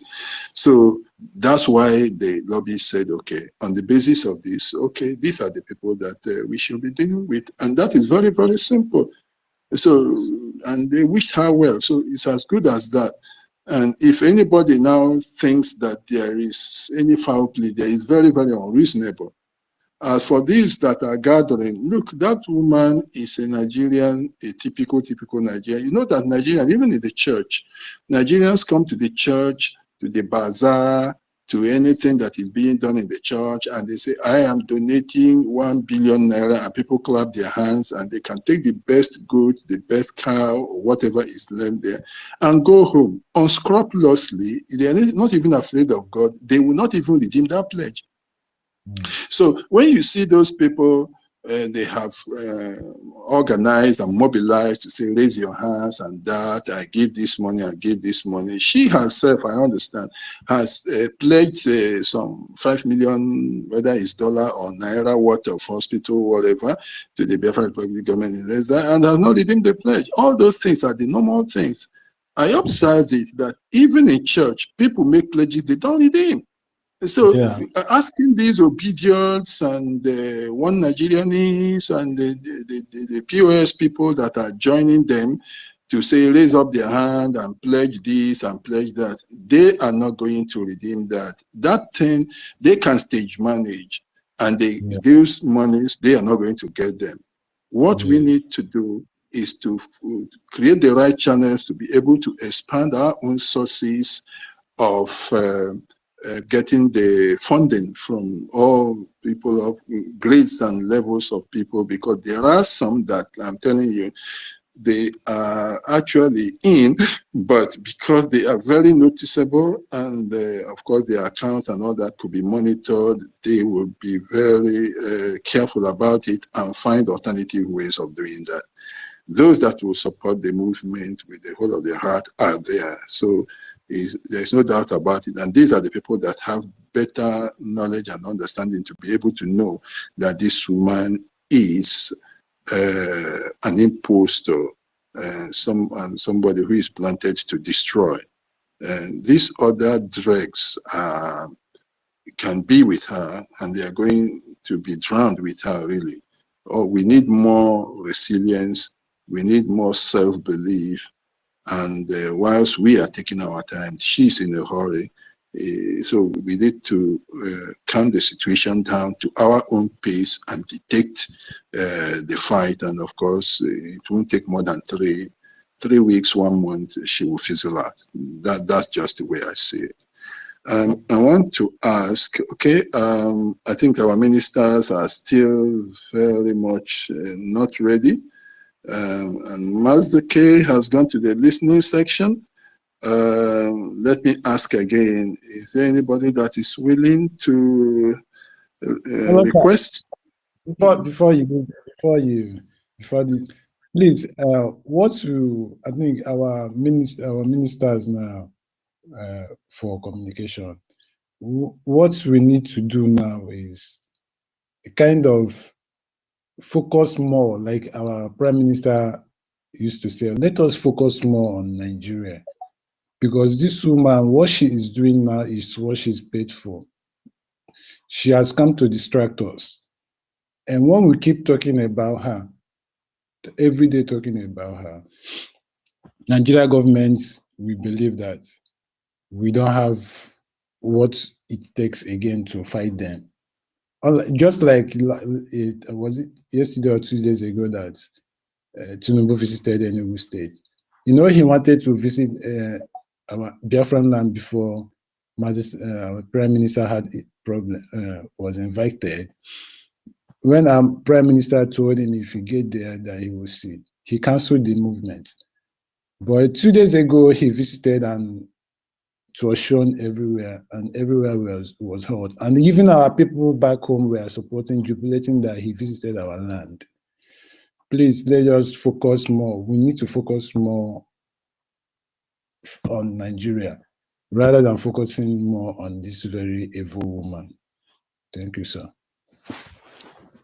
Okay. Oh, yeah, that is nice. Very nice. That's a nice contribution. I also want to tell our people that it's very, very important to keep sitting at home, to make it tight, and not to leave any loose end, because if we don't sit at home, mind you, you are giving the impression that you are incited or being forced to sit at home, and you will be endangering your future, the one of your own children, because the moment that The Prime Minister is not out. The moment that this Biafra Republic government in exile is seen as not being in charge, or not receiving the full support of the people in what they are doing, or not being sent by the people, but they want rather forcing the people to do anything, the more you are endangering the lives of your own children by endangering the achievement of the aim of Biafra actualization, which actually ensures the continuation of our nation and country, Biafra, of our patrimony, of the culture and our people here on earth, because we are faced with extinction from the surface of the earth because we are in Nigeria. So it is necessary you sit at home voluntarily, whether in the main city areas, in the other towns, suburbs, or in the villages. Make sure that you observe the sit at home. Make it tight and strong, and let it speak for itself, because the sit at home is a referendum on its own. The sit at home is saying that you want to take the government in your hands. The sit at home is trying to say that you are a unique people and do not belong to Nigeria. The sit at home is trying to say that you do not believe in this government of Nigeria. You want another government, one that takes your destinies in your hands. Therefore, you have to make sure that you sit at home. If you want, there are 7 days in a week. If you sit at home on Monday, it won't kill you. So that which you used to do on Friday, during one of those Mondays, take it to Saturday. That which you used to do on Saturday, take it to Sunday. Just make a sacrifice of 1 day for Biafra, for your ancestors, for your children that are coming ahead, by sitting at home, to tell the world that yes, you are a unique people, to tell the world you don't believe in the British enclave called Nigeria, to tell the world that you are prepared, willing, and you are very, very hungry to have your freedom so that you can determine your future. It is in the sit at home. Sit there, speak to the world without making noise. Sit down, stop noise causes noise. When you stop noise, you are actually making a lot of noise. You stop noise by sitting at home. You're not fighting against anybody, you're not killing anybody, but you are speaking by keeping quiet. There is a time when silence becomes a way of speaking. So please keep silent to speak. That your silence, that you're sitting at home, makes more noise than you even shouting. That is why sit at home is extremely necessary. It's not incitement, you are not forced. And that could also be a very big argument for the Prime Minister as his case comes up, because they are saying he is inciting violence or whatever. And that incitement primarily is because we have decided to sit at home. So you have to say you are not incited, that it is by choice that you are sitting at home. And if anybody goes about coming in the morning and say, we are ESN, and shoot, we are ESN, you say, we don't know those people, we are sitting at home, we are not incited. That very shooting you are hearing, or you are, and the videos you are seeing, are not from us. They are from the Nigerian government. That is what I expect, and I've advised the 40 states to individually, on their own, write letters and send to that Finnish police station and hashtag Alex Stubbs, and say, we, this particular state in the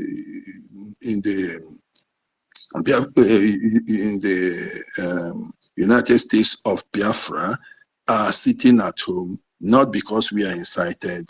We do not shoot, we do not maim or fight on that day. What we do is we speak by staying silent. That is what we are doing.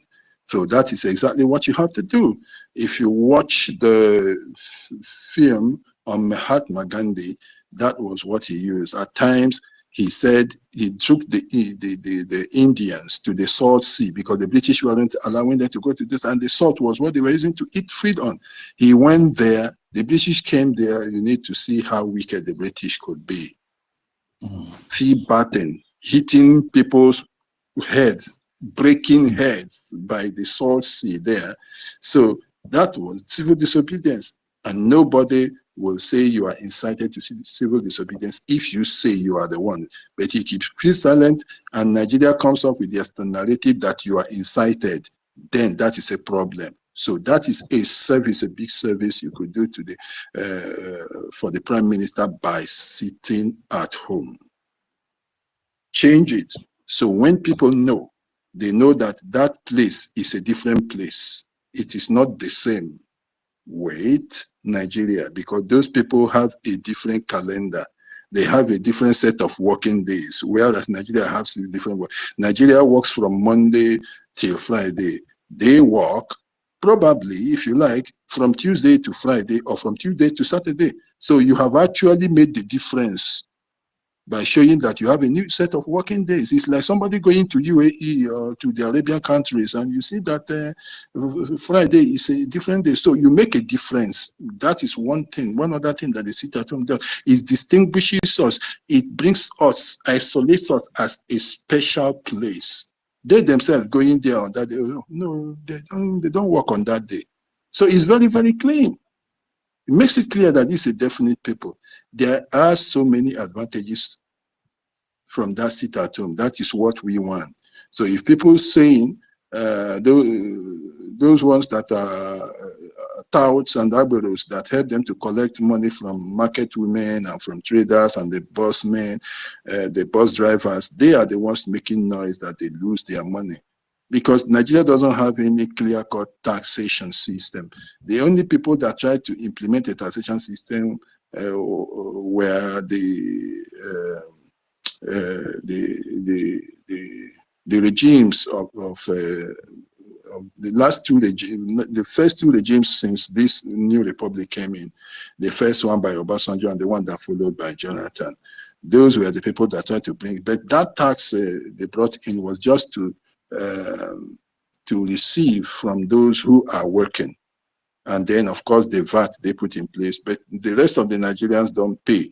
All they do is they give somebody a contract, like Tinubu and his, forgotten what, I remember the name of that company he uses to collect tax. So if somebody is collecting, like somebody who had the contract before was bringing them 10,000, another person will say, oh, don't worry, I'm going to give you 15,000. They award him the contract, and then he mobilizes area boys into the street. So these are the people that are crying, majorly the people crying, because they are the ones collecting money on that day. And whatever they collect is in their pocket, it's not government money. So I have personally checked what they say, the internally generated revenue from the states, and I know how they collect it. So it's all rubbish. It's those people that are making the noise. So please try to sit at home. Tomorrow is coming up. Make sure you sit strong and make sure that you make it count. That is very necessary. Make sure you don't endanger your life by going into receiving a salary for Biafran account in a Nigeria Islamic bank. That is stupid by all standards.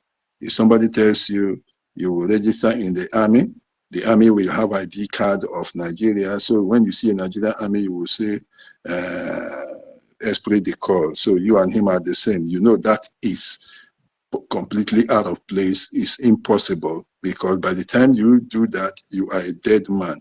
So there is no need to endanger your life because they are telling you that you are going to receive salary within Nigeria. Otherwise, what it means is that you want to work for Nigeria. So if they are doing a Nigerian Biafra army, that is the one who this Olabueze is trying to do, a Nigerian Biafra army. Hello? Like Amuteko of Yoruba land. Yeah, yes, Amotekun. Yeah, yes, Amotekun. Yes, it's Amotekun. It's a Nigerian Biafran army that you have. So they are going to. So it is no longer, you're no longer interested in Biafra. That means exactly like my brother said here. You are being dragged out of Biafra cause back into Nigeria. You are now a Nigerian a paramilitary person doing esprit de corps with Nigerian army. That's what it is. So better know that there is no Biafra inside Nigeria. Biafra is a different country. Nigeria is a different country. You cannot have Biafra having account in a Nigerian Islamic bank and where people are doing anything is impossible. Number two, you cannot carry Biafra identity card in Nigeria. How much more identity card as a Biafra military inside Nigeria? That is stupid. If you are thinking so, it's completely impossible. So these are two impossible things, and it is stupid to imagine that anyone that has common sense should attempt going into it. So far, so good. I would like to call our ministers. If they are not available to take the call, let me try to bring in, I don't know whether he himself is awake. Let me try, okay, he's not even available, Maz K. I would have said, okay, we try to maybe close the space because actually we've been here. We thought we were going to be here for 2 hours, but I think we've done almost 5 now, almost 5 hours. Let me just call on Bonnie. So Minister Sonny, are you there? Honorable Minister Sonny. Honorable Minister Parawa, are you there? Honorable Mr. Jerry. Pastor Van Van Vam, are you there? Okay, let me ask Mazda K, are you there? Mazda K, are you there?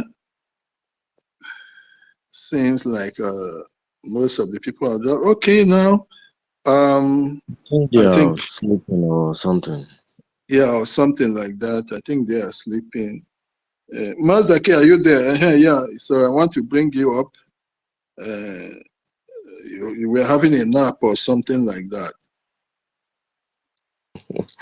It's allowed. Okay, Mazda K. So you're welcome back. I just want you to support us with your contribution. We have been talking about this Islamic bank account to pay salaries to Biafra armies. That is Biafra having an account in an Islamic Nigerian bank.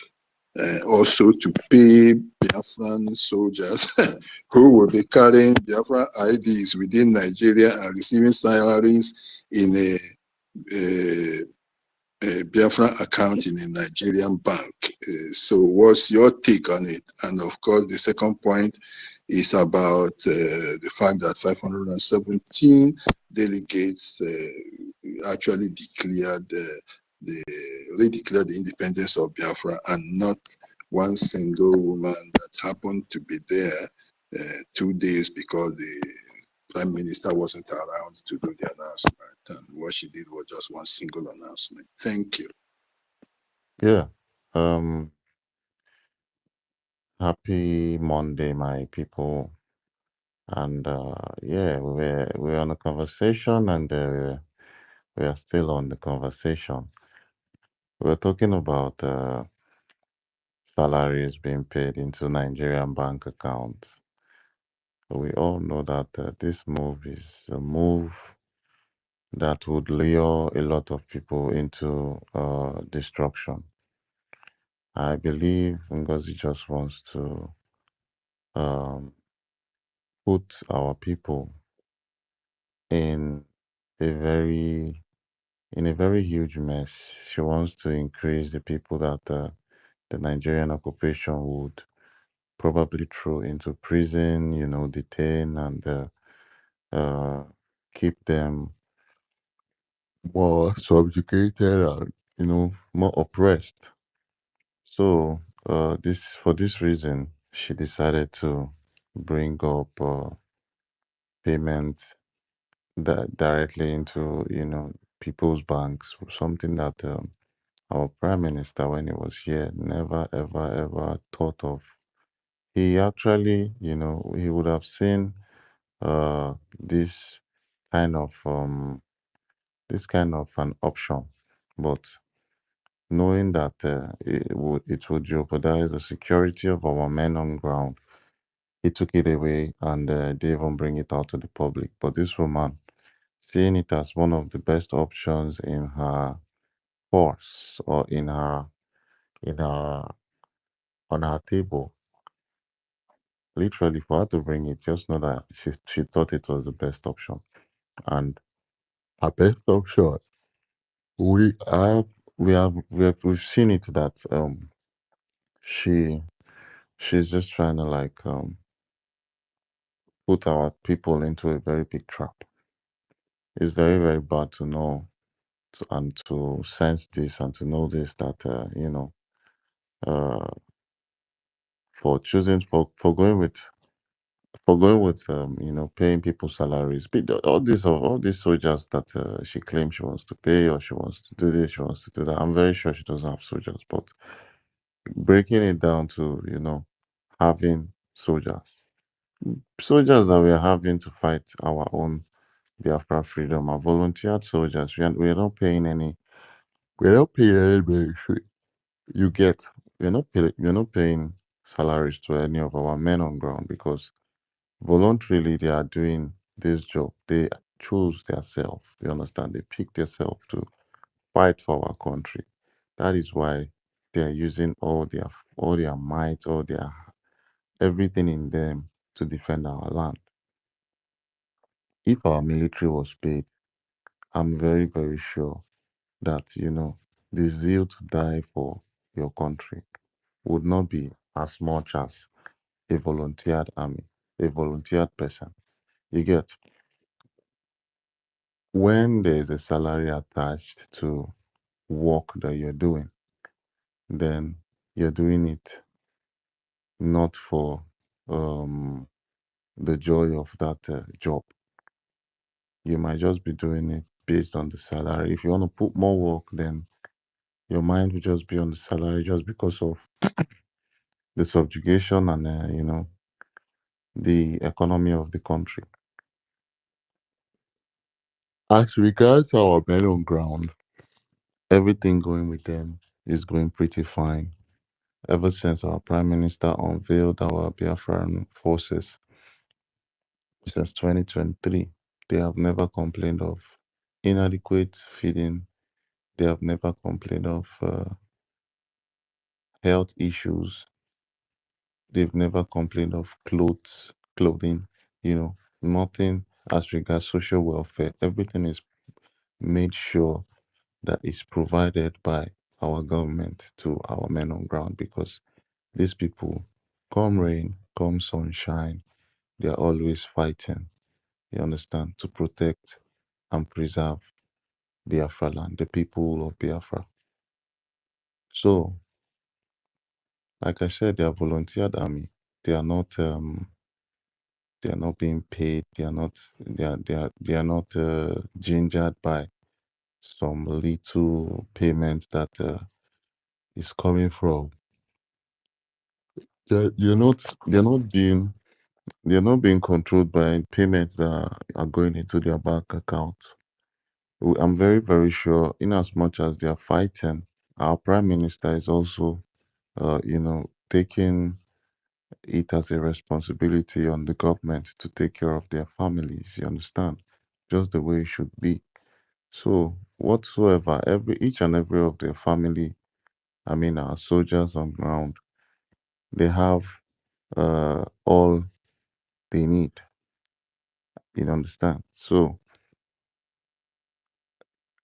getting their bank accounts to pay them salaries is like putting them in a very booby trap. It's not something that anyone in Biafra land should accept. This woman was saying they should get an ID card. blah, blah, blah, so that they will tender it to the Nigerian army. How do you tender an ID card to a Nigerian army when you are fighting against the army? You claim you're fighting against the army. You call yourself a Biafran army who carry weapons to, go after oppressors, oppressing your land, people staying at the checkpoint. Now they are giving you suggestion to carry that ID card up and down in case it is maybe the way she's thinking, because I don't really see any sense in this. There are some things some people will say and you will just find out that there's no sense in it. Like how would you say you want to go show an ID card to someone you are looking to shoot in the heart? You're literally looking for these people to blow their head off because of because of what they do to people in Biafra land. They bring fighter jets, they bring tanks to come and shoot innocent people. And you now being the protector of those innocent people, you want to accept being given an ID card so that you show those people that are bringing tanks and fighter jets to come and say, oh yes, okay, I want to be a Liberation Army. All right, no problem. Now, next week we'll see in battleground now. Maybe this is what she's thinking. But let me just tell her today she's a very, very dumb woman. If she doesn't have an advisor to advise her on some things, man, for real, she's a very, very, very dumb woman. This is the reason I have no respect for this particular lady. For real. I just believe she takes probably snuff, you know, because it takes a very high it takes it takes a very high woman. When I'm saying high woman, I mean high on one drug or the other, not high in level of reason. This is a very high woman because we say people are high whenever they take Igbo, when they drink something. I don't know what this woman drank that made her talk like this, made her reason this way. It's really shocking for her to formulate all this nonsense. But although she has been giving us red flags coming, red huge and huge red flags. So for me personally, I don't see the sense in you know collecting salaries, even though our people are very hungry. I know people that she's going to recruit because I was on space one day like that recently, probably 2 weeks back, and there were people suggesting to be recruited in an army, and I was just listening, and if someone came, he said he's into intelligence part of the military. He knows how some things are run, maybe how to set surveillance cameras, how to do. He just said some things about the military, and I was like, wow, this one that is hungry man. Now him come they talk say yeah this, yeah that. You might even just be a zoo spy. You know, we talked about the recruitment some days back, and I'm very happy our information minister said some things about that. He had to shut it down in a very, very, very professional way. You understand? So, like I said, she does not even know whether there are spies, there can be spies coming in. She is just all about going with the template of the zoo. It's been a very long time she has been planning this. I've sensed it ever since months back. I think before some more. some months before our Prime Minister left us, I was just, observing. He barely comes on spaces to come talk, to come, I don't know if there was a policy that our Prime Minister gave her that she shouldn't speak on spaces, but maybe, I don't know, maybe not.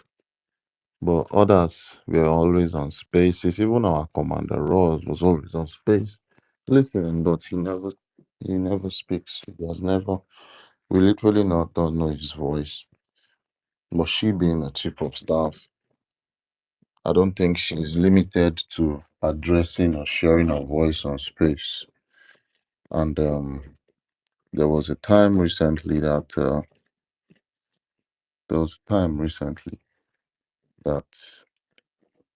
she came on space, and please give me a second. I need to get water.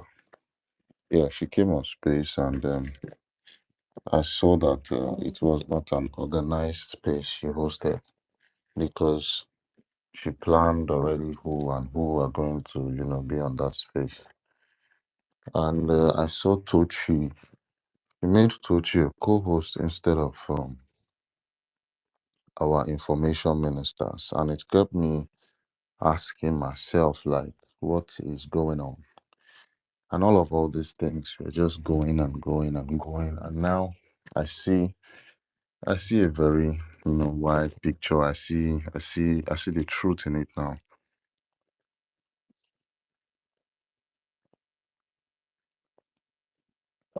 Sorry, I had to quickly drink water. My throat is so dry. So yeah, and I saw the truth in it, and I was just like, wow, this woman is something else. This woman is really, really something else. It was just so sad. Even it didn't get clear to us until after the convention. In the midst of asking myself, I was trying to get answers. I tried to ask some people, but when it's not clear to you, and there are some things hidden to we the Biafrans, then okay, we would accept it like that, because as I understand that there are a lot of things in the cabinet that goes within the cabinet that shouldn't be known by Biafrans, you understand, until probably it gets out of hand or it gets out to the public, you understand. So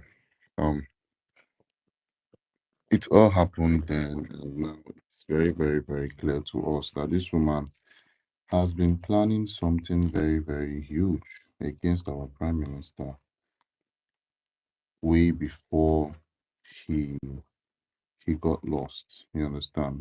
Way before he disappeared.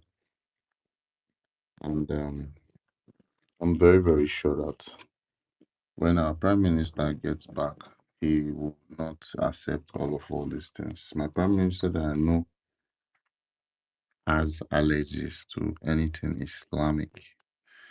He knows how much Islam has dealt with people in the whole planet.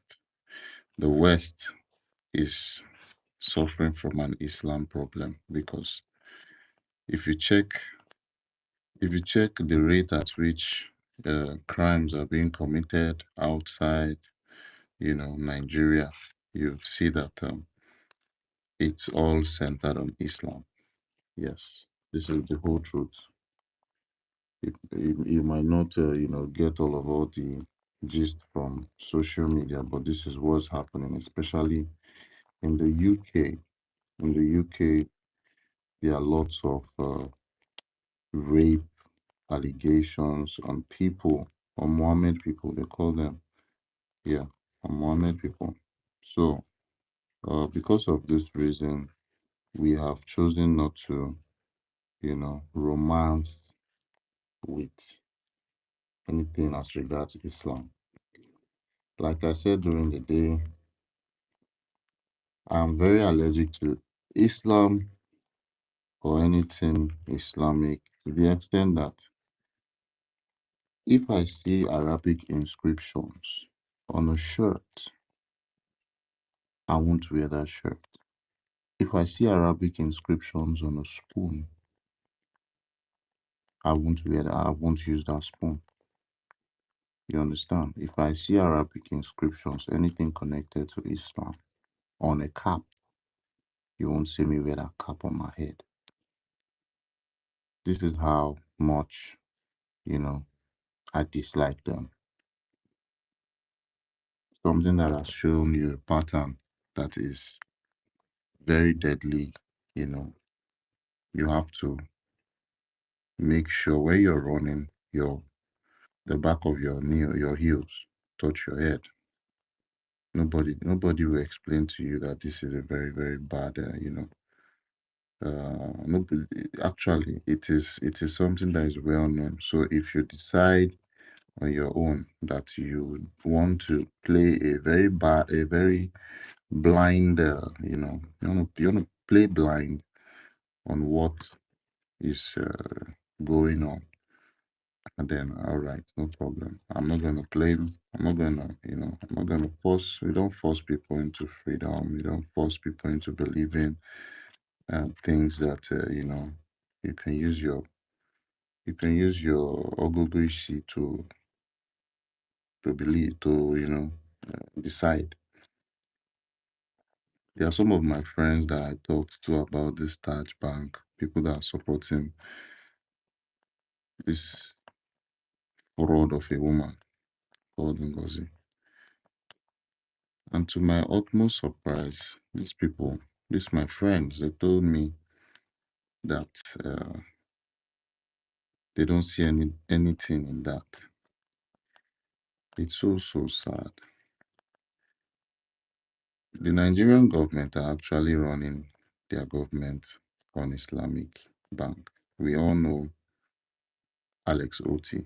Alex Oti took a big loan from Islamic Bank. You understand? He took a big loan from Islamic Bank. And in exchange of that loan, there are things that he's going to fulfill for the Islamist. It might not take immediately, it might take a while, but under Islam, they are going to make sure that is fulfilled. You understand? It might take 5 years, it might take 10 years. And one of those things that are involved in, dealing with Islamic Bank is that you would need to erect a mosque. You would need to erect a mosque in that particular geographical area where you would, this money of the Islamic Bank will be going into. So this is actually one of the things that Alex Oti has in plan for the people of Abia State. And we have been fighting back at it. We are just using one side eye to look at him. You understand? If any day he says he wants to start building or start a new building of a mosque around Abia, we know how we are going to deal with him and how we are going to start to tackle him, because we are going to recall when he, said some Islamic bank is funding Abia State. I think it was on the Islamic bank basis also that he got to stay in the seat, because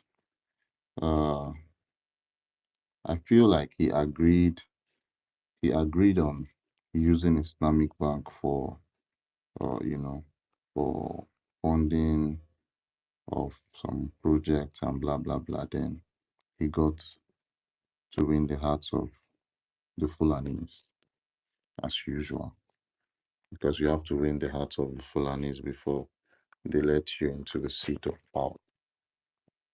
I've done some little romances and blah blah blah, some that I don't know, because we're just hearing kipu once in a while. And yeah, I'm just so happy that our people know better now, and we are seeing all these things.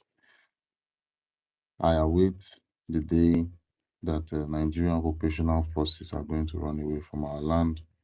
I know that this all these things Ngozi is doing is just for the very short while. If our Prime Minister shows his face today, trust me, if Ngozi does not delete her account, I mean her social media account, she might go away from every social media because she doesn't even know. She has why she is doing this is because she has started it already. You understand? She has started it already, and to just stop something that you've started is so difficult. That is why they always tell people that if you know you can't continue something you've started, it's better for you not to start it at all. You get me? If you know you can't continue, you can't be consistent with whatever you're going to start, it's better for you not to start it at all. You have to think about it. Think very, very hard. Think about the progress in it before you start it. This woman started a very, very senseless and destructive project without making a decision that, decision on when to and how, to go about everything that she's doing. She thought after the declaration in Finland, everyone is just going to listen to her and answer her, yes, ma, yes, sir, with the nonsense picture she prepared, the nonsense WhatsApp screenshots she prepared. Probably she prepared that screenshot way before the convention, because it's not something they just plan one day. I'm very, very sure that screenshot she used on BIAFRANS was premeditated, was edited, very, very well orchestrated for her to deceive a lot of people. But people knowing very, very well, learning from our Prime Minister, people learning from our Prime Minister, they actually learned, they got a lot of uh, wisdom. Wisdom in the sense that you can sense danger when it's coming, and our Prime Minister sensed the danger when the Nigerian state brought a letter saying Mazi Nnamdi Kanu wrote so and wrote so to Biafrans saying, calling for the end of sit at home. We all know that that letter was not from Mazi Nnamdi Kanu, and we gave the Nigerian state that brought that letter a condition. The condition is something that would, validate that letter. The condition being that if they want us to believe Nnamdi Kanu wrote this letter, release him so that he can talk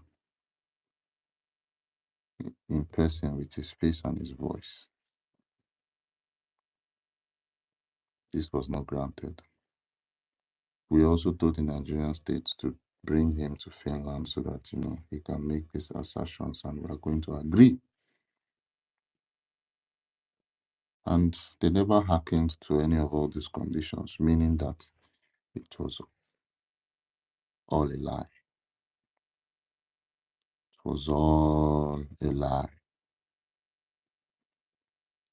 Now going to this little girl's case called NGOZI. She brought a screenshot. In that screenshot, it was included. There was a very, very big red flag. Our Prime Minister never calls, he never mentions Igbo. Our Prime Minister is well grounded on what he is pursuing, and what he's pursuing is the Biafran cause. Our Prime Minister has lectured us on different occasions that Igbos are part of the Biafrans, you understand? And under Biafra, there are other tribes. On that picture she brought, there was just a word Igbo there. Biafrans were exempted. She would have made more sense if she had put Biafrans there. But she said, my dear Igbo, which raised a very, very huge red flag. The first day I came across that, I was just laughing. I was like, what? She should have done better at least, man. She should have just gotten a very good advisor that would advise her to, reduce all these red flags. The red flags are really, really, they really, really shouted, they screamed in everyone's ears. How would you just bring a screenshot without showing the date, the time? Nothing at all. To me, that screenshot looked like a plain green, a plain green background where words were just written on it. You understand, in black, and it was just it was just so bad. It was not even a very good idea to you know bring that as something that someone would use to deceive people.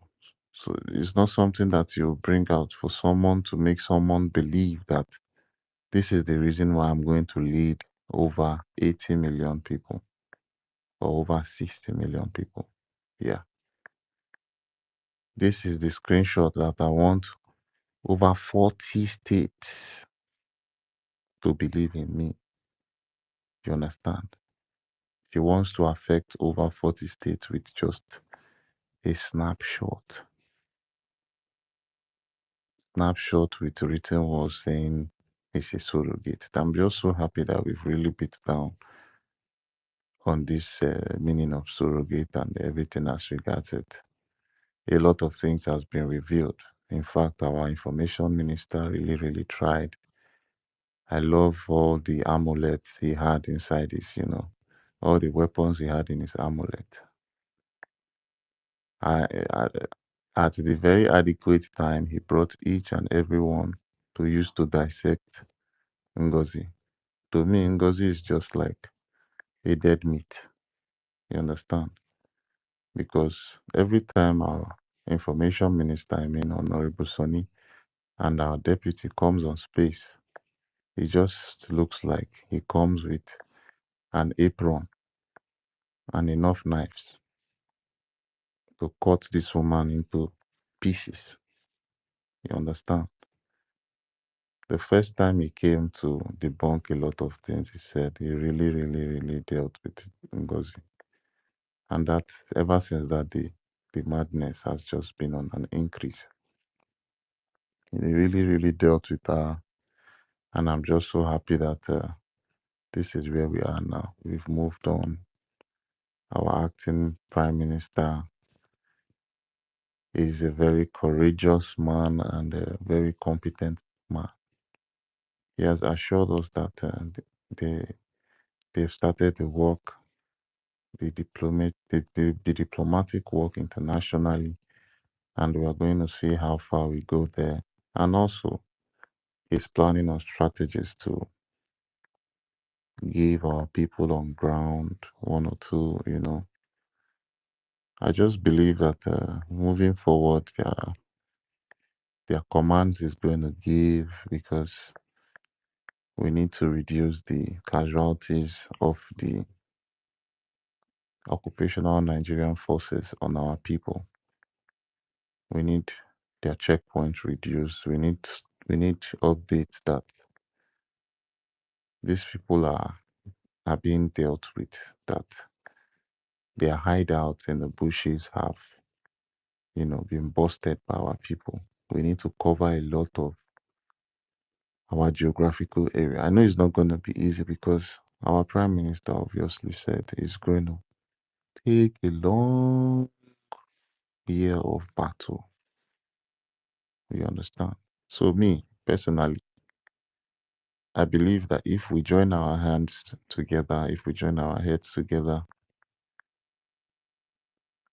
continue from where our Prime Minister stopped with the donations and every support, before the end of this year, we're going to see a very positive, change.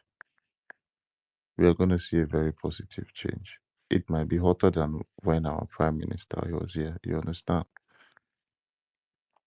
So I just encourage my people to always support us, support the government, always.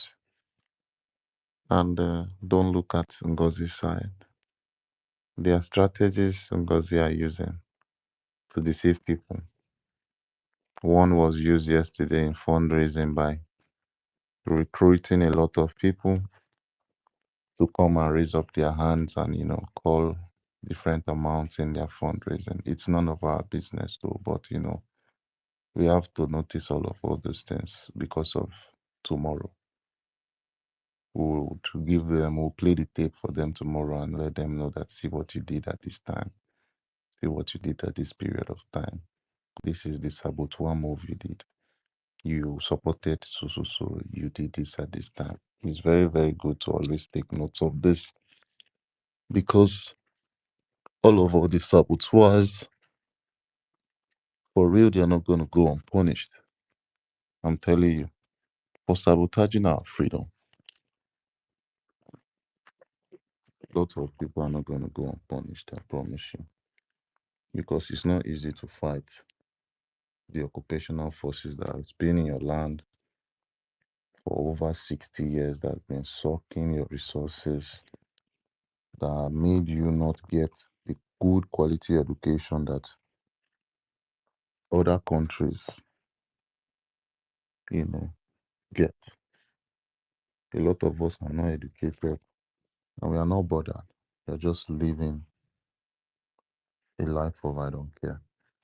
I don't care about tomorrow. I don't care about what we eat. I don't care about this. I don't care. And that is so bad. It's so bad for our people. There was a conversation I had with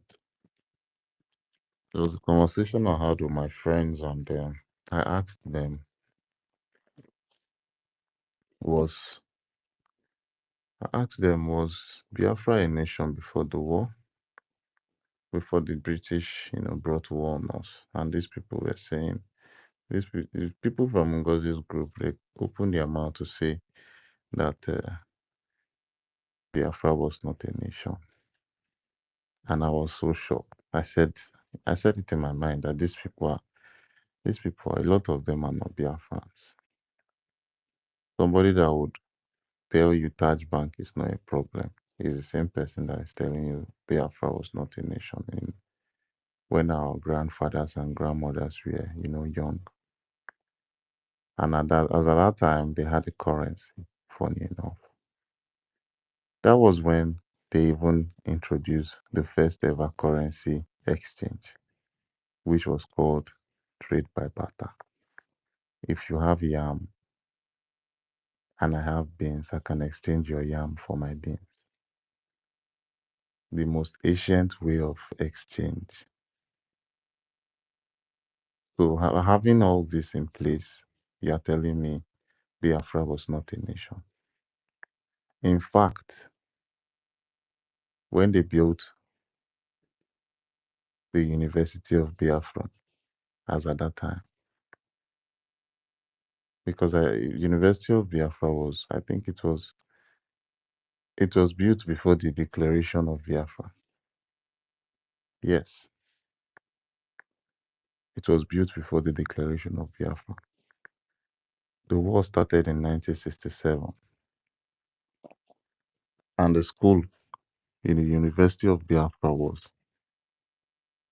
I had one of our grandmas come up on space one day and she told me that she took her YX certificate around 1965.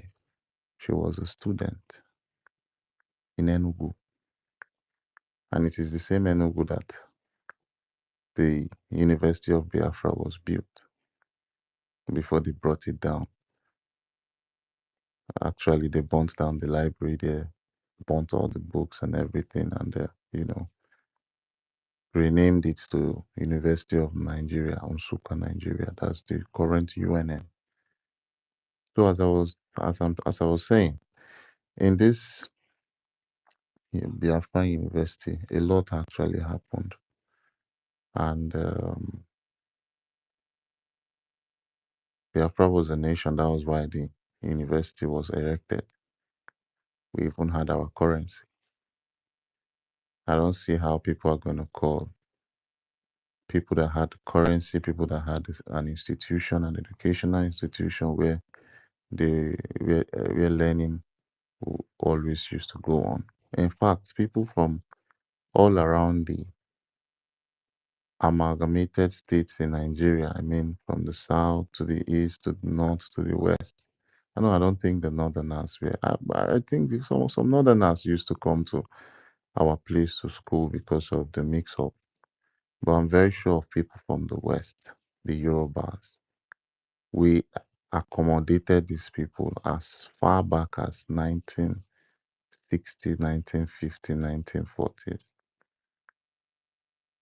We accommodated these people. We gave them the opportunity to learn in our schools. Biafrans sat in classes with the Yorubas and the, different people, different tribes were learning in Biafra land. And people say this lovely nation of ours wasn't a nation before the war. This is the reason why I see people there. I see some of these people are not Biafrans for real. I made up my mind and said this some of all these people supporting this woman, they are not Biafrans. There's nothing you can tell me because it's not very hard for you to think critically. Even if you don't like me personally, at least you acknowledge the truth. You understand? If you don't like any of our ministers, you acknowledge the truth. There are consequences. Let me just go back to our topic. There are consequences of using Islamic Bank, like we were saying. And I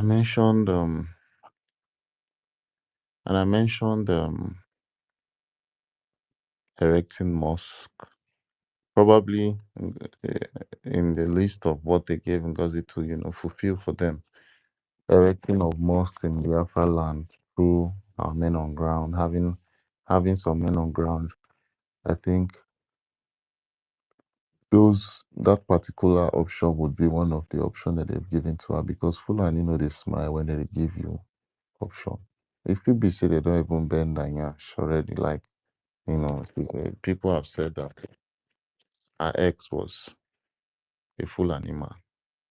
It might be true, but for me right now, I would say her present na Fulani man because of all these things. The present person that she's seeing definitely is a Fulani man for real. This is my own, you know, uh, this is my own conclusion because I don't see how you have a relationship with someone that has Taj Bank as putting that bank as your main domiciliary bank, and you not having you not having an affair with that person because it takes a very close relationship for you to pick an Islamic bank out of all other banks. You can't even go for a Christian bank knowing that you're a very good, devoted Christian, or a bank in, Omenala Bank. I don't know if there's any Omenala Bank, but, moving forward, I would love us, our Omenala people, to put hand into our government and probably create some institutions so that, we'll have all these institutions to refer back to. For real. Our Omenala needs to step up. You see people doing Islamic bank, attaching Islamic to a whole institution, bank institution, financial institution. We really, really need our men and our people to double up and, have they should take away olden days innovations and bring modern things of the modern, like an educational institution for Omenana, a financial institution based on our Omenana people. You understand? So that they can use it to enhance our society and everything as regards us. Yeah. And also on the part that people go about saying she declared Biafra on the 29th, obviously, the peoples of Biafra have that declaration on them. And also the 517 delegates that were present at Finland were the one who declared our restoration of our independence. Ngozi is just the chief of staff. She's as close to she's as close as somebody just working in the government, just a mere administrative position. It's just a mere administrative position. Her job is just to direct. She doesn't have decisions. She doesn't make decisions. She has no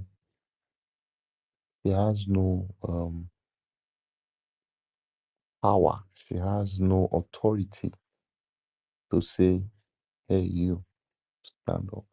Hey you, sit down. Hey you, get out. She has no authority whatsoever to tell anybody in the cabinet that you are fired or I hire you, because she doesn't have that power. Her power has connections only to our prime minister and the people, the staffs. The staffs who she has to, direct and be like, okay, yeah, this, all right, this is what you guys have accrued. All right, this is how it's gonna be. This is how it's gonna be.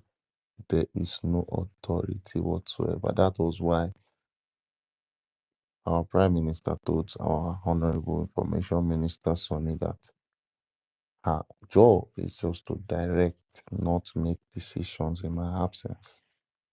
From the horse's mouth, we heard it. It was not a fabricated AI video, and the lady Ngozi could not even come out to debunk that. All she's doing is just damage control for me. It's damage control. If our prime minister was to come out today, promise me it won't take 2 days.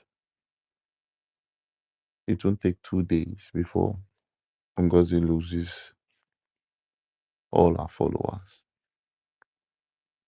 It won't take 2 days. I'm telling you. Because the first day would be to assess everything, and the next day is to, take his decisions. Come out and make your decisions. Fire the people that are against the struggle. Make sure they are buried neck deep into the ground. And I trust him so much.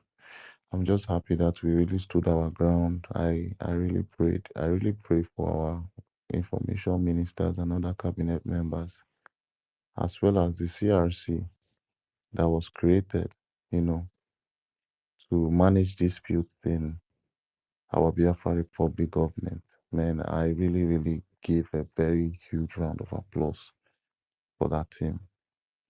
Very, very professional conflict resolution committee.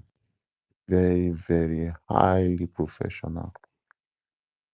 They make sure that in resolving conflicts, they are not tantrums, they are not, it's not like a situation where people would be shouting, having their voices all over their voices. This is a committee of very sound mind. You have to apply what they call critical thinking. And it's not even a committee of only men. Women. We have women in our conflict resolution committee. Women that can, are very sharp thinkers, not thinkers like this woman that takes care of mad people, not this auxiliary nurse that takes care of mad people. People that think very, very, very sharp. People like our Honorable Chioma. That woman is just a very beautiful soul. A super intelligent woman. I respect her a lot and the way she has been handling matters in our Biafra Republic government.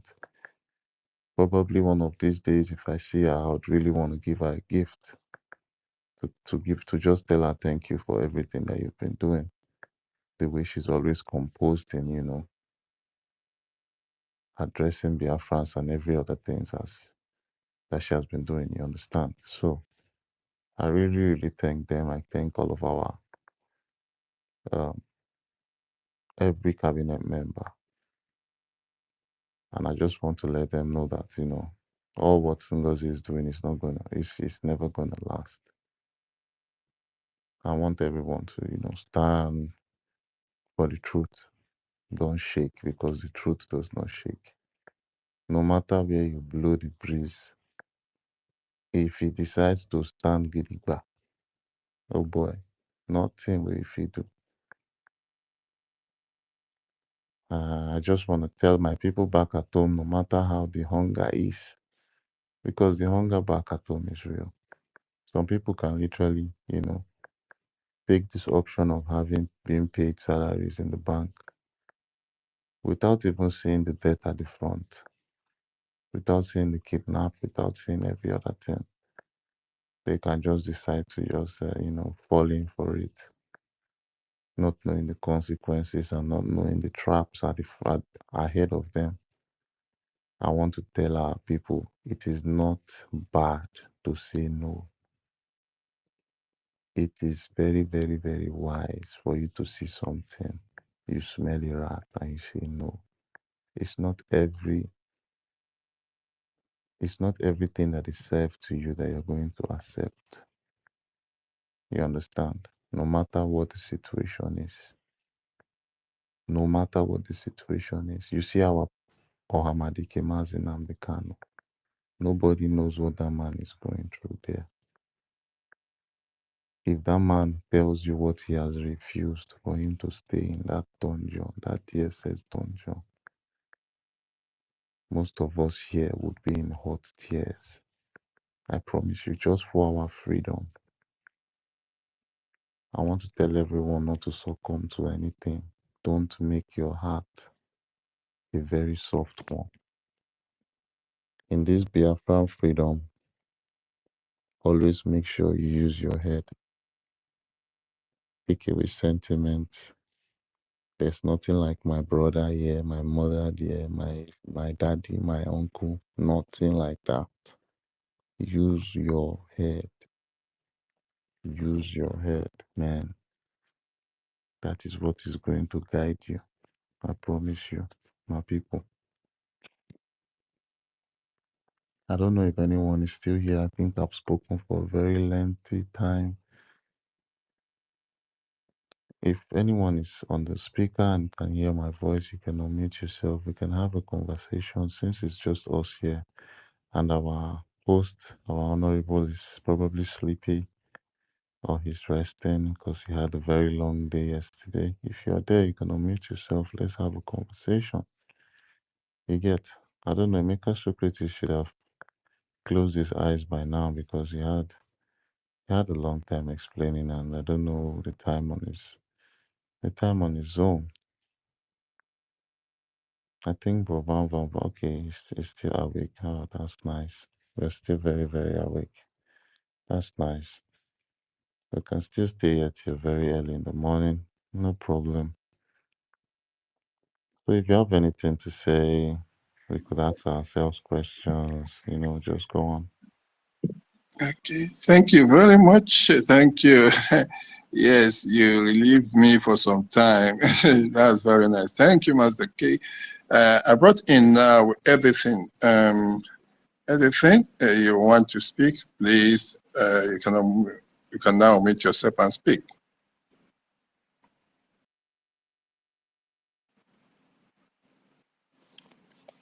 Anything you wanted to speak?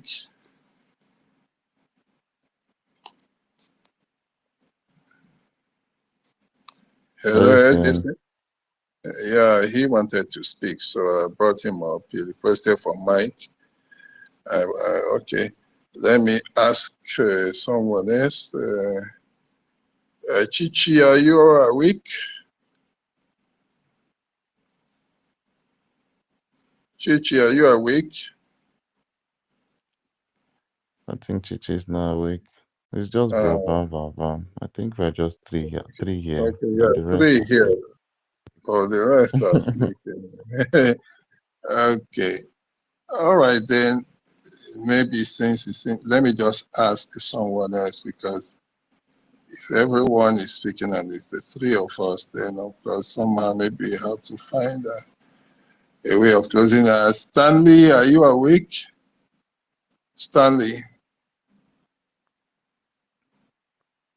Stanley's not awake. Let me Stanley is see. not awake. Mazin Ancestral. also. Mazin also. I don't know if Mazin also is awake. 1 million Simonek by me. If you're still awake, can you give us a thumbs up? Let us see. Laura Poruchi, I see you. Ihoma, I see you. Somebody. Let's see request now. Mark Tony. Let me This my see. lovely. This my A lovely brother. Sunday is a Yeah, Dr. I Emeka, I mean, see you. terrible people. Let me People, see. people on the time zone of Europe would be very asleep now because it's midnight. All right, let me give to. Oh, Nkiru is here. Nkiru Irarube. Yes, Hey, I'm bringing her up now. Nkiru na. Hey God, na I do up now. You we go give her to one man yeah. I will tell you.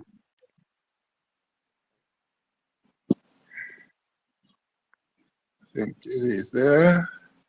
Nkiru never. Maybe she never even sleeps. It's a lie.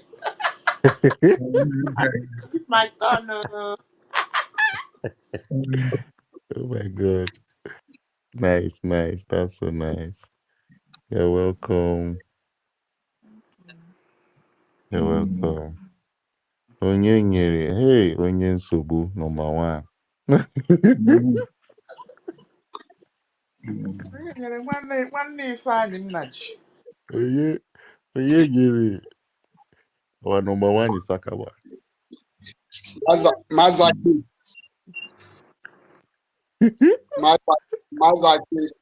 Ogiri Rapio. I don't file a case. I don't file a case against you in the Biafra court. So I'm going to sue you. Emeka Secretaries, please help us add Eunice. Eunice is requesting. Or Okay, send her the yes, mic. okay. Yeah, Master, Onyenyere, why did you file a case, please? In Oginime. I no Biafra carry your court, car now. in Upon Monyan Shoguna, I will sue you. You can't provide that. The reason you find Monyan Shoguna. Yeah. true now. Before in a Oh mess my up, God. I complain. No. What I fought for my rights, because you know one thing. Mm-hmm. If you ask Mazaki, I always come to this place, and I don't always like to interrupt people To when they are speaking. interject like rage and fury. It's true. Yes, I don't like to do that. But you will be here, you wait. See, one thing I needed to know is this. You people have been telling us that this is a Biafra government space. If it is an individual space, then I don't have any reason to talk to anybody. But if you call it a Biafran space, a government space, It is. why not you be here somebody because maybe because you are the host, you think you are the only one who have right to speak and speak and speak and speak. Hey, Then say something. When I want to tell you that I want to speak, you say that why will I?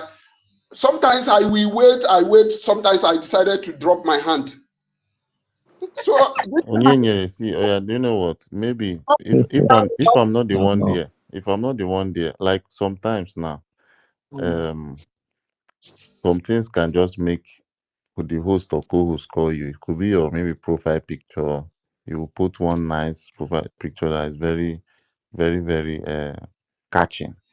You understand? Like Sister Nkiru now, if they see her face, they will always want Sister Nkiru to talk. You understand?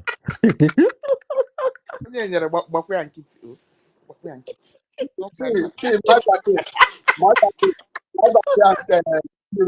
see, maybe I did not present my topic very well. What I needed to ask that day was: is this a Biafran government space or is it an Yes, ma. individual?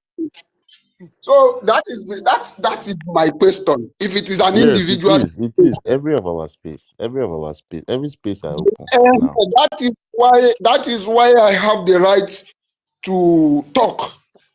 Because Yes, you are. if it's an individual, I would say, okay, maybe because you are the one who create the space, you want to decide people who you want to bring up and all that. No, please. Everybody have right to talk. Yes, that Yes, is so. one. Just that, Yes, If sir. it's a space, let's do it right. I'm not. Most of the reason we are coming out to speak, like somebody like me, I am not that type that always speak, but I see it as a necessary at this time.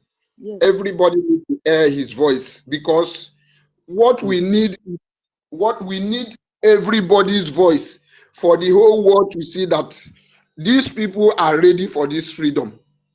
We don't need one particular people every day, one particular people speaking, and other people will come, wait, and wait. After waiting, they will go back. They did not speak. You always hear the complaint here that people will come here, they wait. After waiting, they will not speak. Yes, It will yes. not. Actually, but it's very, very, very, very small amount of people, you understand? It's not most.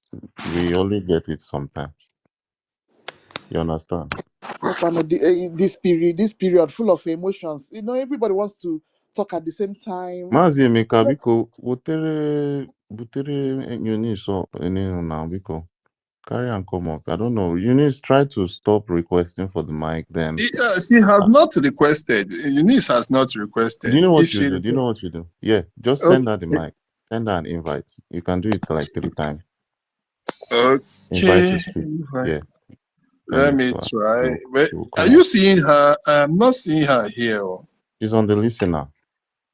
Okay, let me check her out. Just Okay, click on her profile, then click on that invite to speak. Do it about okay, 2 or 3 times. Yeah. okay. Let me check her out. So, Master Eunice. K, Master K, I'm hearing you. I have dropped my charges against you. Mhm. I don't make charges against you in Biafra courts. And by the way, what I am saying,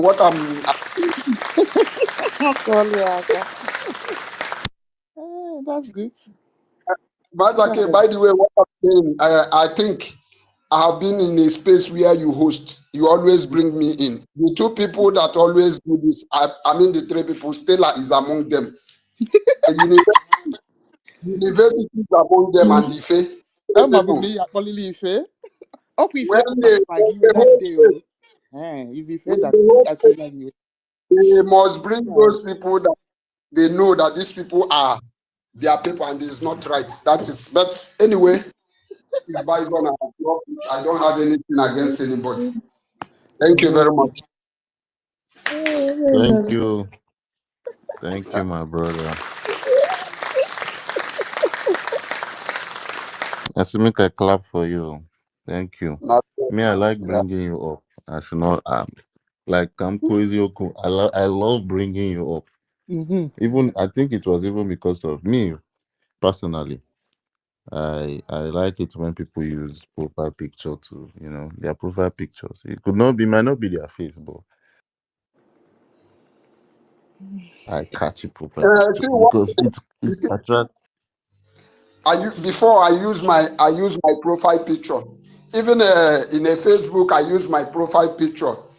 Oh wow. Also, when in our if you go to our Biafra website, you also I put my profile picture because in my country I am an admin. I put my profile picture before the our Asia rep called me and said, remove your profile picture, change it with a Biafra logo. That is when I removed that I am not afraid of anybody.